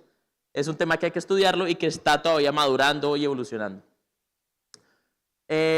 Por este mismo tema, hay una cosa que se llaman las wallet.dat. Si ustedes descargan Bitcoin Core hoy, ¿sí? De bitcoin.org, ¿sí? Lo descargan, lo instalan, corren un nodo. Bitcoin normalmente les tira a ustedes lo que es una wallet.dat. Es un archivo con una lista de llaves privadas. No es 12 palabras, ¿sí? Es un archivo con llaves privadas, como 100. Estos archivos son muy malos. Es un método de seguridad de autocustodio muy, muy malo. ¿Por qué? Porque si tú te pasas de las 100 direcciones que hay ahí, te toca actualizar la cartera, ¿sí? Y si ya tienes un backup de el backup que tenías antes no tiene la dirección número 101, ¿sí? Porque no es determinista, ¿sí? No es como las 12 palabras que pueden generar todas las direcciones públicas de la historia dentro de esa raíz criptográfica, ¿sí? Dentro de ese árbol. No, eso tiene un límite. Entonces, son malas por ese lado. Segundo, Dash Jr., que es uno de los programadores más famosos del mundo de Bitcoin, también OG como un berraco, del 2010, el tipo es legendario, perdió 200 Bitcoins en una wallet.dat, ¿sí? Mantenía un servidor y tenía la wallet.dat encriptada con su PGP y tenía, mejor dicho, el man dijo, yo soy un putas, no me hackean, ¿sí? Y Luke es una leyenda, yo lo estimo mucho, es muy buen programador, pero pues si a Luke Jr. lo hackearon y le robaron una wallet.dat en un servidor público, entonces si a él no puede hacerlo, si él no puede proteger una cartera de wallet.dat, nadie puede, mucho menos en un servidor, ¿sí? Entonces, creo que es importante entender que tenemos mejor tecnología. Bitcoin Core probablemente, eventualmente cambie esto, pero pues hay mejores carteras y mejores métodos de autocustodio y son las 12 palabras que les da una cartera normal, les dice escríbalas y guárdelas. Y vamos a hablar un poquito más de las 12 palabras pronto. Otra cosita por este tema es hagan los backups de una vez, no los dejen para más tarde, ¿sí? Si digamos que descargan la cartera, le metieron Bitcoin, hago el backup de otro día. No, de una vez, ¿sí? Háganlo ya, porque si se les olvida, si se les pierde el celular y no tienen el backup, se les fue la plata, ¿cierto? Hay que tener esa estabilidad, ¿sí? Y de eso vamos a hablar un poquito más también. Lop es un ingeniero de Bitcoin que trabaja en Casa. Casa es una cartera de multifirma. Multifirma significa que tú tienes, por ejemplo, 3 llaves. Tienes una hardware wallet aquí con una llave, aquí otra y la otra en tu celular. y puedes utilizar 2 de las 3 para mover el dinero, ¿cierto? Eso es multifirma. ¿Quién sabe qué es multifirma? Acá lo había escuchado de ella antes. Carteras de multifirma, ok. Él dice que la mayoría de la gente, digamos que se les pierde el celular y ahí había una llave. La mayoría de la gente se demora 6 meses en renovar esa llave, en restaurar la estabilidad de su cartera multifirma, ¿sí? O sea que por 6 meses tuvieron cojos y si se les caía otra pierna se les perdía la plata, ¿sí? Eso no lo deben hacer, porque si van a tomar autocustodio tienen que tener esa estructura estable. Y eso significa, si tú tienes, digamos que tu Bitcoin en tu celular, ¿cierto? Y hiciste la copia de las 12 palabras y las guardaste. Y de pronto se te perdió el celular, agarra esas 12 palabras y muévelas a una nueva cartera, saca ese Bitcoin, ponlo en otra cartera, estabiliza tu... ¿Por qué? Porque si se te perdió el celular, yo lo hago después, y un incendio o una inundación o te robaron, baila, ¿sí? Entonces, lo bueno de este sistema de las 12 palabras es que tienes 2 piernas, ¿cierto? Tienes unas llaves privadas en las 12 palabras y otra llave privada en tu celular. Si se te pierde el backup, el celular te rescata. Coge el celular y creas una cartera nueva y sacas el Bitcoin de ahí. Es estable. Pero si estás cojo y no te estabilizas, te caes, ¿no? No le tomen foto a sus 12 palabras. Yo sé que es tentador, muy mala idea. O sea, con la IA, tú le puedes tirar una foto de cualquier texto y la IA ya lo entiende. Entonces, hay gente que está agarrando cualquier foto que encuentren en cualquier servidor de datos donde tú guardas tus cosas o lo que sea, están buscando cualquier cosa que parezca unas llaves privadas. Tomarles fotos es mandárselas a Apple o a Google Cloud, a donde sea. Los celulares hacen backups de todo y los suben a la nube. Entonces no le tome fotos. Si ya le tomaron foto a las 12 y no los han robado, creen unas nuevas 12 palabras y muevan la plata, porque esas llaves privadas ya están comprometidas. 2. Confiar en terceros, ¿cierto? Obviamente, pues, cuando uno se pone a hablar de autocustodio y las formas en las que la puede uno cagar, es fácil decir, no, pues tal vez esto es muy difícil, tal vez debería yo ir a un banco de Bitcoin, ¿no? Y guardar la plata ahí, que se encarguen ellos. Y pues ese argumento hay que torearlo, porque hay gente que simplemente no tiene la capacidad técnica para tomar autocustodio. Y creo que eso es algo que hay que reconocer. Pero el problema es que algunas de las personas trabajan en los bancos y trabajan en los escanjes. Entonces, en el 2000, bueno, en los últimos años han habido una mano de hackeos y caídas de criptobancos fuertísimos. Celsius perdió 1.2 billones de dólares, BlockFi 10 billones, UST, que era un stablecoin, cayó, pues no fue un hackeo, pero fue como un problema algorítmico, 18 billones, FTX, que es de cuenta decir Binance, perdió 9 billones, no hackeado, pero obviamente también irresponsables, pues. A Silvergate perdió 13 billones de dólares hace poco, ¿sí? Y los cerraron. Silicon Valley Bank, 200 billones, First Republic, estos ya son bancos tradicionales, 200 billones, Signature Bank, etcétera, etcétera. Los que se supone que son profesionales, ¿sí? También la cagan y también pierden plata bastante seguido. Entonces el problema es que si tú les das tu plata a ellos, pues hay riesgos, ¿cierto? Entonces esos riesgos son los que estamos tratando de torear con este tipo de tecnología. Y al final de cuentas, no importa de quién es la culpa o de quién es la responsabilidad, tú pagas el costo. O sea, la responsabilidad termina contigo porque tú eres el dueño de esa plata. Y si se la diste a la persona incorrecta o hiciste todo tu custodio mal, tú eres el que vas a pagar. Entonces le toca a uno agarrar este tema de frente. El otro problema de los bancos es que no es solo que los hackeen, pero también hay fraude, ¿sí? Se puede ir en la bancarrota. Bueno, esos dos son obviamente dos problemas grandes, pero también hay crimen organizado, ¿sí? Entonces digamos que el tercer error que la gente comete es utilizar procesos ¿cómo traduzco esto? De segundo factor de autenticación con un celular, ¿sí? Te mandan aquí el código de SMS, ¿cierto? 6 numeritos y lo autenticas. ¿Qué pasa? Esto no se ve en Colombia todavía, pero probablemente va a llegar. y ya ha pasado mucho en Estados Unidos, y es un ataque que se llama el SIM card swap. Y lo que hacen es, literal, organizaciones de crimen organizado cogen y convencen o amenazan o le pagan a alguien dentro de T-Mobile, por ejemplo, o de Movistar, para que les pase tu número a ellos, ¿sí? O cogen y los hackean o pretenden ser tú, lo que sea, para tomar control de tu número telefónico. ¿Qué pasa? Si tienen tu número telefónico, pueden recibir tus mensajes de segundo factor y empiezan a atacar tu email, ¿sí? Si eres una persona pública con un email público, empiezan a atacar tu email. Si pueden resetear tu clave de tu email, toman control de tu vida digital. ¿Por qué? Porque el email es la base del mundo digital. El email fue la primera aplicación viral que hubo en el Internet. Fue el primer killer app, ¿sí? Todo fue construido encima del email. Tu cuenta de banco te manda mensajes de texto a tu email. Tus exchanges al email. Redes sociales al email. Todo se autentica a base del email. Entonces, si te quitan email, te pueden quitar todas redes sociales, bancos, exchanges. Entonces, es muy importante proteger el email.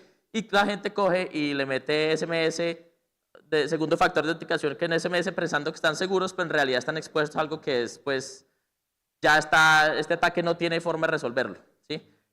Si van a utilizar segundo factor, utilicen las aplicaciones, como Google Authenticator. Eso es mucho mejor y no está sobre esa infraestructura que no fue diseñada para la seguridad. O sea, los mensajes de textos no fueron una infraestructura diseñada para proteger miles de dólares o la reputación de una persona en el Internet. ¿Por qué? Porque no solamente te roban, o sea, esto le pasó a unos amigos, un amigo americano. El man le hackearon el email. Y con el email le hackearon el Facebook y con el Facebook empezaron a scamear a toda su familia. Que no, que es que estoy en la isla, me quedé sin plata, me robaron, mándame Bitcoin para poder salir de ese hueco. Tumbaron como $50,000, ¿sí? Y eso sigue pasando y lo siguen intentando. O sea, mi Instagram, ustedes no me encuentran en Instagram, lo tengo cerrado porque a mí me duplican las cuentas de Instagram una vez al mes, ¿sí? Si yo lo abro, cogen todas mis fotos y la duplican la cuenta. Entonces me toca cerrarlo para que no vean, ¿sí? Entonces hay gente que profesionalmente hace esto, tratar de tumbar a la gente, ¿sí? Entonces, proteger tus redes sociales es bastante importante por ese lado, no solo para tú protegerte, sino tus familiares son objetivos de ese tipo de crimen, ¿no? Y mucha gente ha perdido dinero con este tipo de ataque que se llama el SIM card swap. 6 millones para Bart, Calvin Chen, $450 millones. Le hackearon un exchange y le sacaron el Bitcoin, ¿sí?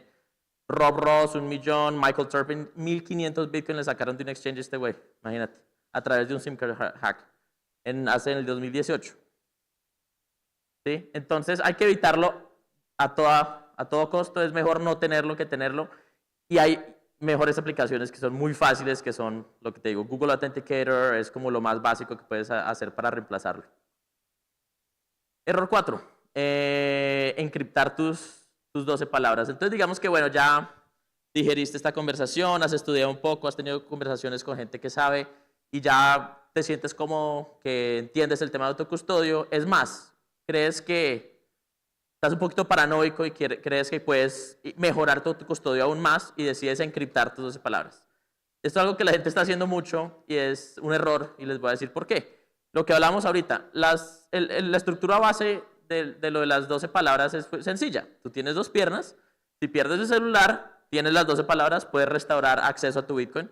Si pierdes las 12 palabras, tienes tu celular, puedes restaurar acceso a tu Bitcoin, ¿cierto?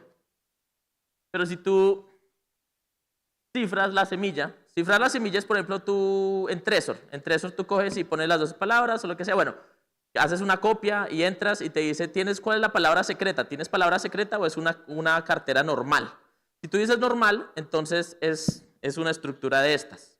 Pero si le agregas una palabra más, entonces terminas con la palabra 25 o passphrase o palabra secreta. Hay diferentes versiones de, digamos que, formas de referirse a esto. Pero terminas con algo como esto, ¿cierto? Tienes la semilla, tienes una palabra más que es secreta y tienes que combinar la semilla y la nueva palabra para llegar a tu Bitcoin, ¿sí? ¿Y qué pasa? Si un día de estos pierdes la semilla, digamos que si se te olvida esa palabra secreta Entonces, ni tu celular ni tus 12 palabras están completas para llegar a tu Bitcoin, ¿cierto? Y eso crea un punto como de fragilidad. Y yo pues he visto mucha gente que, por ejemplo, lo que hacía mucha gente hace tiempo era con las wallet.dat le metían una clave. Tú tienes tu cartera de wallet.dat encriptada con una clave. Bueno, llegan a mí, que yo le ayudo a gente a recuperar carteras perdidas de cripto, no cuando se las roban, pero cuando pierden acceso. Tengo la cartera del 2016, no me acuerdo la clave. Fallo está en encontrar la clave. Le toca hackear, le toca adivinar miles de veces, millones de veces, a ver si le pega, toca hacer, mejor dicho, yo he sido psicólogo, me siento con ellos como que, a ver, ¿en qué comiste ese día? ¿Sí? A ver si se acuerdan más o menos cuál es la palabra. Entonces, es un problema. Eso es un problema y es... Ahora, yo entiendo que, bueno, uno de los problemas que causa esta 25ª palabra es dónde la guardas, ¿no? Porque, digamos, tú tienes tus 12 palabras encaletadas en alguna parte, ¿cierto? Y coges y metes otra clave, o sea, le metes la palabra extra, la clave extra, ¿dónde la guardas? ¿Te la vas a memorizar? ¿Qué tal se te olvide? Y si para que no se te olvide la vas a tener que escribir en algún lado, ¿dónde la vas a escribir? ¿La vas a poner con tus otras palabras? ¿Para qué putas? ¿Para qué haces eso? Perdón mi francés, ¿no? Como dice. ¿Sí? No tiene sentido que la escribas en un papel, entonces te toca ponerla en otro sitio, ¿sí? Entonces ahora agrega complejidad, ¿cierto? Y si alguien descubre la palabra secreta, bueno, lo bueno es que si alguien la descubre no te pueden robar tu Bitcoin, pero si tú olvidas esa palabra, no puedes recuperar tu Bitcoin, ¿cierto? ¿Sí? Y pierdes te desestabiliza la estructura. Entonces, hay mejores formas de manejar ese tipo de riesgos. Yo tenía una foto acá y no la encuentro. A ver, acá está, sí. Hay mejores formas de crear algo que tenga un poquito más de estabilidad. Digamos que la gente, si tú eres una persona pública y ya tienes miles de millones, o sea, millones de dólares en Bitcoin, ok, esto tal vez no es suficiente. Esto tal vez ya no da a par al tipo de autocustodio que necesites. Hay una estructura más fuerte que se llama la multifirma, ¿sí? Y la multifirma te permite tener 5 llaves, de las cuales necesitas 3 para mover el Bitcoin. Eso es mucho mejor. La autofirma tiene un detallito hoy en día, que tú tienes que tener el script, ¿sí? Tienes que tener todas las direcciones públicas y el orden en el cual ellas entraron a el contrato inteligente que te da la multifirma. Esa metadata tienes que guardarla aparte de las otras llaves, por si acaso, es un detallito importante y por eso es que es mejor utilizar carteras que están estandarizadas, que tienen, digamos que compañías grandes de buena reputación como Casa de Jameson Love. Para mí ellos son muy buenos. También está On-Chain Capital. On-Chain tiene una cartera muy buena, estandarizada. Saben lo que están haciendo. Si la gente se pone a hacer su propia multifirma, puede ser complicado porque mucha gente no sabe que tiene no solo que tener todas las llaves privadas, tienen que tener el formato del contrato inteligente que crearon y las llaves públicas y saber en qué orden van, ¿sí? Entonces eso es un detallito importante para cuando lleguen a ese nivel, ¿no? O los que están ahí ya. Y finalmente, el último error es no construir un laberinto, ¿sí? Tengo muchos amigos que son nerdos, son programadores, ingenieros, son unos berracos, o sea, entienden qué es criptografía, entienden los algoritmos. Y el Bitcoin de ellos, si ellos se mueren, cuando se mueran nadie va a encontrar sus Bitcoins. Nadie, no hay forma de recuperarlos, güey. Es capas de encripción, claves y claves. Solo ellos saben entrar, ¿sí? Y eso está muy bien si tú eres un ingeniero o lo que sea, un cripto, bueno, si un super ingeniero, ¿no? Pero el problema es que a veces a la gente se le olvida cómo fue que hizo, ¿sí? Entonces, si tú creas un laberinto para llegar a tu Bitcoin, de pronto te pierdes en el laberinto, ¿sí? Y esto es algo que la gente no entiende y no lo considera, pero esta memoria es suave, es una memoria suave, el cerebro es una memoria suave. O sea, nosotros no estás grabando, cuando tú te grabas la clave de algo en tu cabeza, no estás escribiéndola en piedra, ¿sí? No está grabada en piedra, es algo un poquito más suave, ¿sí? Y si es muy complicado, no es solo la clave, sino el mapa de dónde está el tesoro enterrado. Y si se te olvida el mapa, no encuentras el tesoro, ¿sí? Entonces, sencillo es mejor. Sencillo es mejor. Es mejor tener cuidado de no construir un laberinto. También significa no inventarte tu propia criptografía. Hay gente que creen que son tan sabios que van a decir, no, un amigo mío, un programador de Bitcoin, este tipo es un legendario. Estábamos en un proyecto, en un hackathon. Y de pronto dice, ay, no encuentro los Bitcoins. Yo, ¿cómo así? Sí, la plata una plata que tenía que ver con el evento, no la encuentro, weón. Yo, ¿cómo así que no la encuentras? No la encuentro. Entonces me muestran las palabras y empezamos a ver qué pasó. Metíamos las palabras, no salía la plata, no salía la plata. ¿Cómo hiciste? ¿De dónde sacaste esta cartera? Estas palabras. No, es que esta es mi cartera de JavaScript que yo escribí solo y pues esto es lo que yo utilicé. Literal, el man escribió su cartera en JavaScript para montar y crear la dirección pública donde estaba manejando esa plata. Como que, ok, tú eres un maestro de la programación, nadie lo duda. Pero, güey, o sea, hay carteras de fuente abierta que la gente ha revisado por años con docenas de ingenieros, con plata, y tú cuadraste una JavaScript el fin de semana y te armaste la tuya, no jodas, weón, ¿sí? Entonces, la gente a veces se llenan de confianza y cometen errores estúpidos, como crear tu propia criptografía. ¿Qué pasó? El man había implementado, ¿cómo fue lo que hizo el tipo? Creo que lo que hizo fue que su código no estaba revisando el checksum de las 12 palabras. Entonces, ¿qué pasa? Las últimas cifras del secreto que las 12 palabras representan es una firma que autentica que todo lo que estaba en la mitad estaba bien, ¿sí? Entonces, las primeras 11 palabras, por decirlo así, de las 11 palabras, generas un hash y ese hash genera la última palabra. Y esa última palabra, si tú cambias una de las cifras antes, cambiaría la última, ¿sí? Entonces es un segurito que tiene criptográfico. El código él no estaba revisando eso, entonces había un error, un typo que no había visto. Él creó la dirección pública con un typo en una de las letras. Eso era, y el código no estaba revisando que estuvieran bien escritas las palabras, era eso. Lo encontró de milagro, encontró la plata de milagro, no sé cómo hizo. No durmió como por 3 días. Entonces, pues, no construyan laberintos, no inventen su propia criptografía, a menos de que, ¿sí me entiendes? O sea, utilicen carteras conocidas, carteras de fuente abierta que hayan sido revisadas, ¿sí? ¿Quién aquí sabe si su cartera es de fuente abierta? Importante saber eso. Entonces, es mejor fuente abierta, ¿por qué? Porque si tú estás utilizando una cartera de fuente cerrada, tú no sabes qué código está corriendo y nadie sabe tampoco y nadie lo ha mirado excepto los de la compañía. Entonces, tú estás confiando en la gente de la compañía de esa cartera plenamente, ¿sí? Te pueden dar las 12 palabras, pero ellas podrían tener una copia y tú no sabrías, ¿sí? Entonces, es mejor fuente abierta porque si alguien hace eso en fuente abierta, es mucho más probable que la gente se dé cuenta, o sea, porque tienen un GitHub con el código y ahí hay gente mirando, ¿sí?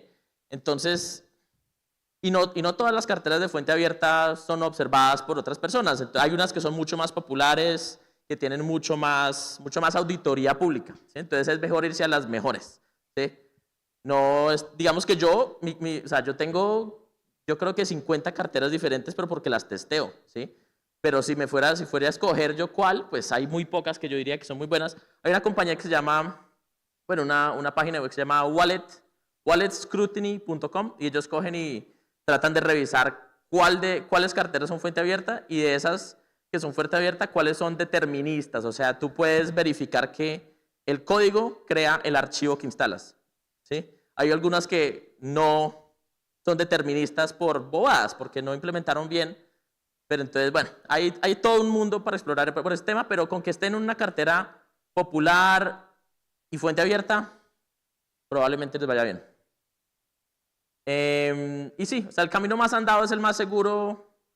Utilicen tecnología bien testeada, estandarizada y no se compliquen la vida mucho. Utilicen carteras de hardware, ¿sí? Y carteras buenas, porque hay muchas carteras en el mercado que son muy complicadas y tienen demasiado código.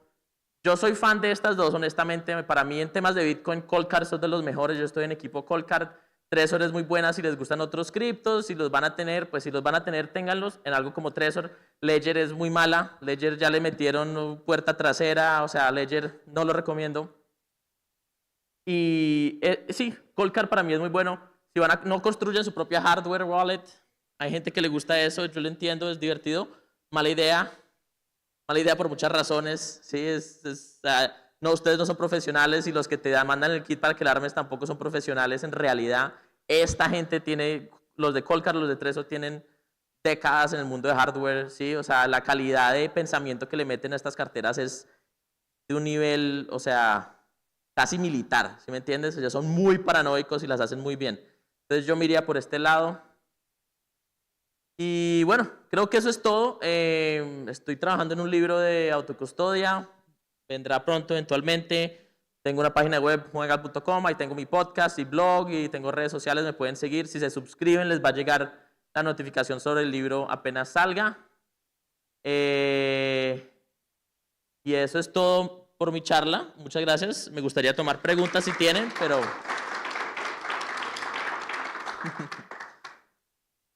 Dale.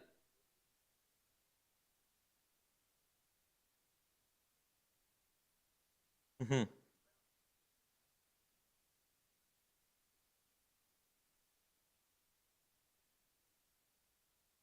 Mm. Sí. No, no. Sí, o sea, primera pregunta, ¿es más complicado? Sí, es más complicado hacer multifirma, ¿sí? Pero está mejor pensado y está mejor diseñado si utilizas una multifirma estándar. Ahora, cuando hablamos de multifirma, multifirma es una galaxia en la que tú puedes hacer lo que te dé la gana. Originalmente la multifirma clásica tenía un máximo de 15 llaves, entonces tú podías tener X de 15 llaves, ¿sí? Entonces podrías tener una multifirma, por ejemplo, una de 15, en la que cualquiera de las 15 llaves pueden mover al pata, o 10 de 15, o 14 de 15, o 15 de 15, listo. Ya estamos entrando en otro mundo en el que tenemos, creo que un límite mucho más grande, tal vez 300 o más, no sé. Entonces, hay muchas combinaciones diferentes, pero las más estandarizadas son 2 de 3 y 3 de 5. 2 de 3 me parece que es muy estable porque es sencillo, no tienes tantas cosas en que pensar y te da esa estabilidad de que si se pierde una, pues tienes otras dos con cuales moverte y estabilizar tu triángulo, tu mesita de 3 patas otra vez, ¿sí?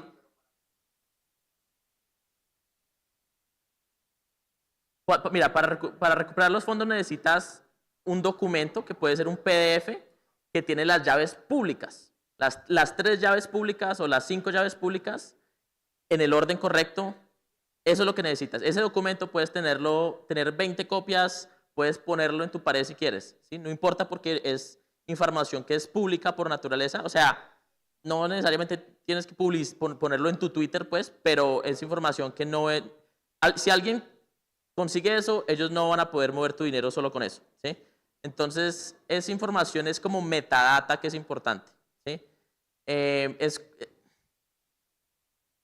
es lo que necesitas, ¿sí?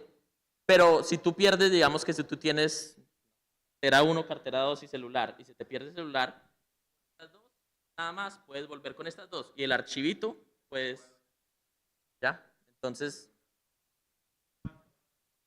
sí, sí hace falta. Sí hace falta. Tienes que saber el orden en el cual las llaves públicas entran y tienes que, creo que hay otra cosa, tienes que tenerla como el hash del script, una cosa así. Para recuperar la semilla.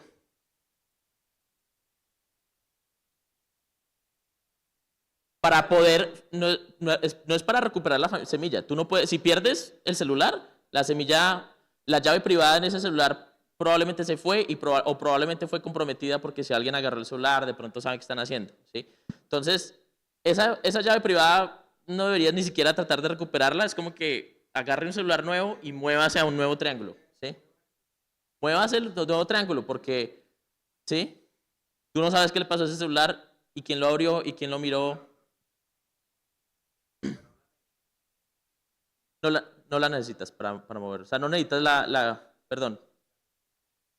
Con 2 ya te puedes mover, exacto. Esa es la diferencia. Entonces, es más estable, ¿sí? Pero si van a utilizar, porque yo entiendo que este punto es controversial, el de la palabra 25 es un punto controversial. Si van a utilizar la 25ª palabra, mi consejo es tengan hartas copias de esa vaina, que no se les vaya a perder. Es mejor que se les que comprometan, o sea, que alguien vea esa palabra, que no pueden hacer nada con ella, a que ustedes la pierdan. Eso es lo único que diría.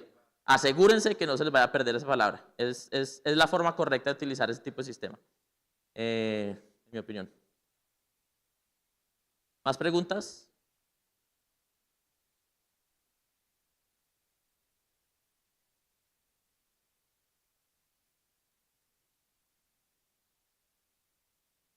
Bitcoin Core, en realidad, bueno, la pregunta es que ¿por qué Bitcoin Core no ha mejorado el tema de las carteras? ¿Por qué siguen utilizando Wallet Total?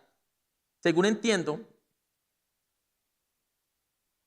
Bitcoin Core lleva años trabajando en el proceso de separar el tema de la cartera del tema del nodo, ¿sí? Para ellos el tema de la cartera no es en realidad su trabajo, ¿sí? Ellos, el trabajo de Bitcoin Core es asegurarse que el protocolo de consenso funcione y que sea, y trabajar en consenso. La cartera en realidad no es algo en lo que ellos estén tan interesados y llevan mucho tiempo modificando el código de Satoshi para que puedan separar esa cartera sin que hayan problemas, porque él la construyó, todo Bitcoin lo construyó todo como un solo ponqué. Entonces están tratando de cortar ese ponquecito para sacarlo. Eventualmente Bitcoin Core ya no va a tener una cartera, una wallet total, va a ser, tú bajas el nodo y se lo instalas a otra cartera, ¿sí? Y va a haber un mercado de carteras. Ese es el punto 1. El punto 2 es que los programadores de Core no les gusta, desde una perspectiva técnica, el tema de las 12 palabras, como fue implementado. Les gusta el sistema en general, pero no como fue implementado, porque el BIP 39 creo que es el que define lo de las 12 palabras, no tiene un sistema de versiones, ¿sí? Entonces, si hay una actualización a ese BIP, no hay ya fue distribuido sin un sistema de versión. Entonces, las carteras no saben si están en versión 1 o 2. Esa crítica hizo que este sistema no entrara a Bitcoin Core. En práctica nunca ha sido un problema. Entonces es como un punto muy académico, técnico, que los programadores de Core dijeron, no, esto no cumple nuestros estándares de seguridad, ¿sí? Allá ellos, comprensible, pero las wallet total son terribles.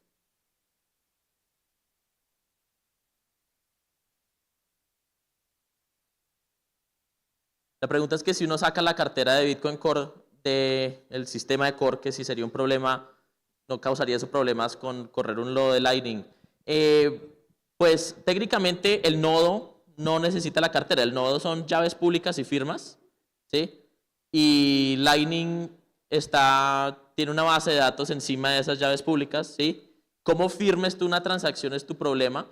Core seguiría definiendo qué es una firma válida y qué no es una firma válida, y habrán 1000 implementaciones de eso. Entonces, no necesita, o sea, ¿qué es una cartera? Una cartera es un programita que dice, con esta llave privada multiplicas la llave privada por lo que sea, por un mensajito, y eso prueba que esta llave privada, esta llave pública es tuya, y le agregas cuánto vas a transferir. Es una vaina así, eso es una cartera, es literal firmar un contratico, ¿sí? Eso lo puede hacer con cualquier esfero, en cualquier papel, sigue siendo un contrato. Entonces, creo que ese es el análisis de los de Core, ¿sí? Y pues para mí tiene sentido, ¿sí? O sea, la cartera de wallet de Core es una cartera que es obsoleta en temas de interfase, de muchas cosas, aunque tiene herramientas muy fuertes.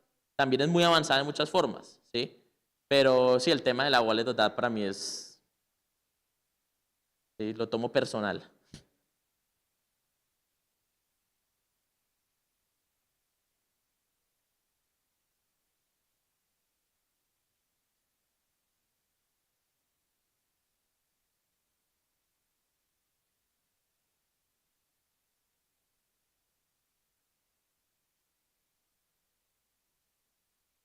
Sí. Sí. Sí, o sea, digamos que el sistema que creo que estás describiendo es el de utilizar Tails. Tails es un sistema operativo, ¿no? Sin Tails. ¿Pero qué sistema operativo? Con Ubuntu. Hermano, ¿sabes cuántas líneas de código tiene Ubuntu? O sea, estamos hablando de 2, 3 gigas de código. ¿Sí me entiendes? ¿Sabes cuánto código tiene Cold Card?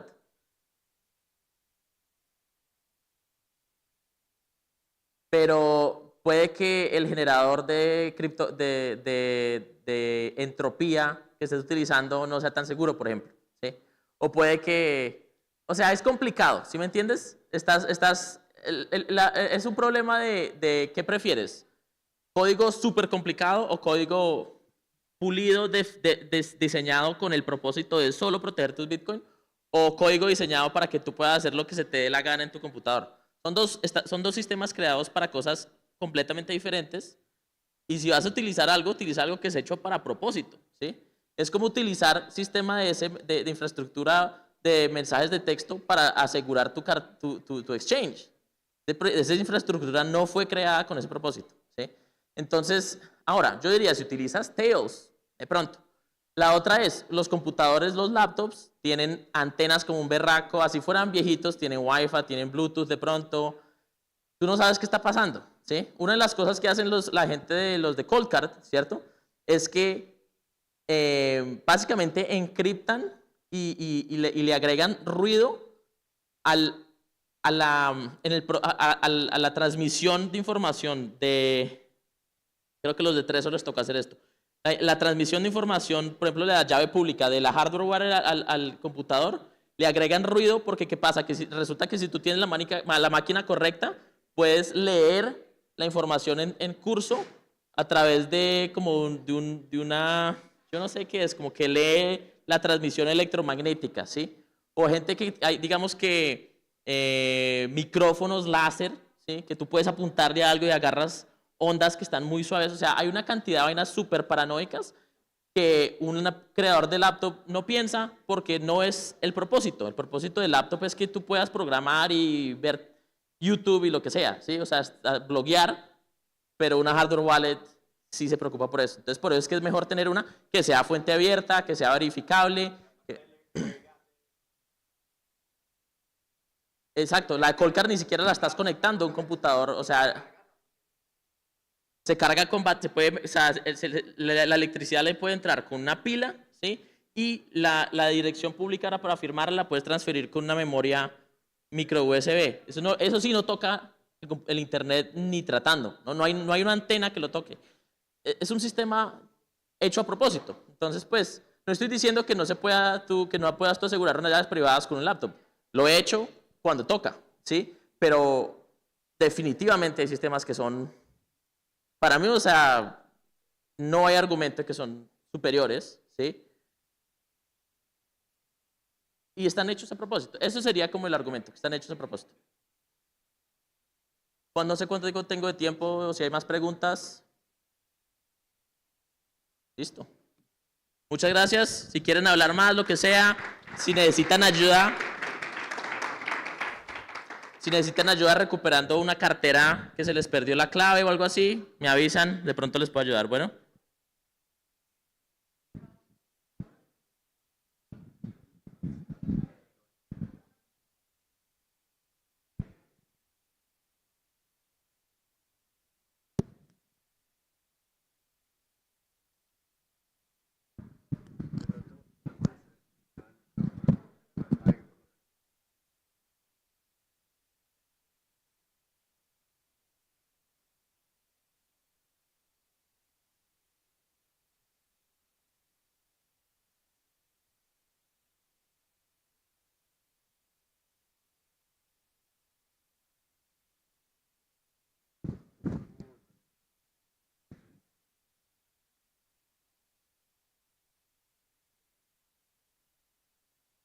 Hola, hola, ¿cómo estás?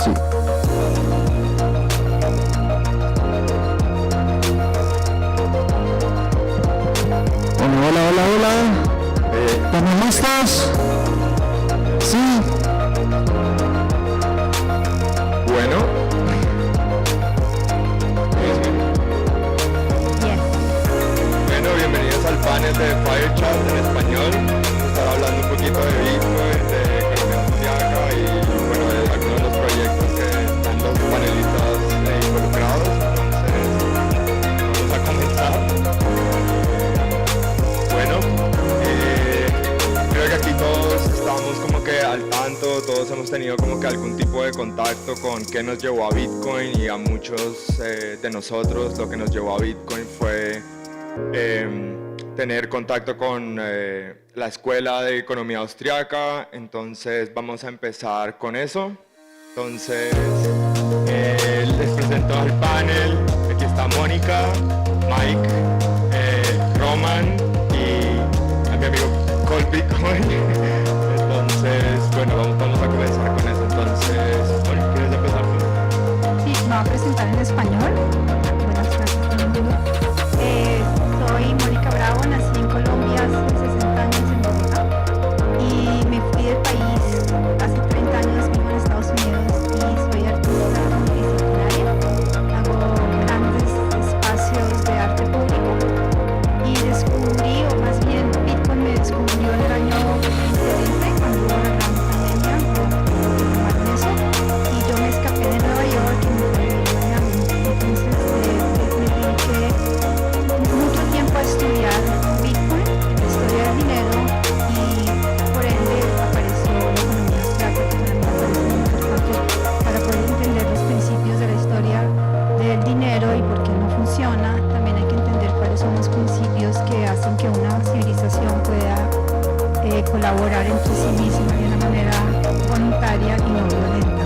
Entonces me dedico a enseñar. Me gusta hacer como estudios de trabajo, grupos de uno a uno. Yo soy muy buena con uno a uno porque me gusta escuchar las necesidades de las personas. Entonces empecé con amigas, luego los hijos de las amigas, los vecinos del hijo del primo. Entonces me mandan a las personas online para Armenia para enseñarles el Bitcoin y les enseño el currículum de mi primer Bitcoin, que me parece fabuloso, no tengo que inventarme nada, es un trabajo maravilloso. Entonces eso es. Y para mí lo más importante es el tiempo, pero podemos hablar de eso después. Ok. Mike, ¿quieres hacer una pequeña presentación? En español, ok, más corto porque no hablo mucho español, pero estoy aquí por una sorpresa porque no puedo encontrar a Will, pero pienso yo soy más guapo que él, entonces no hay problema. Y no, soy en parte del equipo de Bitcoin Beach, una economía circular en El Salvador. Pasa los pasados 20 años en El Salvador.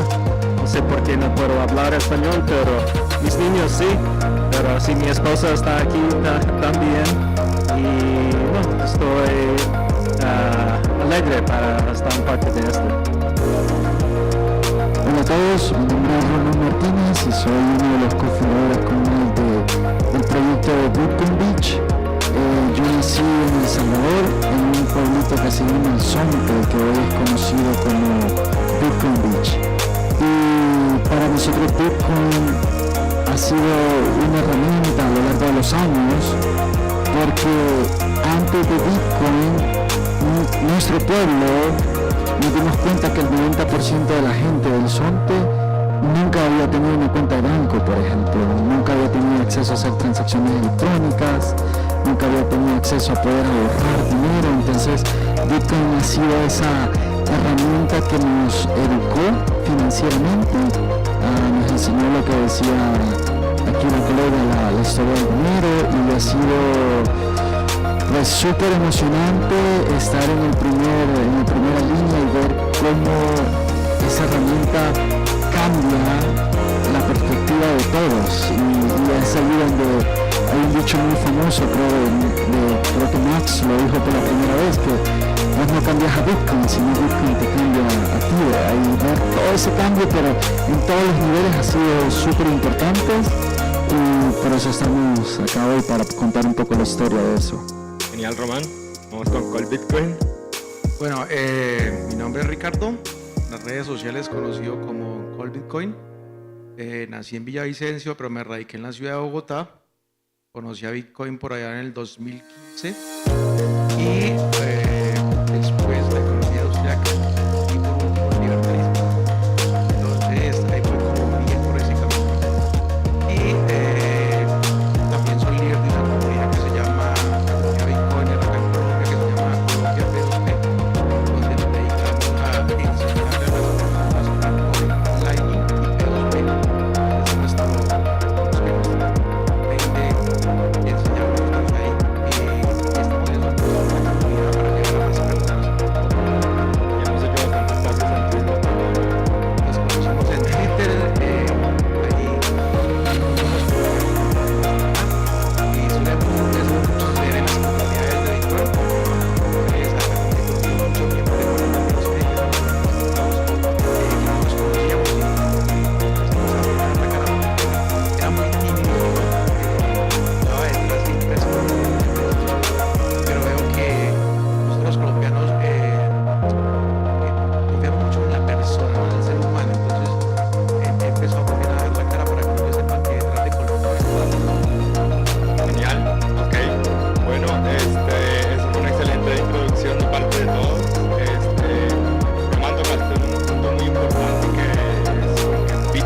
cambia a ti, tú no cambias a Bitcoin. Entonces de pronto quisiera hacer otra ronda más preguntándole a cada uno cómo sienten que Bitcoin nos ha cambiado. Para mí Bitcoin es un estado de conciencia aumentar. Para mí ha sido la síntesis de todas las prácticas que he recibido en mi vida. Lo encontré, digamos, entre comillas, tarde en para Bitcoin. En ese momento que me di cuenta era que me sentía como una plataforma para poder integrar todos mis intereses, porque a mí me interesan muchas cosas. Entonces para mí ha sido exactamente eso, es un estado de conciencia y no solamente es una oportunidad financiera, pero también establece comunidad, establece conciencia, establece innovación, ayuda a que encontremos la oportunidad para colaborar de manera no violenta, nos enseña sobre la propiedad privada. Entonces tiene una cantidad de principios que para mí son súper importantes, que de por sí yo ya los tenía, pero no sabía que pertenecían ni a Bitcoin ni a la economía austriaca. Entonces para mí ha sido la síntesis total de muchas prácticas. Genial. Mike. Para mí, Bitcoin es una cosa que cambia la mentalidad de toda la gente que entra en puede ver en El Salvador con los jóvenes. Antes, siempre cuando gana $5, gasta $5. Pero ahora, cuando está ganando en satoshis, es pensar pues es mejor para ahorrar por el futuro, porque el valor está subiendo. Entonces, está una cosa que puede cambiar la mente de la gente. Y lo otro es poner todo en la nivel igual. No es como antes está, o como el sistema que tenemos ahora. Personas de Estados Unidos o Europa tienen acceso de Venmo o Cash App o Zelle, puede mandar dinero, está bien simple, pero por la gente de El Salvador, la mayoría no tiene acceso de un cuenta bancario y no tiene este tipo de acceso y también no tiene la capacidad, la cantidad de dinero que es necesario para tener este tipo de cuenta, entonces está afuera del sistema. Pero con Bitcoin todo está en el sistema, todo tiene derechos iguales, entonces puede cambiar el mundo en esa forma. Genial.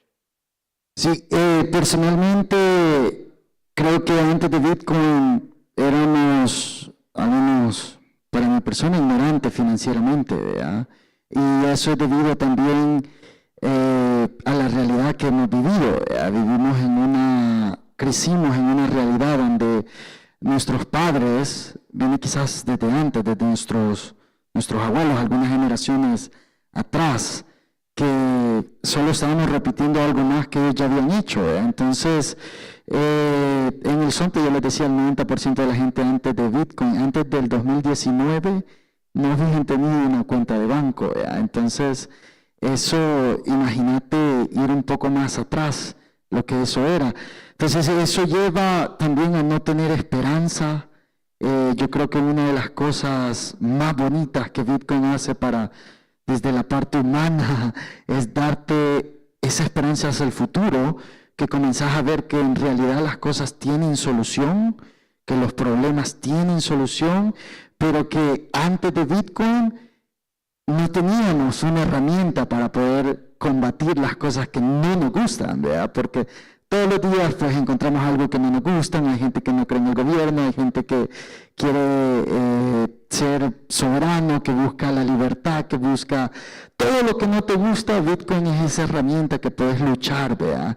Pero también una de las cosas más bonitas es lo que Mike decía, Bitcoin es igualdad de oportunidad, que a lo largo de la historia el juego no ha sido justo, ¿verdad? Y hay gente que, quieras o no, ha tenido más oportunidades que los demás. Y si sacamos a Bitcoin de la ecuación, el mundo es un mundo bien injusto, porque todos nos educamos de una forma diferente, todos estamos expuestos en una manera diferente, pero con Bitcoin es lo más bonito de ver que una persona de África, una persona de El Salvador, una persona de Colombia, de Brasil, de Perú, de Estados Unidos, Canadá, todos tenemos la misma oportunidad. No no el mismo resultado, porque eso sí ya depende del trabajo de cada quien que hace, a cómo nos comprometemos. Y de ahí creo lo que decía Oliver, lo que decía Jeff, que una vez que comenzás a entender que en realidad tu tiempo es el asset, es el activo más importante que tenemos, y Bitcoin es esa herramienta también que personalmente nos permite protegernos y que nadie nos robe el tiempo de vida, ¿verdad? Que gastamos por un salario, por una retribución o por algo. Entonces, Bitcoin nos ha cambiado la vida en un montón de cosas, ¿verdad? El hecho de estar aquí hoy sentados aquí en Colombia, siempre habíamos querido venir a Colombia y hoy estamos aquí en Medellín hablando de Bitcoin y de todo lo bueno que está pasando en El Salvador, para nosotros ya es un sueño, ¿verdad? Así que... Qué genial. ¿Qué con Bitcoin? Bueno, yo siempre he dicho que Bitcoin es un despertar. Para mí ha sido un despertar y un salir del sistema. Es curioso porque cuando uno empieza con Bitcoin, uno empieza a aprender una cantidad de materias que antes no había tenido en cuenta, desde la matemática, programación, política, economía, y puedo seguir nombrando la cantidad de materias que usted empieza a estudiar, porque es un despertar. Uno vive un letargo ahí que no ha logrado entender, porque toda la vida desde que nacemos hemos estado usando los papeles, el dinero fiat, y lograr uno salirse de ahí, lograr entender cómo funciona o cómo lo tiene atrapado uno ese sistema, es complejo. Y por eso muchas veces yo entiendo a las personas cuando yo voy por la calle y estas personas no se interesan por Bitcoin, porque yo sé que es difícil salir de ahí. No es fácil entender Bitcoin. Tienes que despertar y volver a nacer y a empezar, ¿cierto? Entonces yo siempre digo que yo no tengo 40 años, ¿tantos? Yo ya tengo solamente, desde el 2015 tengo 10 años. Ok. Bueno, ahí tienen. Román, creo que mencionaste una cosa muy interesante y que acompaña muy bien lo que decía Mónica, que creo que la gente que se alinea con Bitcoin tiene y maneja ciertos valores que a veces uno ni siquiera sabía que uno tenía, ¿cierto, Moni? Y realmente se combina con lo que dijiste, que ha dicho también Michael Saylor en muchas oportunidades, lo de que Bitcoin es esperanza, ¿no? Sobre todo que nosotros que estamos en Latinoamérica nos damos cuenta de la oportunidad de que ahora tu trabajo por fin vale algo, ¿no? Como que ahora puedes ahorrar y puedes ver que tu ahorro es significativo y no es insignificante, ¿no? Como solía ser al principio. Entonces, a pesar de que algunas personas ya, digamos, tienen los valores, ese agregado de tener esperanza te hace positivo, te hace productivo, te hace proactivo, y creo que eso es algo que uno contagia en las otras personas. Entonces, quería preguntarles, ¿cómo piensan ustedes que afecta a Bitcoin a nivel social las comunidades en las que ustedes están, su familia, simplemente las personas con las que ustedes tienen contacto inmediato o no tan inmediato? Moni, no sé si quieras empezar. Yo creo que una cosa que hay que entender es que si uno no tiene responsabilidad consigo mismo y no tiene como compromiso y no tiene integridad, Bitcoin no va a hacer nada por uno. Entonces, para mí es importante como realzar que si uno tiene ese compromiso y uno quiere invertir tiempo estudiando, educándose y ampliando la información que Bitcoin le da a uno, porque como dices tú, o sea, uno empieza a estudiar otras materias, es ese compromiso y esa responsabilidad que hace que uno pueda transformar y evolucionar su vida, que hace que el ambiente donde esté también esté afectado. Entonces no se trata de ir y tratar de forzar a nadie a que hagan esto. Yo no me gasto un segundo de mi tiempo tratando de convencer a alguien de Bitcoin, jamás. Lo que sí le pregunto a la gente es que si tienen tiempo suficiente para invertir en su propia educación. Entonces cuando les doy la responsabilidad, ellos ya vuelven con sí o no me importa, y entonces ahí yo ya actúo, pero no estoy tratando de empujar porque yo no quiero cambiarle la vida a nadie. O sea, aquí no, yo no soy Jesucristo, ni mucho menos. Ok. Menos. Mike. que yo veo en la comunidad, especialmente en el horizonte, es cambiar la mentalidad por las jóvenes para no solo pensar para hoy, pero pensar para la futura. Entonces, no solo en el área de dinero, pero en todas las áreas. Entonces, que yo veo en los jóvenes es, antes no quiere ir por universidad, porque pensar, no, es mejor para ganar un salario ahora. Y con Bitcoin, cuando ellos empezaron cambia todas las cosas en la vida. Ellos están pensando para, sí, posible necesita perder mi salario ahora, pero en la futura tiene un mejor trabajo, mejor salario. Y este cambio, yo pienso, viene con Bitcoin, porque es una herramienta que personas pueden aprender para pensar en la futura. Dale. ¿Cómo afecta positivo o negativamente? A nivel general, si piensas que hay cambios negativos, si piensas que hay cambios positivos, puedes mencionar ambos. Ok. No, es bien curioso. Yo creo que Bitcoin Beach ha sido el proof of work de qué es una economía circular, ¿vea? De Bitcoin. Y una de las cosas cuando Bitcoin es el estándar y se comienza a construir cosas en el estándar de Bitcoin, todo comienza a cambiar, porque va de la mano con hacer las cosas bien, resolver las cosas, o mejor dicho, las cosas ahorita funcionan para un cierto número de personas bien pequeño, ¿verdad? Pero en realidad para la mayoría de personas no funciona, hay una gran desigualdad enorme, ¿verdad? Entonces creo que el sentimiento cuando comenzás a construir en Bitcoin es solucionar las cosas que no funcionan y hacerlas que sean accesibles para más personas. Entonces, genera un sentimiento de esperanza hacia el futuro, genera una emoción de querer construir más, y es lo que nosotros estamos viendo ahorita, no solo en el Zonte, en Berlín o en El Salvador, sino que gente que llegó por Bitcoin, gente que llegó para surfear, y al final dicen, no, aquí me quiero quedar a vivir, o algo muy de frecuente que pasa, un retirado de Canadá, de Estados Unidos, que iba con la idea de retirarse en El Salvador y llega y dice, no, o sea, que hay miles de cosas que necesitamos solucionar, y como que la esperanza otra vez de comenzar a hacer algo, de buscar una solución.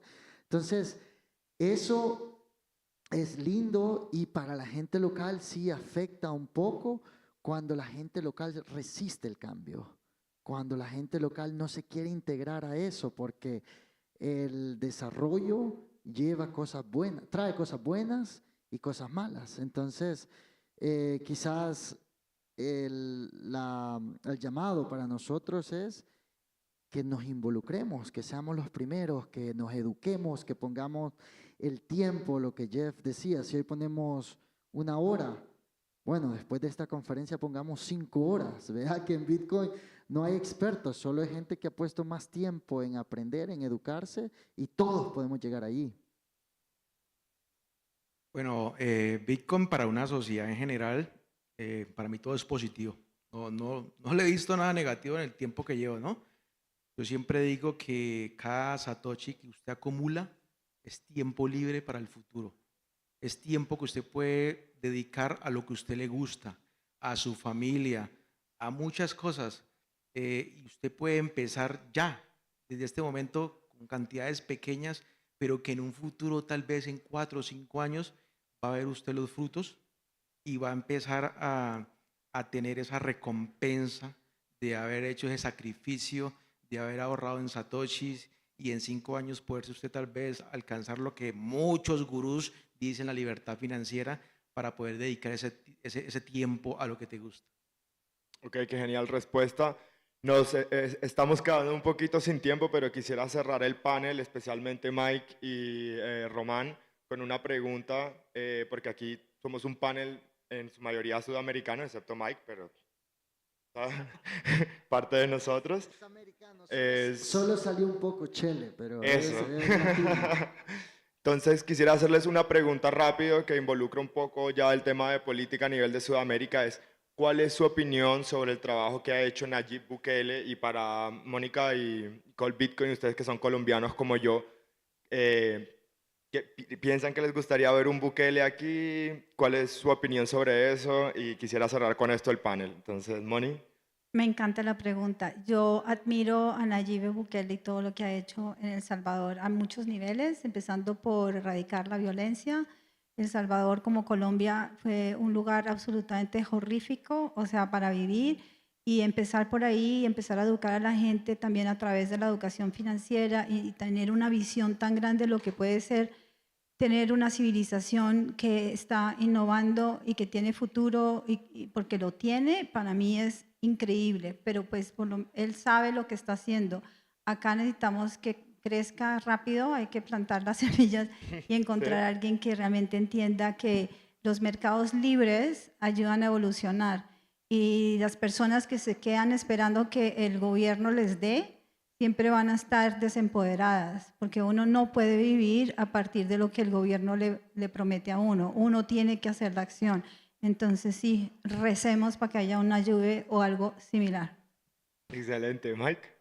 Y realmente yo nunca pongo mi fe en un político, pero que yo puedo ver es Nayib está trabajando por la gente, está cambiando el país por bien, y está viviendo en El Salvador por casi 20 años, y todos los políticos antes solo estaban buscando para una forma para robar el país. Entonces Nayib yo pienso está trabajando por la gente, está haciendo decisiones buenas, y puede sentir un cambio en el aire en El Salvador. Todo está emocionado por la futura, entonces yo pienso él está haciendo muy buen trabajo. Excelente. Sí, yo creo que una de las cosas más importantes de los cambios que, como Mike dice, que quien fue a El Salvador en los años pasados y regresa ahorita en la actualidad, tal vez no van a ver el país desarrollado con infraestructura como mucha gente se lo imagina ahora El Salvador, pero uno de los cambios que sí ha pasado es la forma de pensar de los salvadoreños. ¿Y por qué esto es importante? Porque todo cambio viene por acá. Entonces, yo creo que los salvadoreños, por la primera vez en mucho tiempo, estamos soñando que nuestro país puede ser grande, o como el presidente Bukele decía, somos pequeños pero podemos ser grandes, ¿vea? Y creo que esa ha sido una de las cosas más importantes que ha hecho a los salvadoreños soñar nuevamente, y ha hecho a los salvadoreños sentirse orgullosos de ser salvadoreños. Y creo que cuando eso pasa, te sentís orgulloso y sos salvadoreño, te vienen las ganas de hacer cosas mejores, porque también eso viene con cuando una persona es un líder inspira a los demás a ser mejor. Y creo que ese es un factor bien que lo puedes ver. En El Salvador, toda la gente, muchos toman ejemplo del presidente Bukele. Hay, como dice, cambiar el país no solo de él, no es solo la responsabilidad de él, pero todos podemos y todos podemos contribuir y poner nuestro granito de arena, y cada vez son más salvadoreños que piensan de esa forma. Entonces, yo creo que vamos por un muy buen camino. Excelente. ¿Con el Bitcoin? Bueno, para mí me la puso difícil, ¿no? No, mentiras, está súper fácil. Mire, para el caso exclusivo de Colombia, yo lo tomaría de la siguiente manera. En seguridad, Bukele. Y en lo económico, presidente electo de Argentina, Milei. O sea, necesitamos un líder que reúna esas dos cosas y listo. Ok, bueno, por favor un aplauso para el panel en español, son un genial trabajo. Bueno, vamos a seguir con la keynote de BJ, va a estar aquí en un momento. Una pequeña foto.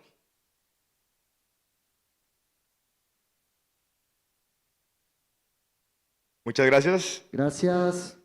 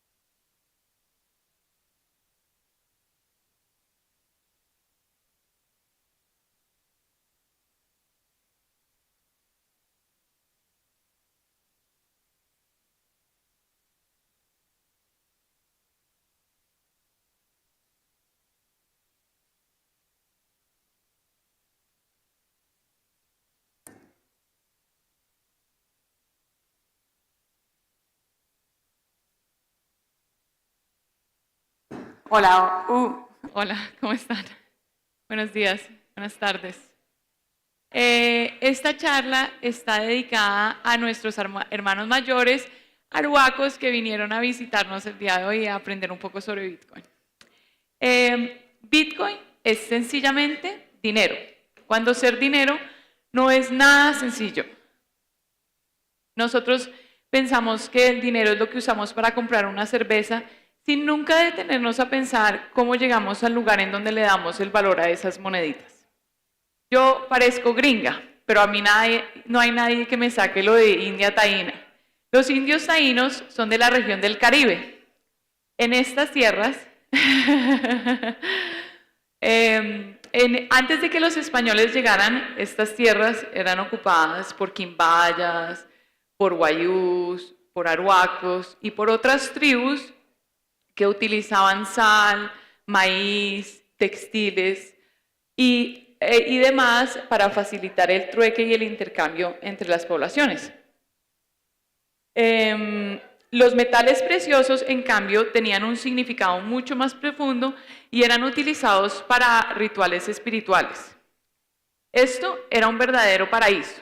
Ya no. Aquí los españoles vinieron y saquearon todo, ya no sale ni siquiera pescado del mar y los países desarrollados continúan absorbiendo todas nuestras riquezas. Como bien explica Gladstein en su libro, el IMF vende explotación como si fuera desarrollo. Cuando los europeos llegaron a las Américas, ya llevaban más de 2000 años fundiendo monedas de oro en Europa. Entonces nosotros, pues, cuando nos pidieron oro, los veíamos como emisarios de los dioses. No esperábamos realmente la realidad que se nos avecinaba. Francisco Pizarro y sus tropas llegaron al Perú con el objetivo de conquistar a todo el pueblo inca y de robarse todas sus riquezas. Con la disculpa de realizar una reunión diplomática, ellos secuestraron al emperador Atahualpa, quien pagó por su liberación 6 toneladas de oro y 12 toneladas de plata. En ese momento en Europa solamente había 300 toneladas de oro. Entonces imagínense en comparación, digamos, 6 toneladas de oro ya es una cantidad que él estaba dispuesto a pagar por su liberación. Y apenas él pagó esa exorbitante extorsión, fue ejecutado. En la región andina, donde hoy nos encontramos, y al sur los incas, la población indígena disminuyó de 10 millones de habitantes a menos de 2 millones de habitantes. En las minas de Potosí, la extracción de plata resultó en la muerte de más de 8 millones de indígenas que trabajaban en condiciones inhumanas. Esta cifra es 10 veces superior al genocidio de Ruanda. La leyenda de una tierra de riquezas inimaginables los llevó a aventurarse aún más al norte hasta llegar a un territorio hoy conocido como el Altiplano Cundiboyacense. Allá descubrieron el dorado, el mítico baño ceremonial del cacique Muisca, cubierto de polvo, sumergiéndose en las aguas de la laguna de Guatavita como ofrenda a sus dioses. Al norte, donde hoy es México, Hernán Cortés subyugó al pueblo azteca. En total, el genocidio de América cobró más de 50 millones de vidas a lo largo de 100 años, convirtiéndose en uno de los mayores desastres demográficos de nuestra historia y destruyendo todo un sistema cultural y económico que cambió el continente por siempre. En esta osadía perecieron menos de 1 millón de conquistadores europeos. Sí, cerca del 80% de estas muertes fueron causadas por epidemias como la viruela y la gripe. Pero eso quiere decir que 10 millones de indígenas murieron a causa directa del trabajo forzado y de la violencia. Esto es equivalente al Holocausto judío. Estas cifras no incluyen los secuestrados de África ni el exterminio total de Norteamérica por parte de los británicos. Antes de la llegada de los europeos, ellos tenían 300 toneladas de oro, pero de Sudamérica extrajeron más de 1.700 toneladas de oro. ¿Pero por qué murieron tantas personas? ¿Qué valor tenía el oro y la plata que llevó a que fueran tan codiciados y a unas acciones tan bárbaras por parte de los europeos? Bueno, pues históricamente el dinero ha tenido ciertas características.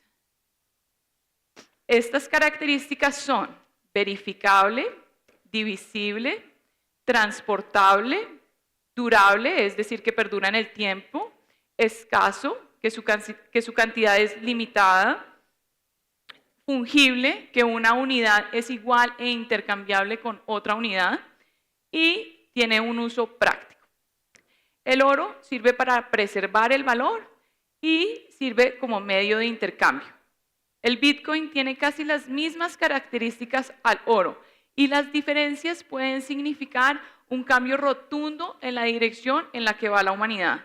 Además de tener todas las cualidades del oro, el Bitcoin también es absolutamente escaso, apolítico, ingobernable, descentralizado, inmutable, inconfiscable e incensurable. Para entender por qué importa la escasez de Bitcoin, debemos hablar de la inflación. ¿Qué es la inflación? La inflación es el aumento en la cantidad de dinero en circulación. La inflación afecta desproporcionalmente a las personas de bajos ingresos porque los ricos no guardan sus ahorros en el banco, los guardan en bienes e inversiones. Entonces, por ejemplo, si yo tengo 100.000 pesos y los guardo debajo del colchón para comprarme una tierra mañana, ya el día de mañana esa plata ha perdido su valor y ya no me alcanza para comprar la tierra. Volvamos a nuestro mundo histórico donde se perpetuó la aniquilación más bárbara de nuestra historia.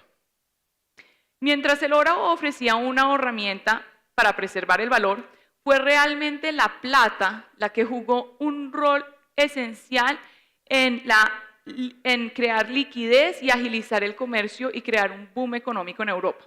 Sin embargo, en ese momento Europa contaba con 10.000 toneladas de plata y de las Américas extrayeron más de 145.000 toneladas de plata. Esto causó un auge de liquidez, pero también causó un episodio de inflación conocido como la revolución de los precios. Suena muy parecido a lo que vivimos hoy en día. La oferta de bienes no pudo igualar el aumento vertiginoso de dinero en circulación y los precios subieron rápidamente. A pesar de los problemas inflacionarios, pues todo ese dinero sí facilitó el auge del comercio entre globales en ese momento. Pero son tan garosos, tan avaros, que todo ese dinero no fue suficiente. En 1544, los británicos comenzaron a degradar la calidad del metal mezclándolo con cobre. Esto se vino a conocer como la gran adulteración monetaria y sentó un precedente para que los gobiernos manipularan la emisión de dinero para financiar deudas y guerras. Una práctica que se repetiría durante siglos y que se continúa repitiendo hoy en día. En el siglo XVII y XVIII, los españoles continuaron acumulando recursos de los países que tenían colonizados y para financiar sus expansiones militares. En el siglo XIX, es decir, en 1800, Gran Bretaña finalmente adoptó el patrón Bitcoin, vinculando su dinero papel a el oro en sus bóvedas. Esto lo hizo para estabilizar el comercio internacional, pero para 1900, con el deseo de involucrarse en una guerra contra los alemanes, ya empezaron a imprimir más dinero y se olvidaron del patrón oro. Entonces, Gran Bretaña, Alemania y Francia desocuparon sus reservas rápidamente, causando una inflación gigantesca.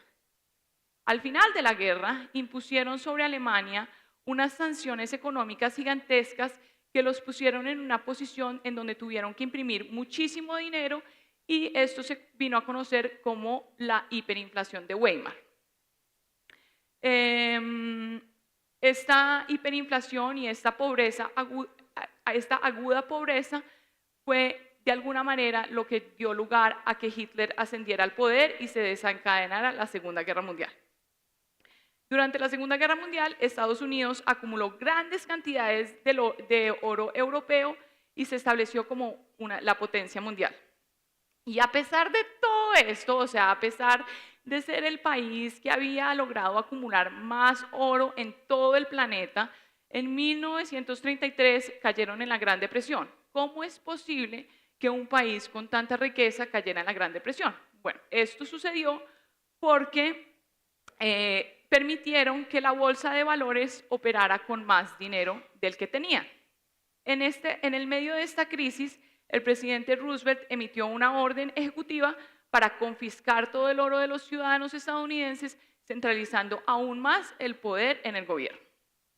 En 1944, en la conferencia de Bretton Woods, se estableció el sistema financiero internacional que vinculaba las monedas globales con el dólar estadounidense, el cual estaba vinculado al oro. Este acuerdo consolidó el dólar como la moneda de reserva mundial, dándole a los Estados Unidos un poder sin precedentes en la economía global. Sin embargo, nuevamente, para poder financiar la guerra de Vietnam, en 1971 el presidente Nixon se separó del patrón oro y empezó a imprimir dinero. El colapso del patrón oro dio paso al sistema que tenemos hoy en día, que es el sistema de monedas fiduciarias controladas por bancos centrales, liderado por la Reserva Federal de Estados Unidos. Estos bancos se involucran en una práctica nefasta que se llama la reserva fraccionaria, en donde los bancos solamente deben tener en sus cofres el 10% del dinero que prestan. Eso quiere decir que si tú vas al banco y depositas 100.000 pesos, el banco va a prestar 900.000 pesos. Pero esto ocurre a unas escalas astronómicas y cuando los deudores no pueden pagar sus deudas, los bancos se quiebran o los gobiernos imprimen aún más dinero para salvar a los bancos.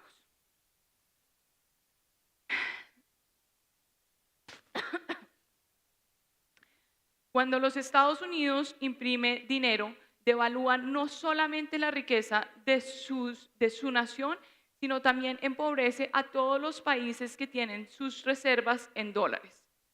Henry Ford dijo alguna vez, es bueno que la gente no entienda nuestro sistema bancario y monetario, porque si lo hicieran, creo que habría una revolución antes de mañana por la mañana.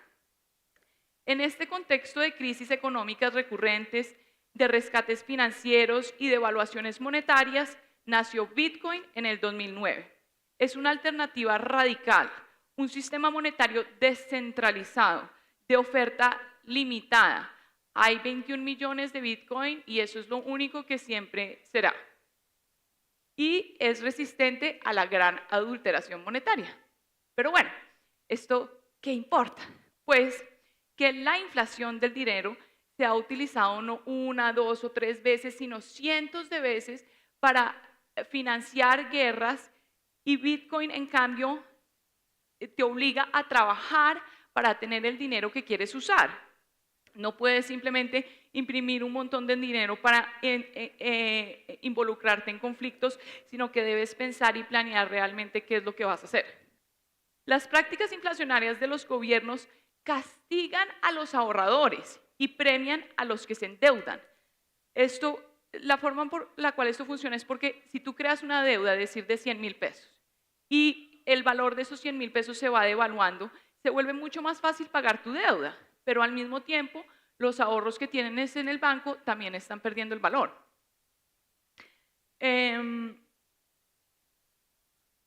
Necesitamos separar el dinero del Estado para evitar que la riqueza se concentre en unas pocas manos. Bitcoin, como es apolítico e ingobernable, no hay una persona, empresa o país que pueda imprimir más. Y por lo tanto es un sistema más justo. Bitcoin es la democratización del dinero. Imaginémonos que el dinero es una batería y en esa batería nosotros estamos guardando el resultado de nuestros esfuerzos y de nuestro sacrificio. Digamos que esta batería nosotros la tenemos en fiat, es decir, en pesos colombianos o en dólares. Cada vez esta batería no es una muy buena batería, porque a lo largo que pasa el tiempo, esta batería se va descargando y el fruto de nuestros trabajos se va devaluando.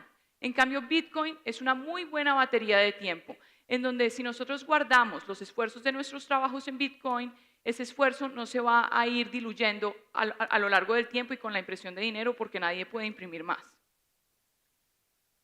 Como Bitcoin preserva el valor, entonces vamos a pensar más antes de gastarlo, obligando a que la sociedad cree sistemas más optimizados y eficientes. En vez de promover el consumismo exacerbado de nuestra época, el Bitcoin nos invita a valorar la preferencia de tiempo lenta. Incluso podría ser parte de la solución a los problemas ambientales de nuestra era, porque para poder mantener el sistema fiat funcionando, tenemos que gastarlo porque no nos dura en la cuenta. Entonces, promueve como ese consumo exagerado que nosotros tenemos hoy en día, en el que gastamos y gastamos y gastamos porque nuestra plata va a valer menos mañana, y pues si la plata no vale nada, pues ¿para qué la guardo? Y consumimos mucho más de lo que debemos. Entonces el Bitcoin posiblemente pueda tener una influencia muy positiva en los problemas que tenemos hoy en día, de que estamos usando una naturaleza que es finita de una forma como si fuera infinita, cuando realmente no lo es. Nos puede ayudar al manejo de nuestros recursos. Bueno, a los economistas les encanta decir que una inflación del 1% es buenísima para incentivar la producción. Lo que pasa es que en la realidad nunca es una inflación del 1%. Aquí podemos ver la tasa de inflación en Colombia en los últimos 50 años y como pueden ver, pues los ahorros de los colombianos han estado siendo atacados durante décadas. Es muy fácil controlar a un pueblo cuando controlas su dinero. América Latina estamos atrapados en un modelo extractivo y dependiente, que hasta hoy sigue marcando nuestra realidad política y económica. ¿Por qué debemos seguir usando el dinero de las personas que saquearon el oro y nos sometieron a una existencia de esclavitud? Es absurdo. Pero si a ti no te importa la política, tranquilo, a Bitcoin tampoco. Bitcoin al final del día es solo plata y lo puedes usar simplemente porque es una herramienta práctica y útil. Bitcoin no requiere de intermediarios como los bancos. Los costos de transacción son más bajos en comparación con los servicios tradicionales de remesas como Western Union y las transferencias bancarias. No necesitas una cuenta bancaria ni el permiso de un banco para que te provea servicios. Puedes usarlo libremente y cualquiera puede transaccionar. Bitcoin permite que tus transacciones sean privadas. No tienes que darle tus datos personales ni al banco ni a la persona que le estás pagando, y pues protege la integridad de tu privacidad más que el sistema actual. Bitcoin tampoco te juzga. No tiene una opinión sobre tus transacciones y por qué la haces, y es incensurable y nadie puede decidir si tu transacción si lo que quieres pagar es válido o no. Tu transacción va a pasar. Es incluyente. Sirve para personas que no están bancarizadas o que tienen un acceso muy limitado a las finanzas tradicionales. Y finalmente, las transacciones son verificables en un registro público, asegurando responsabilidad y reduciendo el riesgo.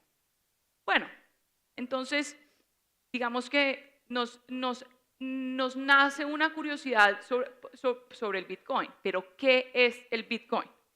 El Bitcoin es un libro contable. Básicamente, en términos muy sencillos, eso es lo que es. Es un libro contable público. Pero en este libro de contabilidad están ingresadas muchísimas transacciones, pero estas transacciones no están identificadas con tu nombre, sino con un seudónimo.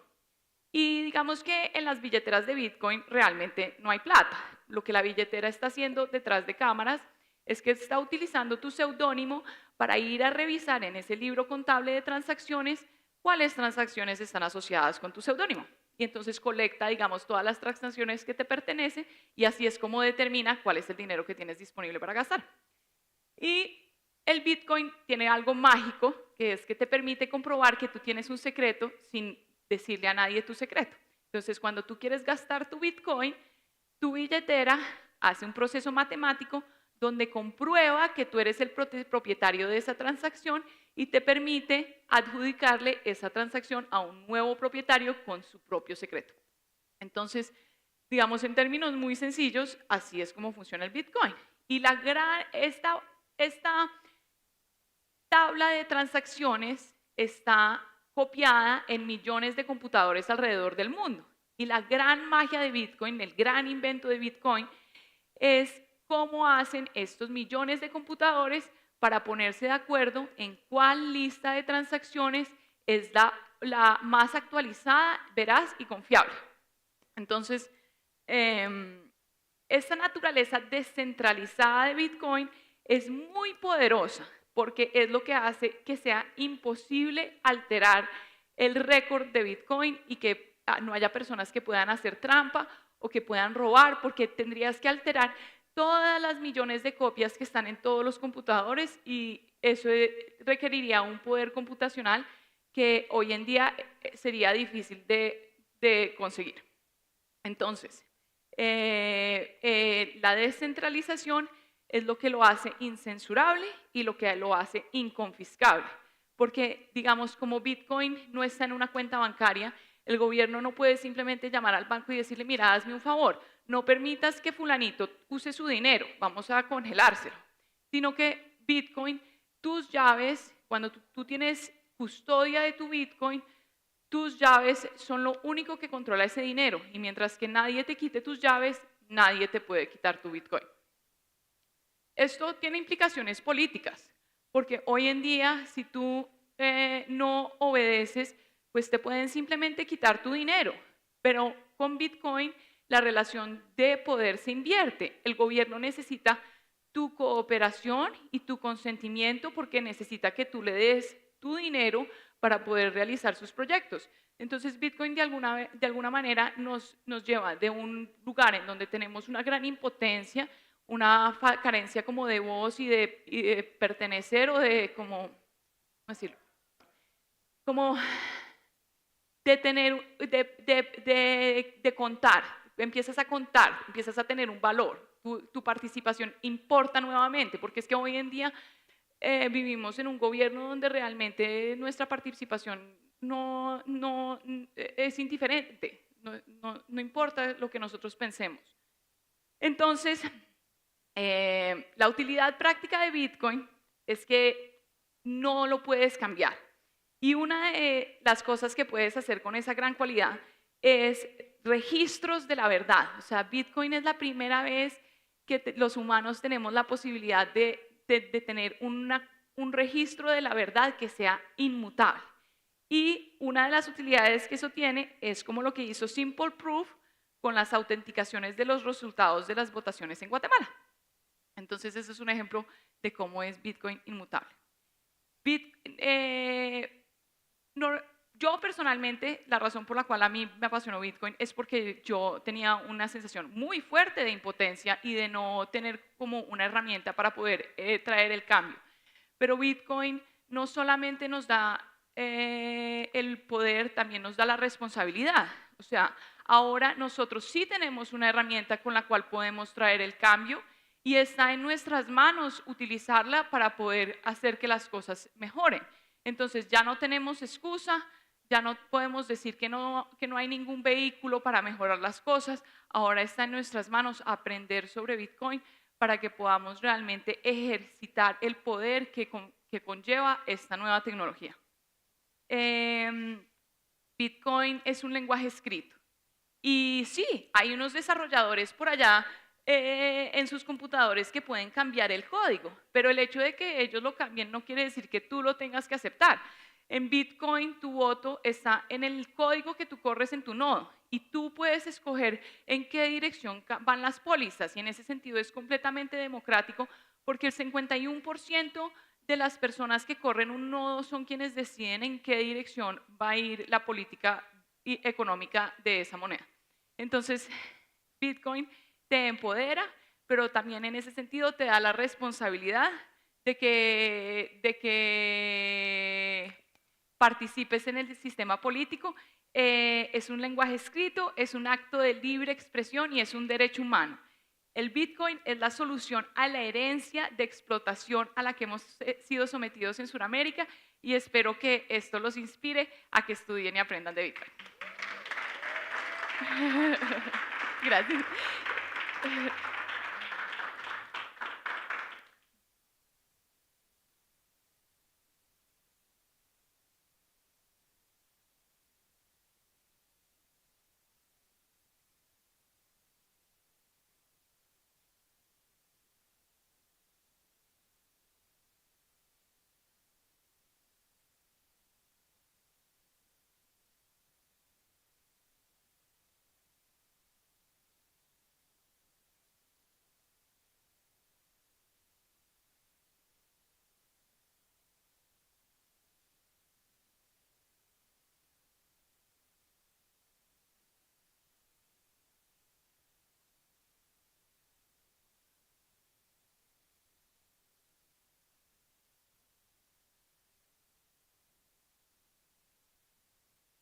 Bueno, ahora quisiera introducir a BJ Ditcher, que es un autor y podcaster que nos va a hablar un poco más sobre Bitcoin. ¿En inglés o en español?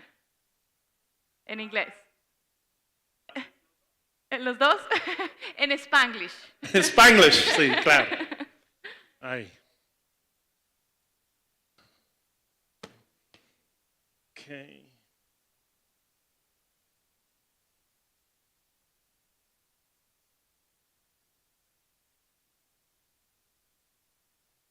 Hello, everybody. I was on a podcast earlier this week called Bitcoin Latinos Podcast. And this was the first interview I ever did in Spanish, porque mi español es horrible. And they said to me, do us a favor. If you're going to go to Colombia and speak, don't do what everybody else does, come and speak in English, and then half of us don't really understand. If you can speak in Spanish, then try to do it. So this is going to be my first attempt in my life to speak in Spanish. I might go in and out. I'm going to do it the Canadian style. The Canadian politicians always go in and out from French and English. I'm going to try to do the same, but we'll try to stick to as much Spanish as possible.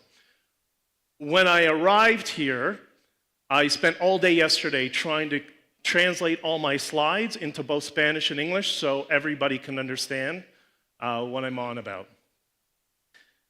Y para mí este un momento muy especial porque yo vine a Medellín la primera vez en el año 2003.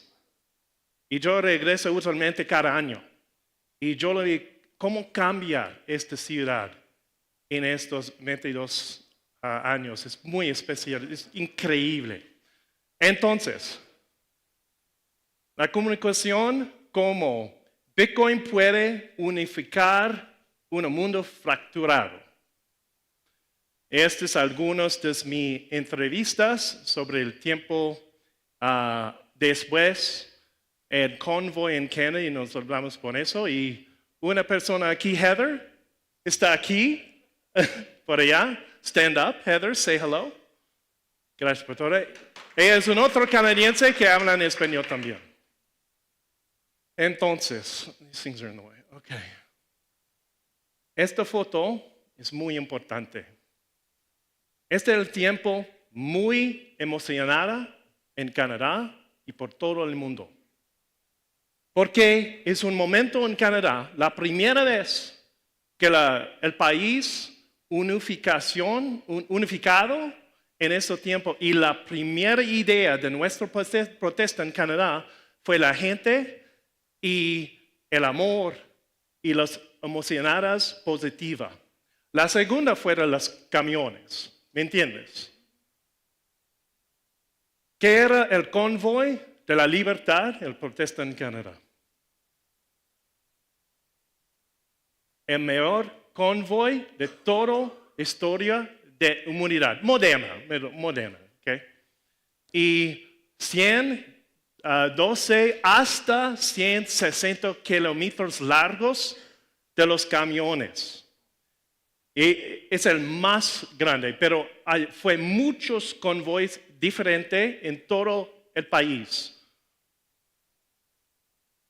Viajaron más que 5,000 kilómetros, porque Canadá es tan grande, pero los convoys varias vengan de las oriente y occidente, todo el país. Muy especial este momento. Entre 36,000 hasta 50,000 camiones registraron por esa protesta y inspiró convoys en casi 40 países en el mundo, en Bolivia, en México, en Colombia también, en Brasil, en Israel, en Irán y muchos países del mundo.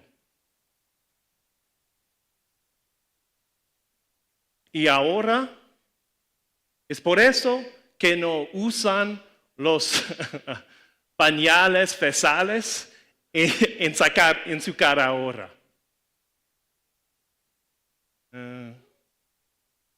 Sorry, there's a delay. ¿Y cómo unificamos Canadá? Es por eso yo quiero hablar contigo, porque quiero hacerlo en Bitcoin también. Entonces, vamos a ver. Esa foto es al lado el edificio de Parlamento en Canadá. Es este edificio aquí. Y los agricultores vengan también con los camiones. Y este es el edificio de Parlamento. Y por 3 semanas fue mucha gente en las calles de Canadá. Y la temperatura en este momento fue menos 20 grados. Sí. Pero mira, la gente que vive en Ottawa también venga a nuestra protesta. ¿Cómo? Porque toda la gente en Ottawa, más o menos, trabajan por el gobierno. Pero ellos también saben que Canadá tiene muchos problemas grandes en estos momentos. Y esta bandera es muy poquito famoso. Es muchos de los camioneros que fumarlos. Y esta bandera es en la oficina de Jordan Peterson en su casa en este momento.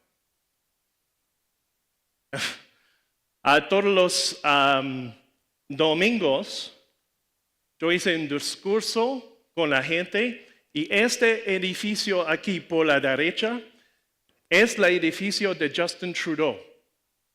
No la gente que empleada en el gobierno o en el Partido de Libertad, solamente la oficina del primer ministerio trabajan en este edificio tan grande. Ese problema con Canadá, el gobierno es demasiado grande.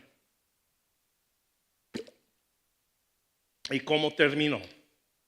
How's my Spanish, by the way? Is it that bad? Okay. Gracias. Okay. Como este.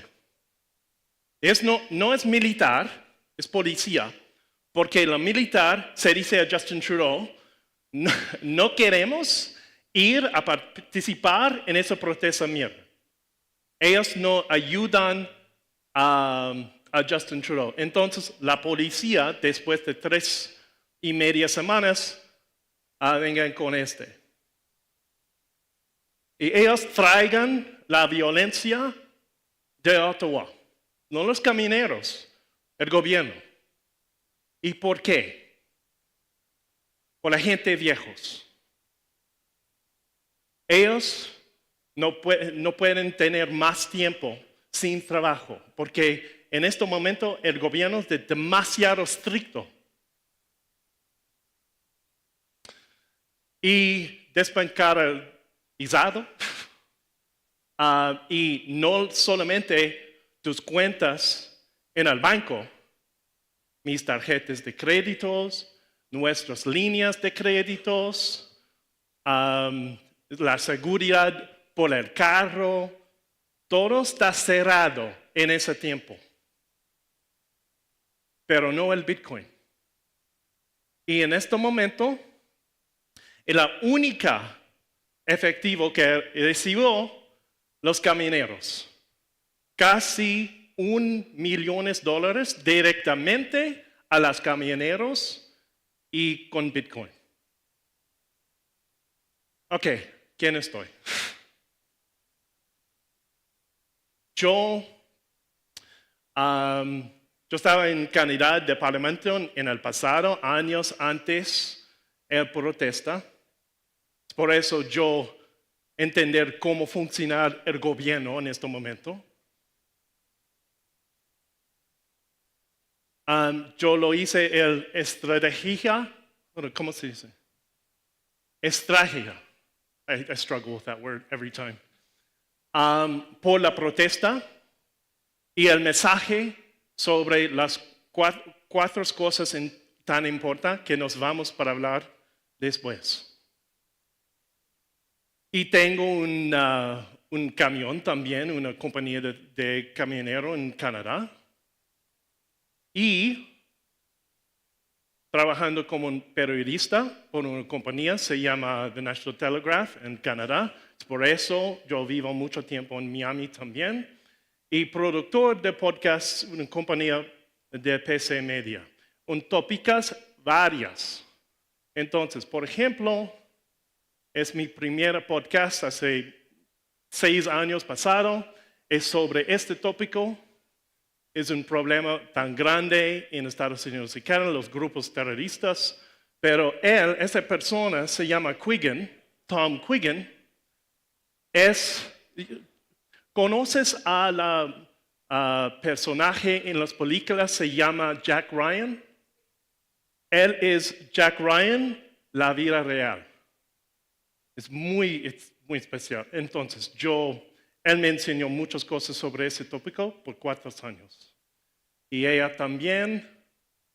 Iman fue un doctor en Saudi Arabia que venga a Canadá y quieren hablar lo que pasa con las mujeres en el Medio Oriente, en Saudi Arabia también. Not on Record es un podcast sobre acusaciones falsas y lawfare. Es un problema tan grande en Canadá, Estados Unidos y en otros países en el mundo. Y Open College con Stephen Hicks. Es muy interesante. Él escribió un libro muy famoso y nos hablamos con ese tópico en un momento. Explicando el postmodernismo. ¿Cuál es esto?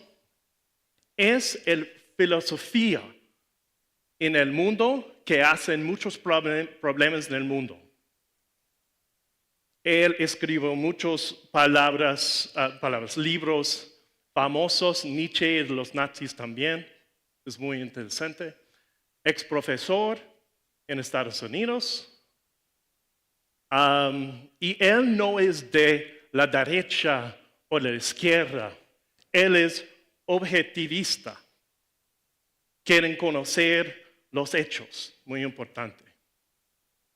Entonces, es el periodista y mis artículos y algunos en Zero Hedge y otras páginas de noticias y ya, that's me. Entonces, ¿qué está acusando la chaos en la geopolítica actual? Hay muchas cosas, no hay una cosa o un grupo, hay muchos varios. La vida es muy complicada, pero hablamos en 4, ¿ok? They're laughing at my Spanish. Inflación y manipulación monetaria, toda la gente entenderlos, ¿ok? Claro. Telecomunicaciones para distribución, la propaganda. es un problema tan grande en este momento en la vida. Pero ya. Persuasión de alto nivel y manipulación emocional. ¿Sabes que hay mucha gente en la vida ahora? Algunas personas están muy emocionadas por cosas políticas, cosas extrañas. Es por eso, por persuasión. Y nos hablamos en eso. Y choque de visiones filosóficas importante del mundo, colectivismo frente al individualismo. ¿Okay? No es de la izquierda, estas cosas. Es un tan grande problema del mundo filosófico en el mundo. Ok, vamos a Canadá. Cuento con moraleja, a cautionary tale, es en ese país que tiene muchos problemas en este momento. ¿Ok? Nos hablamos en políticas, no es la idea, es un punto. Pero en Canadá tiene muchos grupos que tienen financia de terrorismo, que hacen problemas en el país. Por ejemplo, rezar en la calle es ilegal en todos los países en el Medio Oriente. Todo. Porque es un señal de los extremos. Es lo que pasó en Canadá en este momento. Y Antifara y esa cosa, whatever. Pero el otro lado de los colectivismos es este. So, por ejemplo, aquí se dice 220 kids killed. 221 niños muertos. Es completamente falso. Es fábrica. Pero por 2 años, el gobierno de Canadá, pongo la bandera de Canadá, ¿cómo se dice? En half-mast, y 50% por 2 años por esa, y es falso.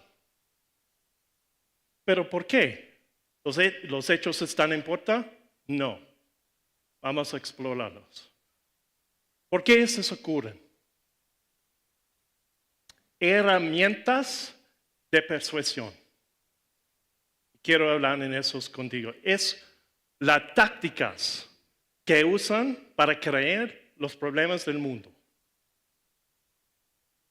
Muy importante para entender ese punto. Los hechos no convienen a nadie. No para mí, no para ti, para ella, para él. Es cómo funciona la gente. Todas las personas estamos muy homogeneadas. ¿Ok? Las tácticas que usan. Hay mucho más, pero tengo una lista. ¿Ok? Reciprocidad es una cosa.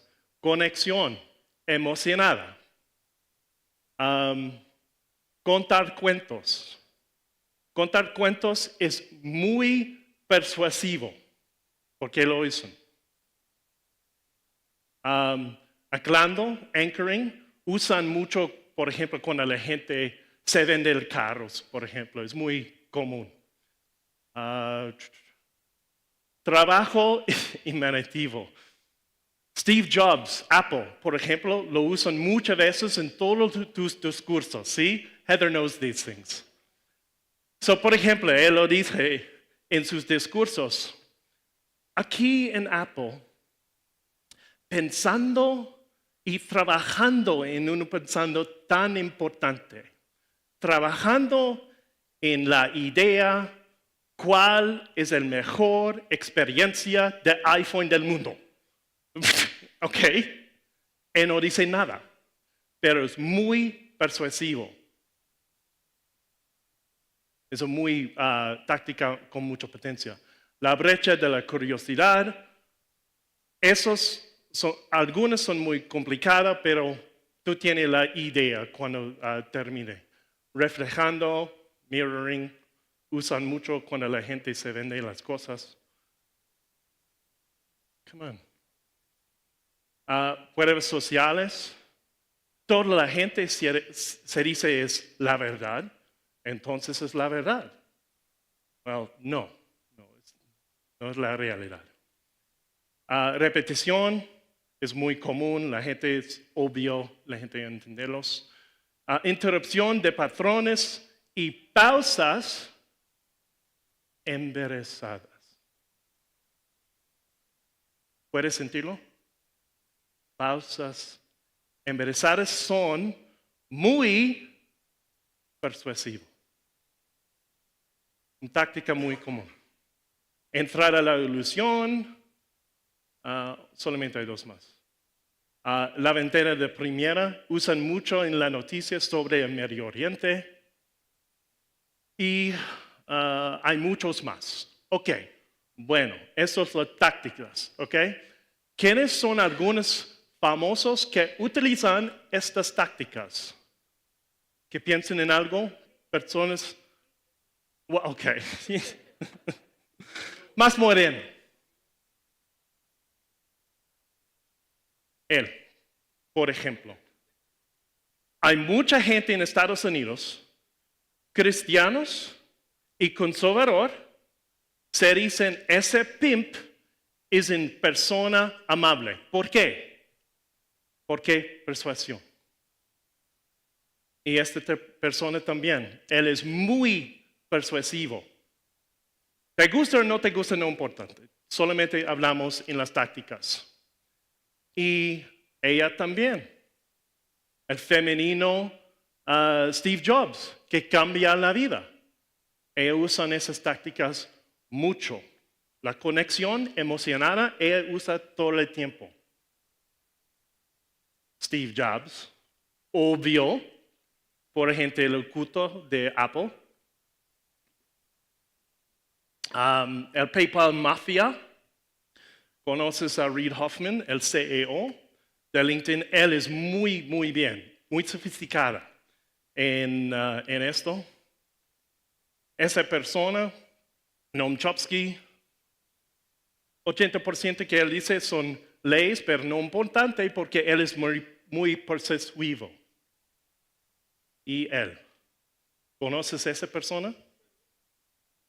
Él conoce todas estas tácticas para comunicar con la gente en los casos, en el marco emocional. Pero vamos a ver. Podemos usar estas herramientas para liberar las personas con Bitcoin. ¿Por qué no? Bitcoin es el futuro, es la libertad, vamos a verlos. Entonces, como estas herramientas pueden ayudar a la gente a frente el autoritarismo. Did I say that right? Yes, I did. Yeah? Good. Thank you, sir. You got to give me thumbs up when I nail the word that I struggle with, right? Utilizar herramientas de posición inversa para ampliar nuestras libertades. Toda la gente lo hizo, entonces, ¿por qué la gente en Bitcoin no lo hizo esas tácticas también? Y por qué yo lo hice, lo uso en Ottawa, en Canadá también. Yeah, man. Y Bitcoin es la rampa de acceso. Okay, vamos a explicar eso, pero ¿por qué la gente rechaza al Bitcoin?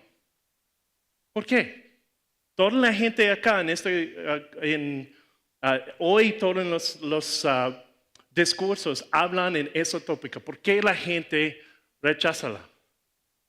Pues, los hechos no convencen a la gente, recuerdas, a nadie.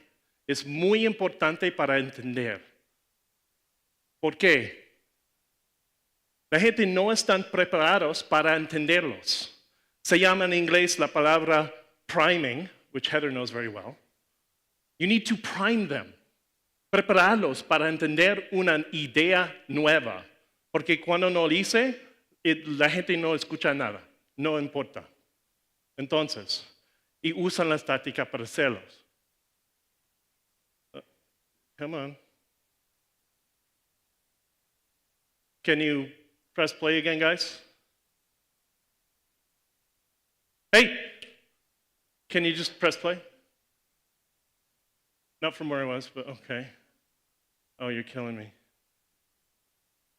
You gonna go through all the slides? We're gonna be here all day for doing this.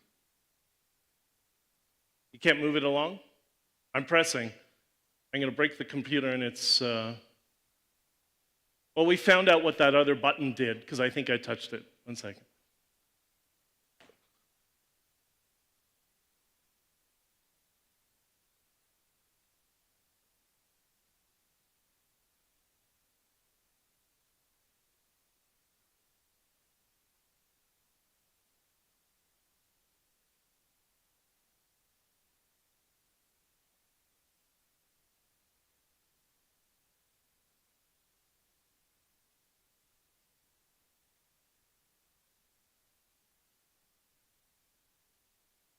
Keep going.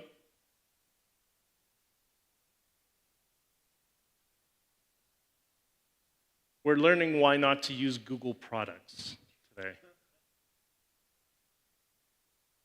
Okay, keep going. Keep going.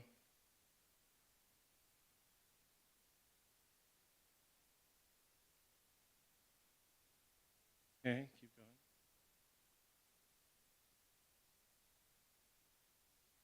Okay. All right, you can start there, that's fine. You're breaking my heart, man. Here, it's working here now, finally. Well, it was. Here we go.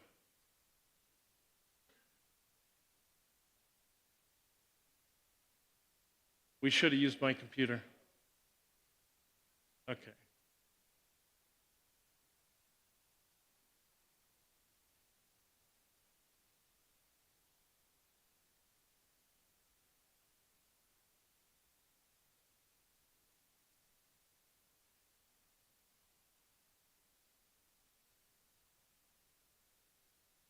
Okay.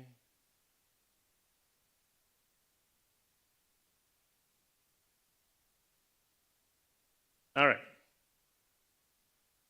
Okay, perfect. I think that's where we are. Very stressful when that happens, by the way. Sin sentido de urgencia ni angustia emocional. So, en este momento, por la protesta en Canadá, después, mucha gente me escribe un mensaje, me llama en el teléfono sobre cómo yo puedo comprar Bitcoin. Ellos no entienden ninguna cosa sobre Bitcoin, pero porque ellos tienen miedo, un estado emocional, ellos quieren una opción.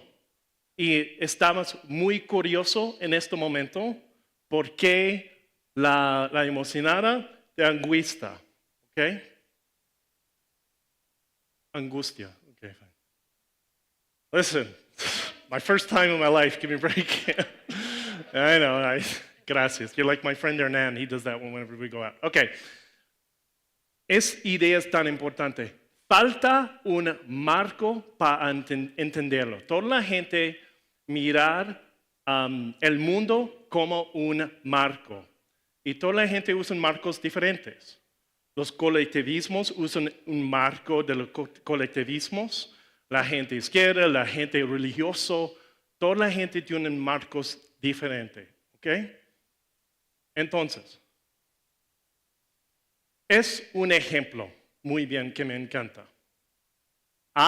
Pregunta a la gente, ¿has probado Bitcoin ya? Have you tried Bitcoin yet? ¿Cuál es esa palabra más persuasiva en esta pregunta? La palabra ya. o yet. Es la palabra persuasivo. ¿Por qué?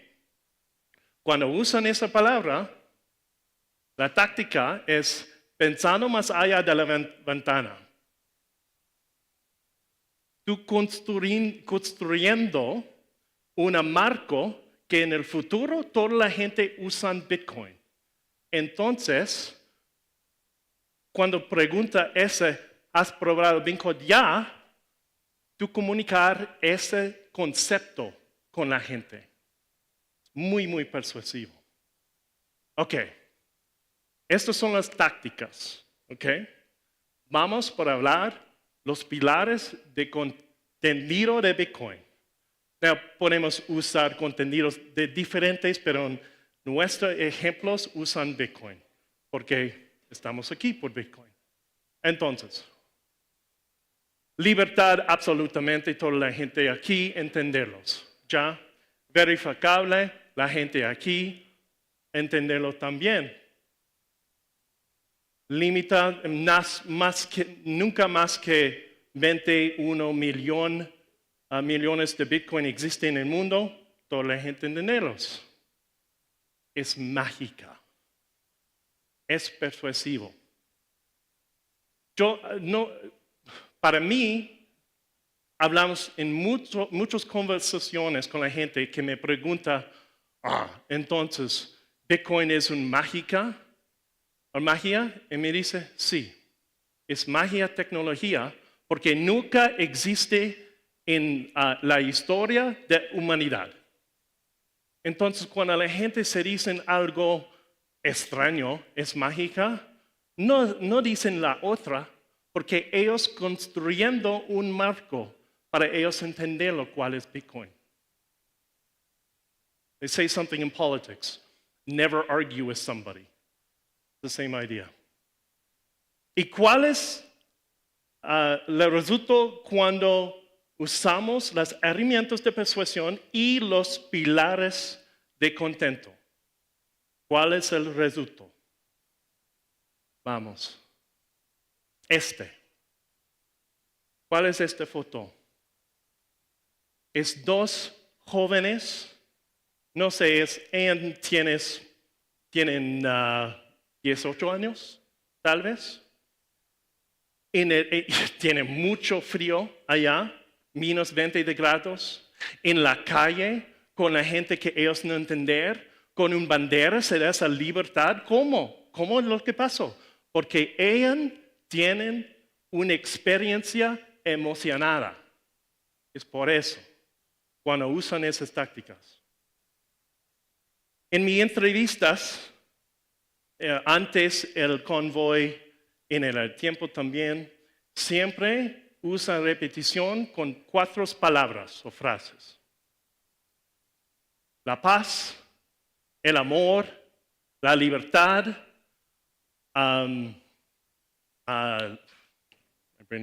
y los incluyendo. ¿Ok? Los 4. Y mira, la paz, el amor, y no más espacio. Pero tiene la idea, la gente absorba la idea muy emocionada sobre la libertad. Es lo que pasa cuando tú comunicas con la gente sobre Bitcoin con esas tácticas. Y después estos camiones de la gente que estaba en el cárcel, pero la gente que vive allá escribiendo en la nieve, en los camiones, gracias, muchas gracias, la libertad, el amor, esas cosas. Son un tiempo muy especial. Entonces, ¿cómo llevamos a las personas en Bitcoin? Con esas tácticas, claro. Los hechos no convencen a nadie. Si tú aprendes una cosa, es la más importante cosa que necesitan entender cómo lo funciona la gente. Utilizar las herramientas de persuasión para conectar de verdad con la gente. La verdad es importante. No hablan en Bitcoin con una persona que no te gusta. Solamente que la gente que te gusta, la familia, tus amigos, pero no con estúpidos. Right? ¿Por qué? Exactamente, right? Es el protocolo de libertad. Y mucha gente me pregunta cuál es el protocolo. No importa. Ok, vamos. Es una frase muy persuasiva con la gente que no entender. Mucha gente pregunta una pregunta porque ellos no tienen ninguna otra pregunta para hacer. Es por eso. That's why they say it all the time.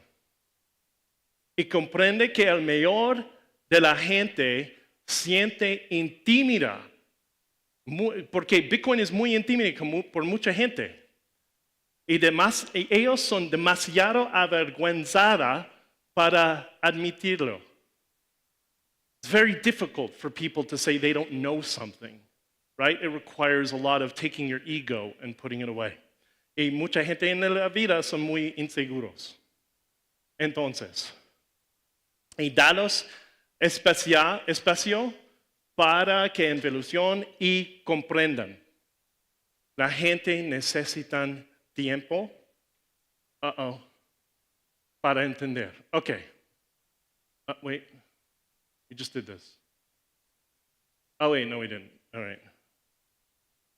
Cuando usamos herramientas de comunicación para llegar a las personas, cosas increíbles sucedieron. Él renunció su posición en el gobierno. Exacto. Y lo hice en mi cumpleaños. Es perfecto. Es tan espectacular. Entonces, para mí es muy importante que la gente en Bitcoin aprender cómo comunicar en un espacio muy emocionada, cómo conseguir los marcos por la gente para entenderlos. No solamente los aspectos de Bitcoin, the supply cap, whatever. Es demasiado difícil por toda la gente. Pero cuando tú puedes comunicar con la gente un estado emocional, tú puedes traer más gente en Bitcoin. Y para mí, la única cosa importante para explicarlos es la libertad. Porque toda la gente en Canadá entender lo que pasó con los cuentos de banco y la única cosa que funciona en ese momento fue el Bitcoin. Entonces, dale me gusta, comprate, suscríbete a Honking for Freedom, honkingforfreedom.com. I hope my Spanish wasn't absolutely horrible, but I did my best, and I hope that's informative and helpful. Gracias.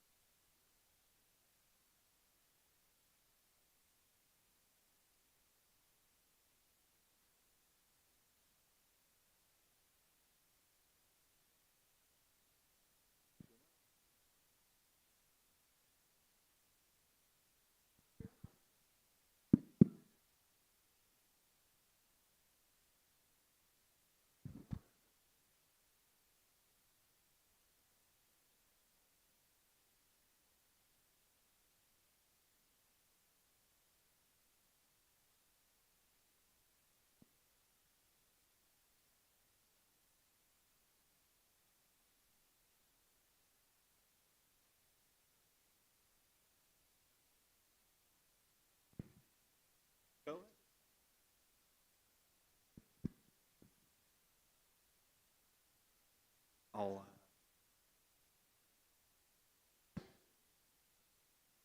for me to field questions. Okay, who's ready to talk about Bitcoin technology? No one. Come on, let's hear that again. Who's ready to talk about Bitcoin technology? There we go. There we go. Thank you, guys. I knew you were a lively crowd. You just needed some boost. Okay, so I'm going to let these gentlemen here introduce themselves. My name is Michael Blankenship. I am the former co-founder of a company called Relampago, which started up and you never heard of, but we basically were doing international cross-border payments using Bitcoin as an intermediary. We ran the back end for Strike in a lot of the South American countries. So I'll let these guys introduce themselves, and then we'll get started talking about some Bitcoin technology. Hi, I'm Derek. I go by Farscapian on the internet. I am an independent software developer. I do open source, and I have a few projects that I work on that I'll talk to you about tomorrow a little bit, and yeah, stop with that. Hey everyone, I'm Dhruv, co-founder CEO of Arch Lending. Our focus is really to help people save in Bitcoin, and one of our products is providing loans against Bitcoin so you can handle fiat expenses. Yeah. Good morning, good afternoon. Is everybody awake? Check, check, check, check, yeah. All right, for anybody who didn't see my morning talk, I'm Jeremy Allman. I'm the CEO of Paystand, which is the super boring B2B payment network that happens to run more payments on chain on Bitcoin than probably anyone. We do 20 billion in payments. I normally talk on the business side, but I get to be an engineer again, which is really fun for this talk. So. Thank you guys for coming for this, obviously. My name is Dallas Rushing. I'm the CEO of Satoshi, the Bitcoin app. Going to be doing this presentation tomorrow specifically about that, but excited to get into talking about Bitcoin technology with you guys today. Awesome. So I kind of thought about this for a while, and I broke this down into 3 general sections, and we have 30 minutes. I'm going to say we started at 4:40.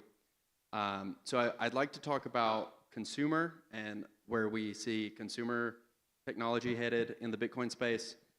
Maybe some institutional stuff if you guys feel like that's going to be entertaining.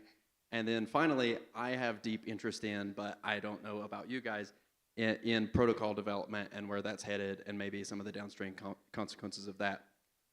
So I'll start with a consumer question, and anyone just feel free to pull up the mic, and Jeremy, if you need one, just take Drew's. So I personally worked on some Lightning stuff, so this question is interesting to me. What do you guys think the transition from credit card fiat payments to, if we get to Lightning Network payments, what do we think that transition will look like? And what are the realistic stepping stones and intermediary steps between today's payment methods and then potentially individuals running their own nodes, if you think that is what we'll get to? So, jump in. Yeah, I'm happy to start. I mean, look, I think for separation purposes, you have both custodial and self-custodial Lightning. The difference between the two is if you're self-custodial, you're obviously running, in most cases, your own Lightning node. And, again, that has certain challenges and many benefits, right? The challenges are that if fees are high on Bitcoin and you need to open up a channel, you need to pay a transaction fee to do that, right? And so you could start to see, let's say somebody's going to start to transact with $50, but it costs $20 to open up a channel. That doesn't really make a lot of sense for people with small amounts of money, which is why we've seen a lot of people opt to do custodial Lightning payments for smaller transactions, but the trade-off there is that somebody else is holding your money. And so right now, custodial Lightning works really well. There's obviously some other versions of that. People use eCash, people use Fedi, but again, I think that there's things we might talk about a little bit later on, like covenants that give an ability to open up channels for multiple people in a single transaction, which really lower the cost. But things like that will require the protocol to change a little bit, which is scary for everybody naturally, because you might open some doors that you didn't know would open. And so right now, again, I think at scale, doing custodial Lightning payments work really well. Settlement is happening at a super high level for really low costs. The question is how many people at any meaningful level of scale will be able to do self-custodial Lightning payments. And it's not that it can be for everyone. It certainly is for anyone interested. But will it ever be for anyone or everyone if we don't make changes? Probably not. Okay, and just selfishly for us, the speakers up here, how many of you guys are familiar with Lightning? Raise of hands. Okay, and how many of you have used a Lightning wallet before? And how many of you know the difference between self-custodial and non-custodial? Okay, great. So now you guys have an assessment of the crowd. You know, I'll just throw in a comment regarding that. My kind of view on this is that money needs to be widely valued as a store of value before it's being used as like a widespread medium of exchange. And so, you know, my kind of viewpoint is that Lightning isn't going to be used for payments broadly until, you know, the monetization of Bitcoin is, you know, 80%, 90%, something like that. At the moment, I think it's just like technologists that are running nodes and making payments, and you know, people who are excited about Lightning, perhaps. But that's kind of, I guess it's kind of a not a great view of that, but I think it just takes time. Yeah, I mean, I think one of this is like the great debate. And so, you know, I was with somebody yesterday at the Women in Bitcoin conference, and she was saying, hey, like I totally believe in Bitcoin as a store of value, but I don't believe in it as a medium of exchange. You know, and so whether it's Lightning or whatever, I think the first thing I would just say is like, one of the things I do a lot is I'll take people from Silicon Valley or government leaders or, you know, bank CEOs or whatever, and we'll take them down to El Salvador. And one of the reasons why we do that is because like people will say, like, you know, the credit card system in the US works just great. Or they'll say, oh, like, what's it called? Necky here, like works pretty good. And it's true until it's not true. And first thing you have to see is you have to see this stuff actually working in the real world, and it changes your mind. The first thing, when you enter El Salvador and you see, again, there's lots of things that need to be worked out with Lightning, but when you go in and the first thing you do is you pay your, you know, entrance fee in Lightning, and then you get a bus over to El Zonte, and then, you know, you buy your pupusas in Lightning. Like, that's a magic level experience. And, you know, again, for people in the US who think that the visa system is fine, well, you can continue to pay your 3%. You can continue to have some centralized monopoly run the system. But there's 7 billion people on the planet that might actually care about having a payment network outside of it. And so, yes, store value is super powerful, but I actually believe that it's really, really important to get transactional volume working. Just to give some context, our company, we work with kind of all the traditional banks. We're a big partner with Visa and MasterCard. But one of the things we're really proud of is of probably 20 billion we'll do this year, the vast majority doesn't happen on traditional rails. So that should kind of give you a context of it actually can be better, it can be cheaper, and it can be done at scale. So it's slowly, you know, all at once, right? So unless you have key thoughts, we're already at 8 minutes. Yeah, I was just going to chime in on one last piece. I think another aspect for just more adoption is really the user interface and design across. I think there's a lot of interesting apps across the Bitcoin space, but sometimes it's just so hard to even use them that it distracts from a lot of adoption. And we need to be on parallel with some of the best first-class consumer applications in general, like when you think of social media apps, things of that sort, which are so intuitive to use. And I think that will also help in a big way.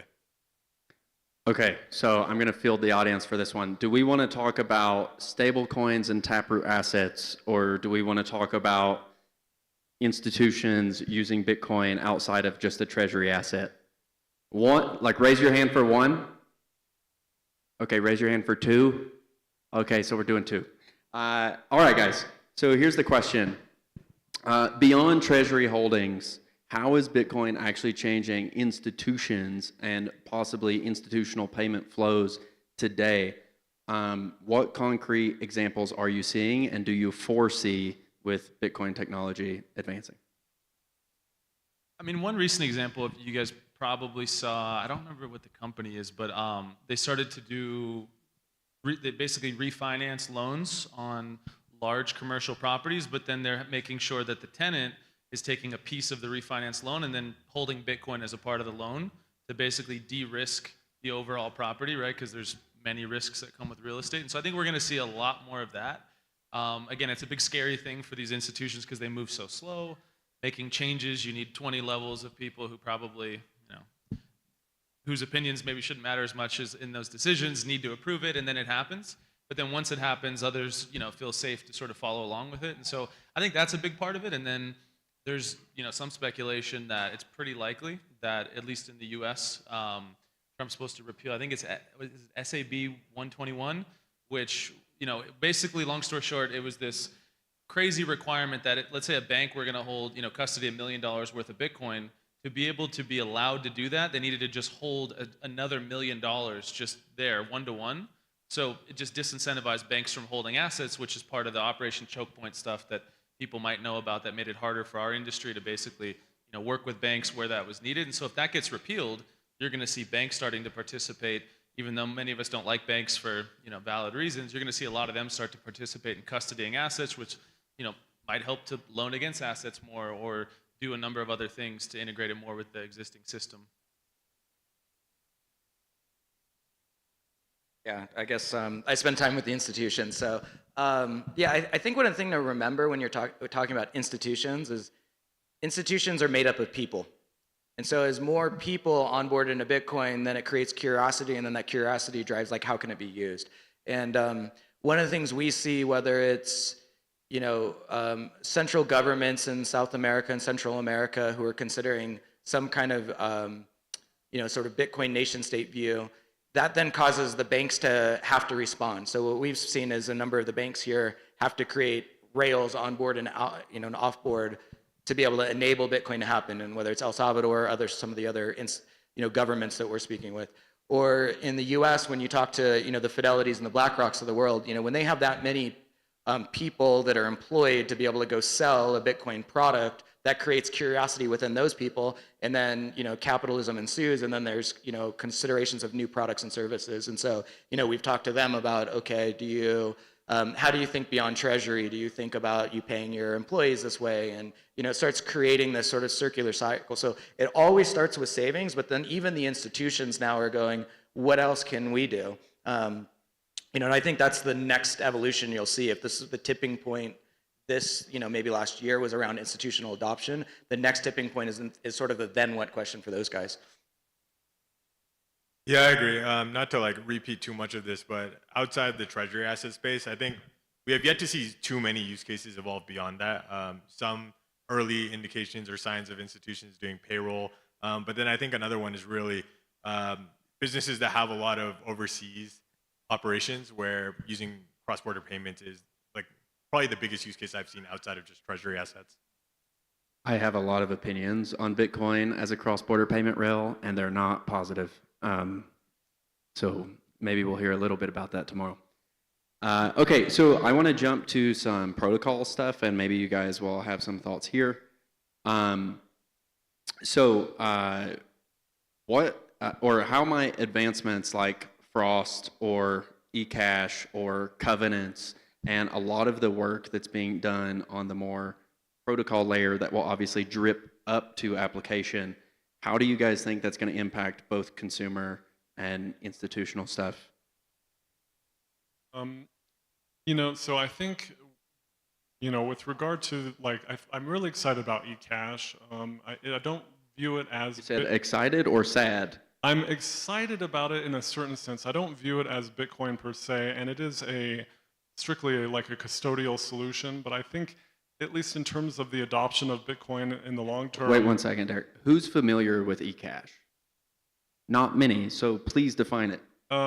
Okay, a definition. So it's basically a different protocol that someone can issue that is like a gift card. It's a credit instrument, essentially, that anyone can issue, and you can use in a wallet. And if you redeem that eCash to the issuer, they can make on your behalf some kind of Lightning payment or a Bitcoin payment. So it is custodial strictly, and I don't view it as Bitcoin at all. But I think in terms of the adoption of Bitcoin, it will play a major part in terms of scaling Bitcoin. I use the air quotes because it's not really Bitcoin. Scaling Bitcoin, that's not true Bitcoin, but these Bitcoin IOUs. So basically, I think the idea of the eCash stuff, and you see this with Fedi and Fediment, if you guys have heard of those guys, is, okay, maybe we can't get rid of trust, but we can reduce trust. So I'm only doing IOUs with the guy that is literal within proximity that I can punch, right? Otherwise, like, don't do IOUs with that guy. That's kind of the idea. Yeah, and what's great is you can, have these eCash at multiple issuers and kind of spread your risk around, which is really nice. Yeah, I mean, you touched on a couple of technologies, so Covenants. maybe just rapid fire. Yeah, Yeah. with covenants, I mean, again, excluding the challenges of getting that into Bitcoin, why it's cool. So you can create a set of rules. So imagine you hold Bitcoin yourself, right? And you could say, okay, this wallet can only transfer to this wallet. Or, for example, this wallet can only send out $5,000 a day, and if you notice somebody did that in your wallet and it wasn't you, you can push a button and it can sweep the funds out to your, your safe place. So you can build like safer ways to custody a lot of money. So that's really good for, individuals who have a lot of money, maybe families who pool their money together, or institutions who hold a lot of money on behalf of customers.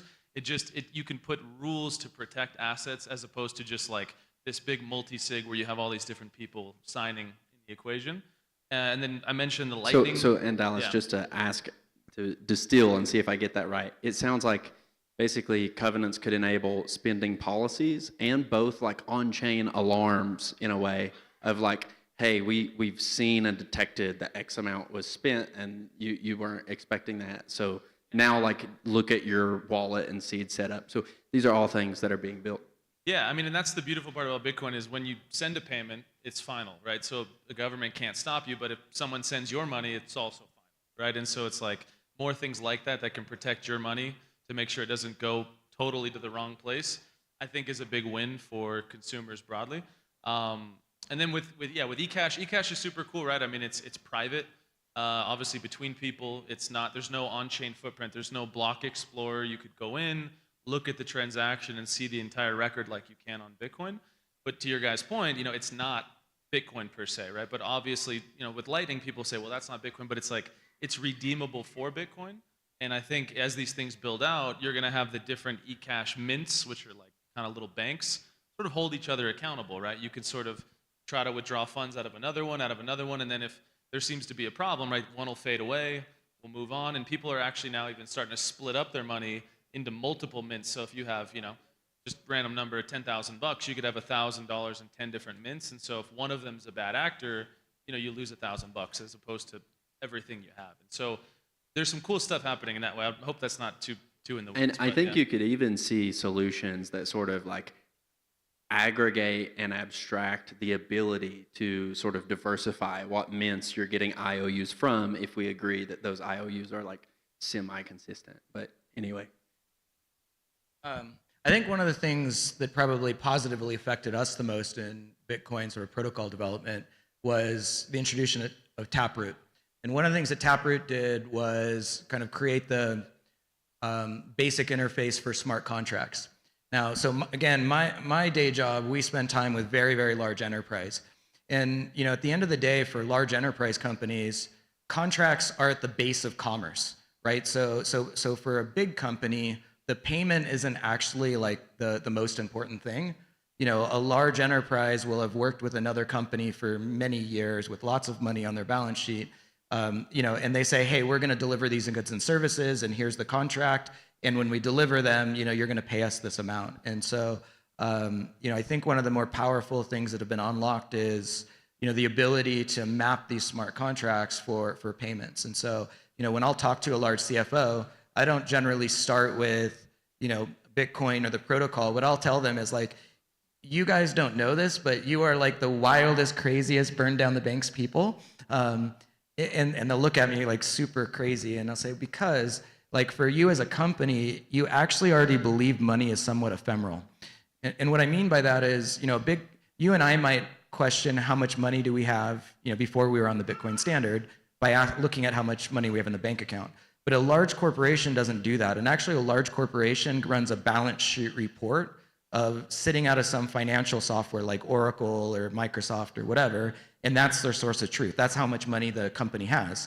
And then it'll say, okay, well, these companies owe me this much money, and I owe this company this much money. And so large corporations in a weird way already operate, sort of in a digital monetary way. They just don't know it yet. And so Taproot enables smart contracts to operate on the Bitcoin blockchain and enables us to be able to map the business process that these large companies do to actually workflow that sits on the Bitcoin blockchain. That is super, super powerful. And then it maps back to, you know, the thing we believe the most, which is about freedom, money, and decentralization. So just to harp on that is when you hear people that aren't that informed say like, well, you can't do smart contracts on Bitcoin, they really just don't know what they're talking about. Like that's exactly like now with Taproot, we've been able to achieve some really complicated stuff. Of course, Bitcoin script in itself is already a form of smart contract, but we can just achieve more complicated stuff now that we can have like roll-ups and the signatures and whatnot. So thoughts? Yeah, I think to weave it back towards the latter half of your question of, Yep. okay, there's all these advancements, how does it tie into like an end consumer adoption there? What are the changes happening? Yeah. Yeah, I think the way I think about it is a lot of it is on the onus of the application layer, right? So when you talk about the way that you explain this, like these enterprises don't care. It's similar to how when we talk about consumers and credit cards, consumers don't care that there's issuing banks that like, you know, money's moving all the time. You just give them a card and say, this is how it, like, you know, it's easy, tap anywhere and it's paid. So similarly, you can obfuscate a lot of that and just highlight the end benefits and translate it into a way that they would understand as opposed to going very technical in the protocol layer. And I feel like that's been most effective in at least bringing on more people just because it's terms and ways that they understand it. That makes me think of like, I don't know if any of you guys have dealt with like Mercury as a bank account, but they say like, hey, we have like over $1 million in FDIC insurance. And it's like, you're just like, okay, great. Like, here's my $1 million. But on the back end, they're distributing amongst, you know, several of their partner banks. And it's like, oh, that's an innovation and abstraction. And we can just utilize those same kinds of concepts in Bitcoin. One last thing I think should be mentioned is Bolt 12 on Lightning Network in terms of consumer application experience, being able to just do push payments instead of having to issue a unique Lightning invoice every single time you want to get paid. I think that'll be huge for the Lightning Network for sure. Yeah, so who here has paid a Lightning invoice?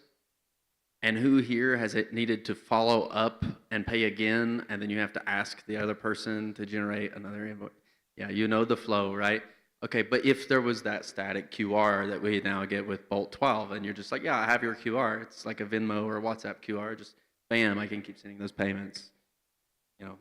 And just to preview a presentation for tomorrow, I'm doing a presentation on Bolt 12 Prisms, which is a payment split. And we need those static QR codes to do the accounting for the prisms, so that kind of construct opens up some other possibilities too. Yeah, so Derek's doing cool stuff with multiple payouts using this stuff. So go to his talk. When is it, Derek? Tomorrow, I think at, I don't know, in Okay. the afternoon. Never mind, don't go to talk. He doesn't know when it is. Okay, so we have 7 minutes. So I wanted to make sure that we go through and hit sort of what everyone is kind of excited about. So I'm going to end with this question, and I expect everyone to take a couple minutes here. I will wave my hand, Derek, if you go over, so be ready, and we'll kick to Drew. Okay, so what technical developments do you believe will have the most significant impact on improving Bitcoin's UX in the next 2 to 3 years? What should people here be excited about that they don't know they should be excited about? Well, I just mentioned Bolt 12, you know, that's what I'm most excited about. But I think in terms of, you know, I'm most excited about Lightning Network and all of the protocol developments going on there. So things like dual funding and, splicing. Splicing is huge for sure. And then what Dallas mentioned earlier regarding getting more ownership on UTXOs, I think will be huge for the Lightning Network. Being able to open multiple channels in one transactions and multiple parties is going to be massive in terms of scalability as well. So there's a lot of those types of protocol developments that are happening on Lightning Network that I think are very important.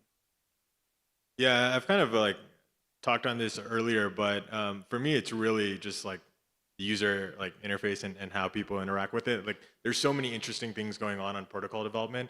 But everyone I talk to, like whether it's consumers or enterprises, it's really just like, how can you use this and making that so much more easy for folks. And I think there's a lot of advancements when I look at like V1s of companies that started maybe 5-10 years ago to where people have evolved now. But there's still so much more to go, especially when you compare and contrast them to companies outside of Bitcoin or just more traditional interfaces that everyone's familiar with when you think of like a Venmo or WhatsApp, things of that sort. So I think that's really the thing that I'm most excited about, is to continue to see up-leveling there. So Derek, you're excited about a lot of under the hood Lightning development stuff. Drew, you're excited about a lot of consumer application and UX development, making it clean and easy. Yeah, exactly. Okay. Yeah, I think I have this framework for like how Bitcoin is evolving at the kind of product level, where it starts with medium of exchange, which is now getting to critical mass and sort of, you know, the mass market. And then it moves to actual payments and store value, or in use of transactions. And so you're hearing a lot of the work that was done in Lightning a couple years ago is now like starting to get used in the real world. And so it's actually being used at some level of scale for payments. And then, you know, I have this view that like what tomorrow will look like is what the like top developers are working on in their nights and weekends. And if you spend time with the top developers, you know, I think in this space, they're doing a lot of like application use cases for this protocol stuff we're talking about. And so, you know, it could be anything from, you know, magic moments or things I think like, you know, if you're zapping somebody on Nostr, or, you know, you're using in our world, we do loyalty points that kind of get built on top of a regular spend card. There's all of these kinds of applications that can start getting built on top that are enabled by these protocols. So some of the protocols seem geeky, but what they allow the developers to do is sort of make magic moment products that move beyond store of value. And my belief is that if those products get to some level of scale, what that does is help secure the network better. It helps drive actual volume and velocity on the network, and then ultimately like helps all Bitcoiners. And so my view is, yes, store value is great, but you actually want to see these products and services get to market in real use cases and real mass market ways, and they'll have a greater impact on all of us. So Jeremy, are you pro OpCat soft fork or no? Not going to weigh in on that yet. Okay, to you, Dallas. Yeah, I mean, there's been a lot of discussion about protocol level stuff, right? That's kind of up in the clouds for most of us. And, you know, I like to think of myself as like the smartest dumb guy. Like, I like to know what's going on with all that, but I immediately think about what does it mean in a product? Because, you know, with our company, obviously, like, I'm our CEO, but I do everything design product-wise. So I'm constantly thinking, like, how does the end user benefit? How do you make it the least amount of clicks, easy to understand? And so, you know, for all the innovation that can come at the protocol level, most of it, as you said, is, I think, really to come at the app level. And so, you know, like with our app, right, we just want to give people optionality. You want to be self-custodial or custodial? Great. Rock it your way. You can do both as well. And, you know, you have other people in there. One click, you can pay people. You're seeing real faces with usernames. So it's like a familiar experience using Bitcoin in that way. And I think that's going to open up a lot. And like our core focus is just getting people to use Bitcoin. You know, there's so many Bitcoiners that are like, don't do anything, hold it. And holding it is using it, right? You're storing value, but ultimately, like, it is money, right? And money is meant to be used with other people. And it's not a bad thing to spend it if you're buying something that you deem valuable or receive payment. And that person will be on the other end of it paying you for a service that they deem valuable. So that's all great stuff. And then a lot of cool things are going to open up. I mean, as long as the dollars, or as long as the dollar exists, which it's going to exist for a while, you know, it's not a secret, people are going to want to tap into credit products and borrow dollars so that they don't have to sell their Bitcoin. And so I'm really excited about what that's going to look like over the next 12 to 24 months. So if the protocol changes and makes that easier, great. And if not, I think it can happen at the app level regardless with the Bitcoin we have today. Awesome. So with that, we are basically at time. We kept it short and sweet and on time for you guys. Give all of these guys a wonderful round of applause.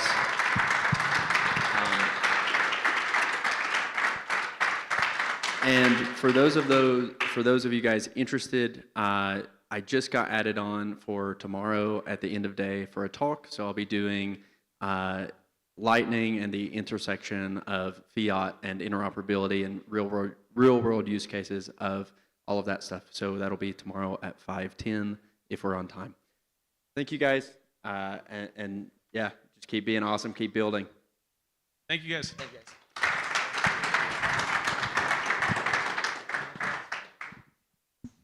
All right, y'all. Ooh, man, I'm loud. All right, well, we are going to be wrapping it up with this last talk for the Holistic Bitcoin Chat. We've got Luke Broyles, we've got Kush, we've got Jesse Schrader all coming up here. I'm not sure if I'm missing anybody. But we're gonna bring the energy for you guys. We got the last talk, so we're gonna, get real bullish with you, see how everything is shaping up in this past year, and so why don't we all come on up to the stage? Give them a round of applause to start it off. Let's go. Let's get the energy up. No, you're good. You get everything? We should be excited. Bitcoin's up, what, 4% today? 3%? There we go. Didn't we Whatever hit a it new is. all-time high as well? So That's crazy. there we That's go. like, what, 30 billion, 40 billion? Ethereum's down 4%. Oh, fiat is down 4%. Oh, there we go. So We're Ethereum, missing. okay. We're missing one. Do you have a mic?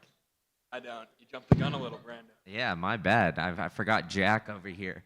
But all right, so we'll start off with the holistic Bitcoin chat. So I think that everybody up here brings a very unique experience, very unique background.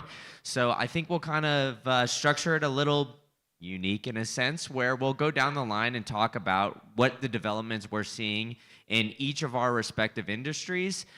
Specifically, and then potentially maybe some forward-looking stuff as well. So we'll start at the end with Jesse.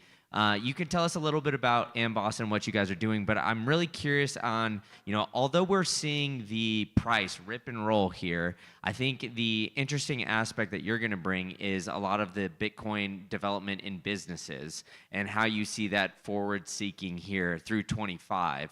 So why don't you tell us a little bit about who you are, Jesse, and where you see Bitcoin going, and then how we'll structure it is everybody up here, feel free to jump in, have a kind of back and forth as well. Awesome. Thanks so much. I'm Jesse Schrader, CEO, co-founder of Amboss Technologies. You can find us at amboss.tech. And really, we're seeing that Bitcoin needs to be prepared to really scale. As we're bringing new people into the space, we are very keenly focused on making Bitcoin be able to scale, for the next billions. So this is really high volume digital payments, and we've talked a lot about Bitcoin as a store of value and a better money, but part of that is being a better medium of exchange, so you can actually transact on a day-to-day basis and unlock new markets that happen when you have a very efficient payment rail.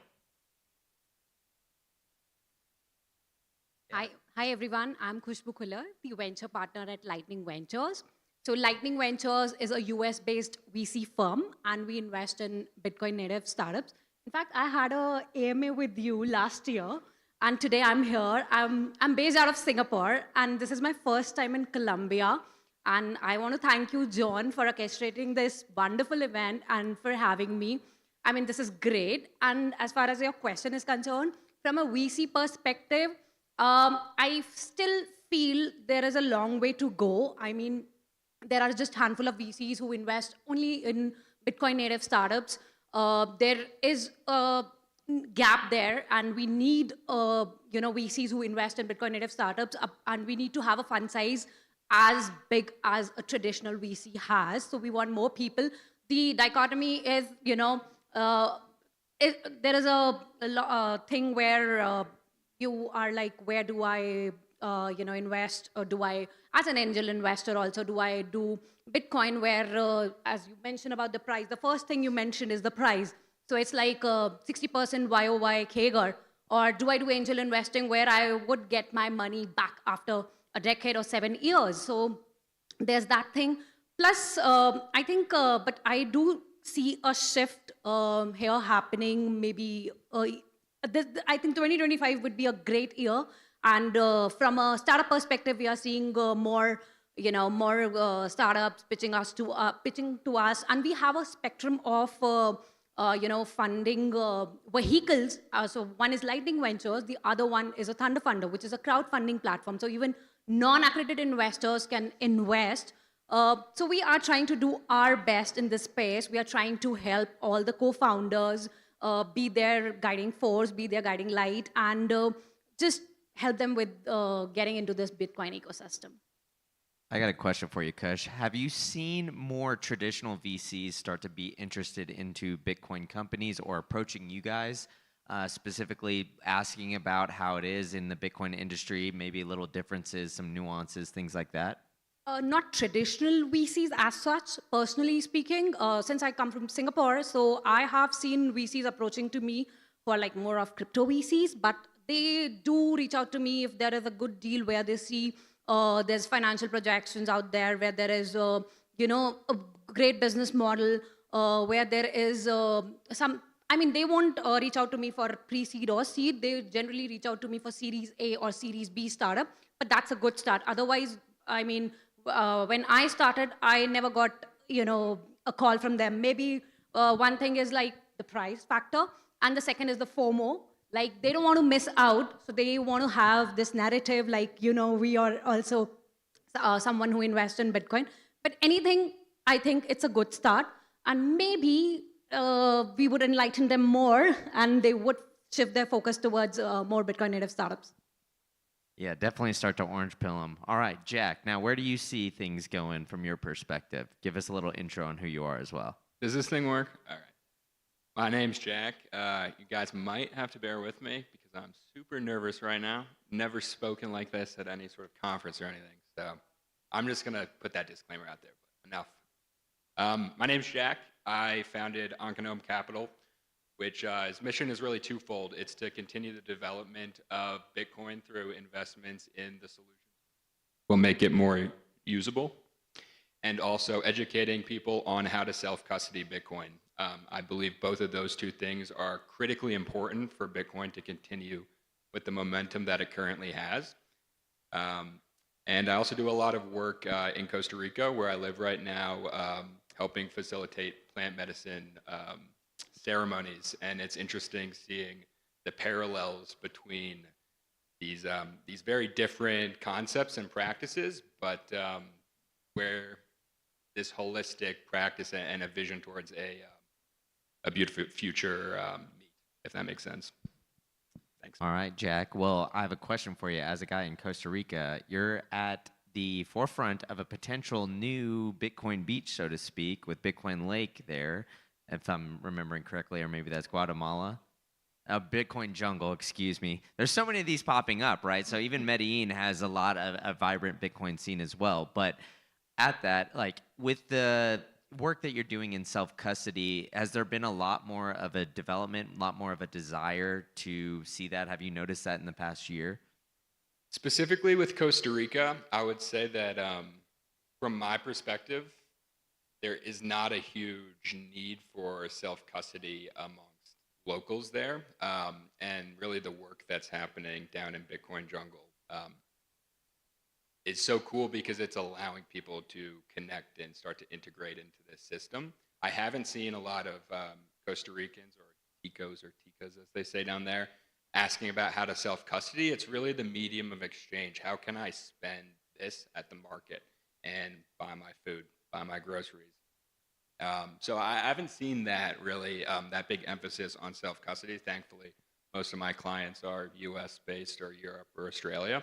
So it's been really cool to see it from both those perspectives. The Westerners really valuing store of value, and then people in Costa Rica and other parts of the world really valuing it as a medium of exchange and a way to connect economically with. All right, great. Well, now we got Luke Broyles with his swagged out hat over here. So look at that. Oh, and the shirt too. He's got it all. The shirt is more important. Yes. Yeah, the local Colombian here now.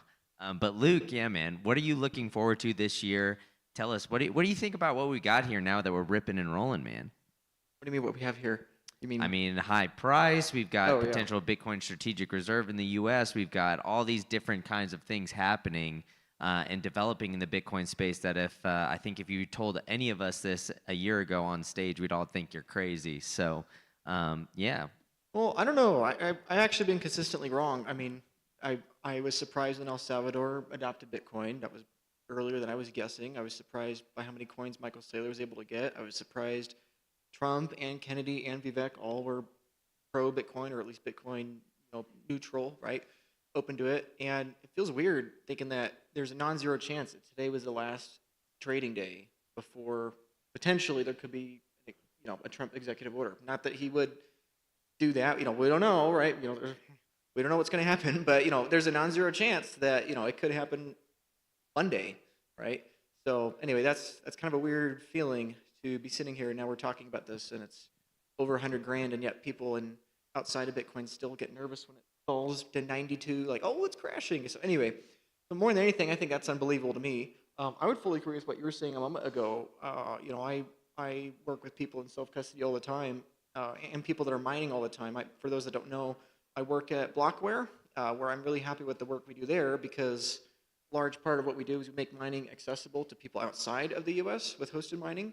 We're able to offer miners to people outside the U.S., which I think is really important because machines are expensive, and it's just as expensive to ship those machines or move those machines. And people in Costa Rica or Guatemala or Colombia or somewhere else, here may not be able to have the ability to directly mine and get sats back from a miner because you got to pay for the machine, and there's not as many Bitcoin mining machines just floating around here as there are in the States, right? So whether it comes to that or whether it comes to what you're saying about the self-custody component, I think, again, it's the same. I would echo that same thing, that it's the Americans, the Australians, the Europeans that are really into self-custody. People down here, in my experience, and I've only been here in Colombia 4 days, so what do I know?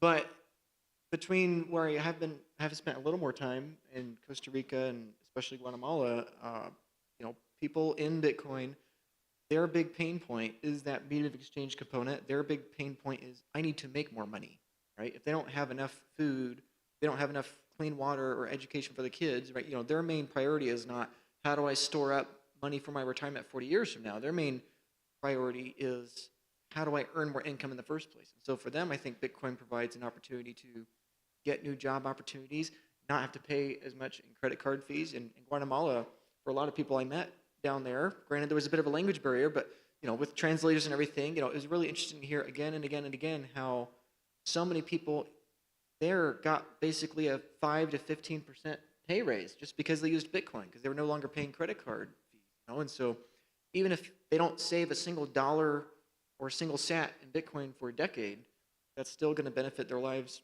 tremendously. So I don't know, that's kind of what I'm seeing. I think maybe getting back to the holistic perspective, I think that's important that we remember that this is a human cause, right? And that's what we're here to do, is we're here to prevent pain in people's lives and make lives better. For some people that is store value, for some people that's medium of exchange, for some people, everyone has their own pain point they're looking to solve. So I don't know, I hope that answers your question, but yeah, it's definitely weird to see so many things happening at so many levels, from the richest level of the world to the world's poorest. Bitcoin is for everyone. Yeah, and it seems like a common theme can be like the medium of exchange up here. So we've seen it with businesses utilizing the Lightning Network. Jack was talking about it. I'm sure, Kush, you got some experience with potential wallets and other medium exchanges. Is that where you guys see the most surprising development here is like kind of the rapid increase of maybe these micro communities or places, businesses wanting to transact more in Bitcoin, accept Bitcoin for not only the personal level, but more goods and services? I'll leave that open-ended. Speaking from my personal experience with using Bitcoin as a medium of exchange, both from logging onto my node, sending a transaction to anyone, but in this example, let's say that other person's in another country, and seeing that I just sent a payment that usually I'd have to approach a bank about and get permissions for, and within 10 minutes, I can distribute that economic information to any point on the globe. And then there have been instances where I'm using Wallet of Satoshi or some other custodial or non-custodial Lightning wallet, and I push one of those buttons, or I pay for my coffee, or I get something down near my home with Bitcoin, and it's just those little transactions. It's like, wow, like this is happening right now. This is real. This really works. Yeah. I'm gonna see like a step change improvement. I think like kids born today, like you'll have to explain to them what 3 to 5 business days actually means. They won't have a bank account. They will have a banking app, and they'll be able to transact freely. You'll also have to explain to them what a minimum transaction amount is, because now we're going to be moving into the next phase where you can freely transact this money globally and have it essentially be instant. And so that's like what we're on the cusp of, and it's a complete step change. there's also incredible improvements. Bitcoin Jungle, for example, it uses our liquidity marketplace, which actually gives people that hold Bitcoin an opportunity to earn yields on their Bitcoin without giving up custody. That's never existed before, and it's an exciting like new step in like a more honest direction for our financial future. I can chime in from a VC perspective. We see as an opportunity in from a market sizing point of view, from a greater TAM when it comes to remittances, when it comes to cross-border payments. There's still a market to be. It's still untapped, and we're talking about a holistic Bitcoin chart. So it entails the new monetary protocol. It entails the new financial system. It entails the new asset class. And this is what Bitcoin is all about. And when it comes, we're fighting with 1973 Swift technology, which is like you have intermediaries in between, you have still paying a fees for it. And I think, so we are also focusing on startups that's doing, that's promoting medium of exchange. And we are also focusing on Asian markets this year. And because there are so much remittances happening, so I think that's a greenfield opportunity over there that we are really, bullish about. All right, yeah. Well, you mentioned the Asian markets. Obviously, we're here in Latin America. It seems like it's been a real push here. So from you guys, a few days down here in Medellin, what has your experience been? Have you gone and transacted any in Bitcoin just yet? And yeah, like overall experience and kind of the overall Latin American Bitcoin scene. Yeah, if I could add to that. So we've done a few restaurants, of course, because healthy dose of steak dinners, right? So all of our servers we would set up with Wallet Satoshi, and tip them Bitcoin, right? And that solves a pain point, right? Because Bitcoiners are generally pretty generous. When you get 50 of them in a room with with a couple waiters, they tend to a couple of them I think got $100 worth of tips, but for them is a lot of money, because my understanding is that the median or average salary here is $300, $400, $500, something like that. So anyway, so it's very fun to do that, and the more exciting thing is to see their eyes light up. When it's like you show them how someone's pushing a button here and it's going there. It's just the speed is just unlike anything else. So anyway, from interacting with people like that, from hanging out with a couple locals over the last few days. Obviously, I'm a gringo with wearing a Americanized hat, right? So I don't know, I haven't lived here, obviously, right? But I think. I think that's why we are here, right? We don't want to come here and say, oh, look, we're the Americans and the Canadians. We know better than you. Do what we're going to do. I think we want to come here and say, hey, we care about you all, even if we don't all speak Spanish fluently, myself included, right? And we want to have a conference with English and Spanish speaking panels, and hopefully meet people where they are. And a lot of people are at that point where they don't need the self-custody yet. They need the custodial wallet, where if you hook them in that moment and you have a real personal, emotional connection, that's the kind of thing that they're going to remember, that, hey, that guy or that person, I don't remember their name, I only saw them once, but I think they cared about me, and I think that they wanted this Bitcoin thing, and it wasn't too difficult, right? I think that, more than anything, is a lasting impression. So, yeah. I'd say for me, whether it's been going to meetups in Costa Rica or as Luke mentioned, paying for some tips at dinner last night. There's tons of stories like this, and then also going to meetups in New York or Boston, where these are huge cities. Not that Medellin isn't either, but these are all huge cities. You'd think, oh yeah, there'd be like a lot of Bitcoiners there. You go to a meetup and it's 12 people, and you use the technology, and you're like, wow, this is internet magic money, but it's still so early. Yeah, if I could add to that, I don't know the exact numbers, but it's amazing that there's, 4 million people here in Medellin? 4 million, is that right?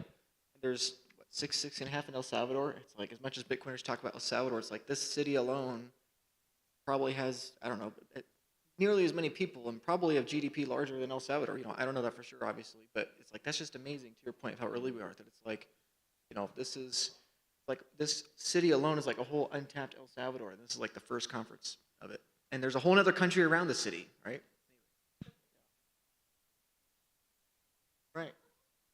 You know, the last time that I was in Colombia, and this is, my second trip, the last time that I was here, the Colombian peso fell 25% against the dollar within a week's period. And what we had to do in order to avoid that situation, we could see that it was crashing. Like we basically layered on jackets to put cash in there to try and convert it in, get it into an electronic form and convert it to dollars and Bitcoin, because that's what my friend needed. We also had the experience of going to a physical bank branch where we had to pull an actual number and wait for our turn to talk to someone, when this technology unlocks us to do that instantly and to not have this very uncertain currency risk where governments are going to just play games with our currency, and Bitcoin offers a true escape from that. And so happy to see this conference happening here, because it really does matter a lot for people's lives. I mean, on a personal level, I didn't get a chance to do much stuff here, but the moment I landed, I've stopped using now buying SIMs actually. I do eSIMs by Bitrefill and I pay via Bitcoin. And in fact, every country I travel to, I make sure I do check out the BDC map. And on a personal level, I go and meet people who are, doing or running businesses on Bitcoin. I just try to have a feedback from them, like how's it going? Some of them have stopped accepting Bitcoin payments because of certain different factors. But I just try to, imbibe how does it functions in different countries and where are, like in Singapore, there's only one place that accepts Bitcoin. I mean, that's sad, but still. And we run a very small community in Singapore, which is a dev community. We try to orange pill people, and we always take them to this place where they can, do transaction in Bitcoin. So because it's always great to have, done it practically by yourself, and it's the best way you can, orange pill anyone. So I think, yeah, that's the way we are pushing it forward. Yeah, I definitely think that this conference is in a great place. It seems like it's like a Latin American tech hub is what it's been described to me as, and a big nomad destination as well. So I wouldn't be surprised to see John do this again next year. Maybe I'll toss it out for him. But I think it's getting towards the end of the day here, so I really appreciate you guys sticking on with us till the end of this conference. Why don't you give this panel up here a big round of applause?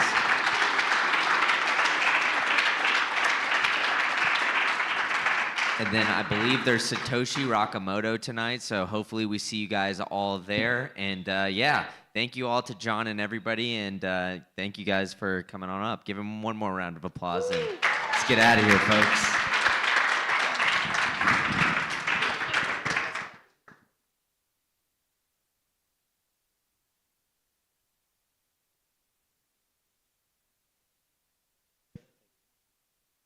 Hey, listen, just real quick, last announcement. Tomorrow we'll open the doors at 8:30 for anybody who wants to get here super early and network and hang out, whatever. We'll have coffee available. For VIP people, we'll have breakfast starting, I believe, at 9 or 9:30, and then lunch tomorrow will be at 1 o'clock. So just make sure we get that information out to you.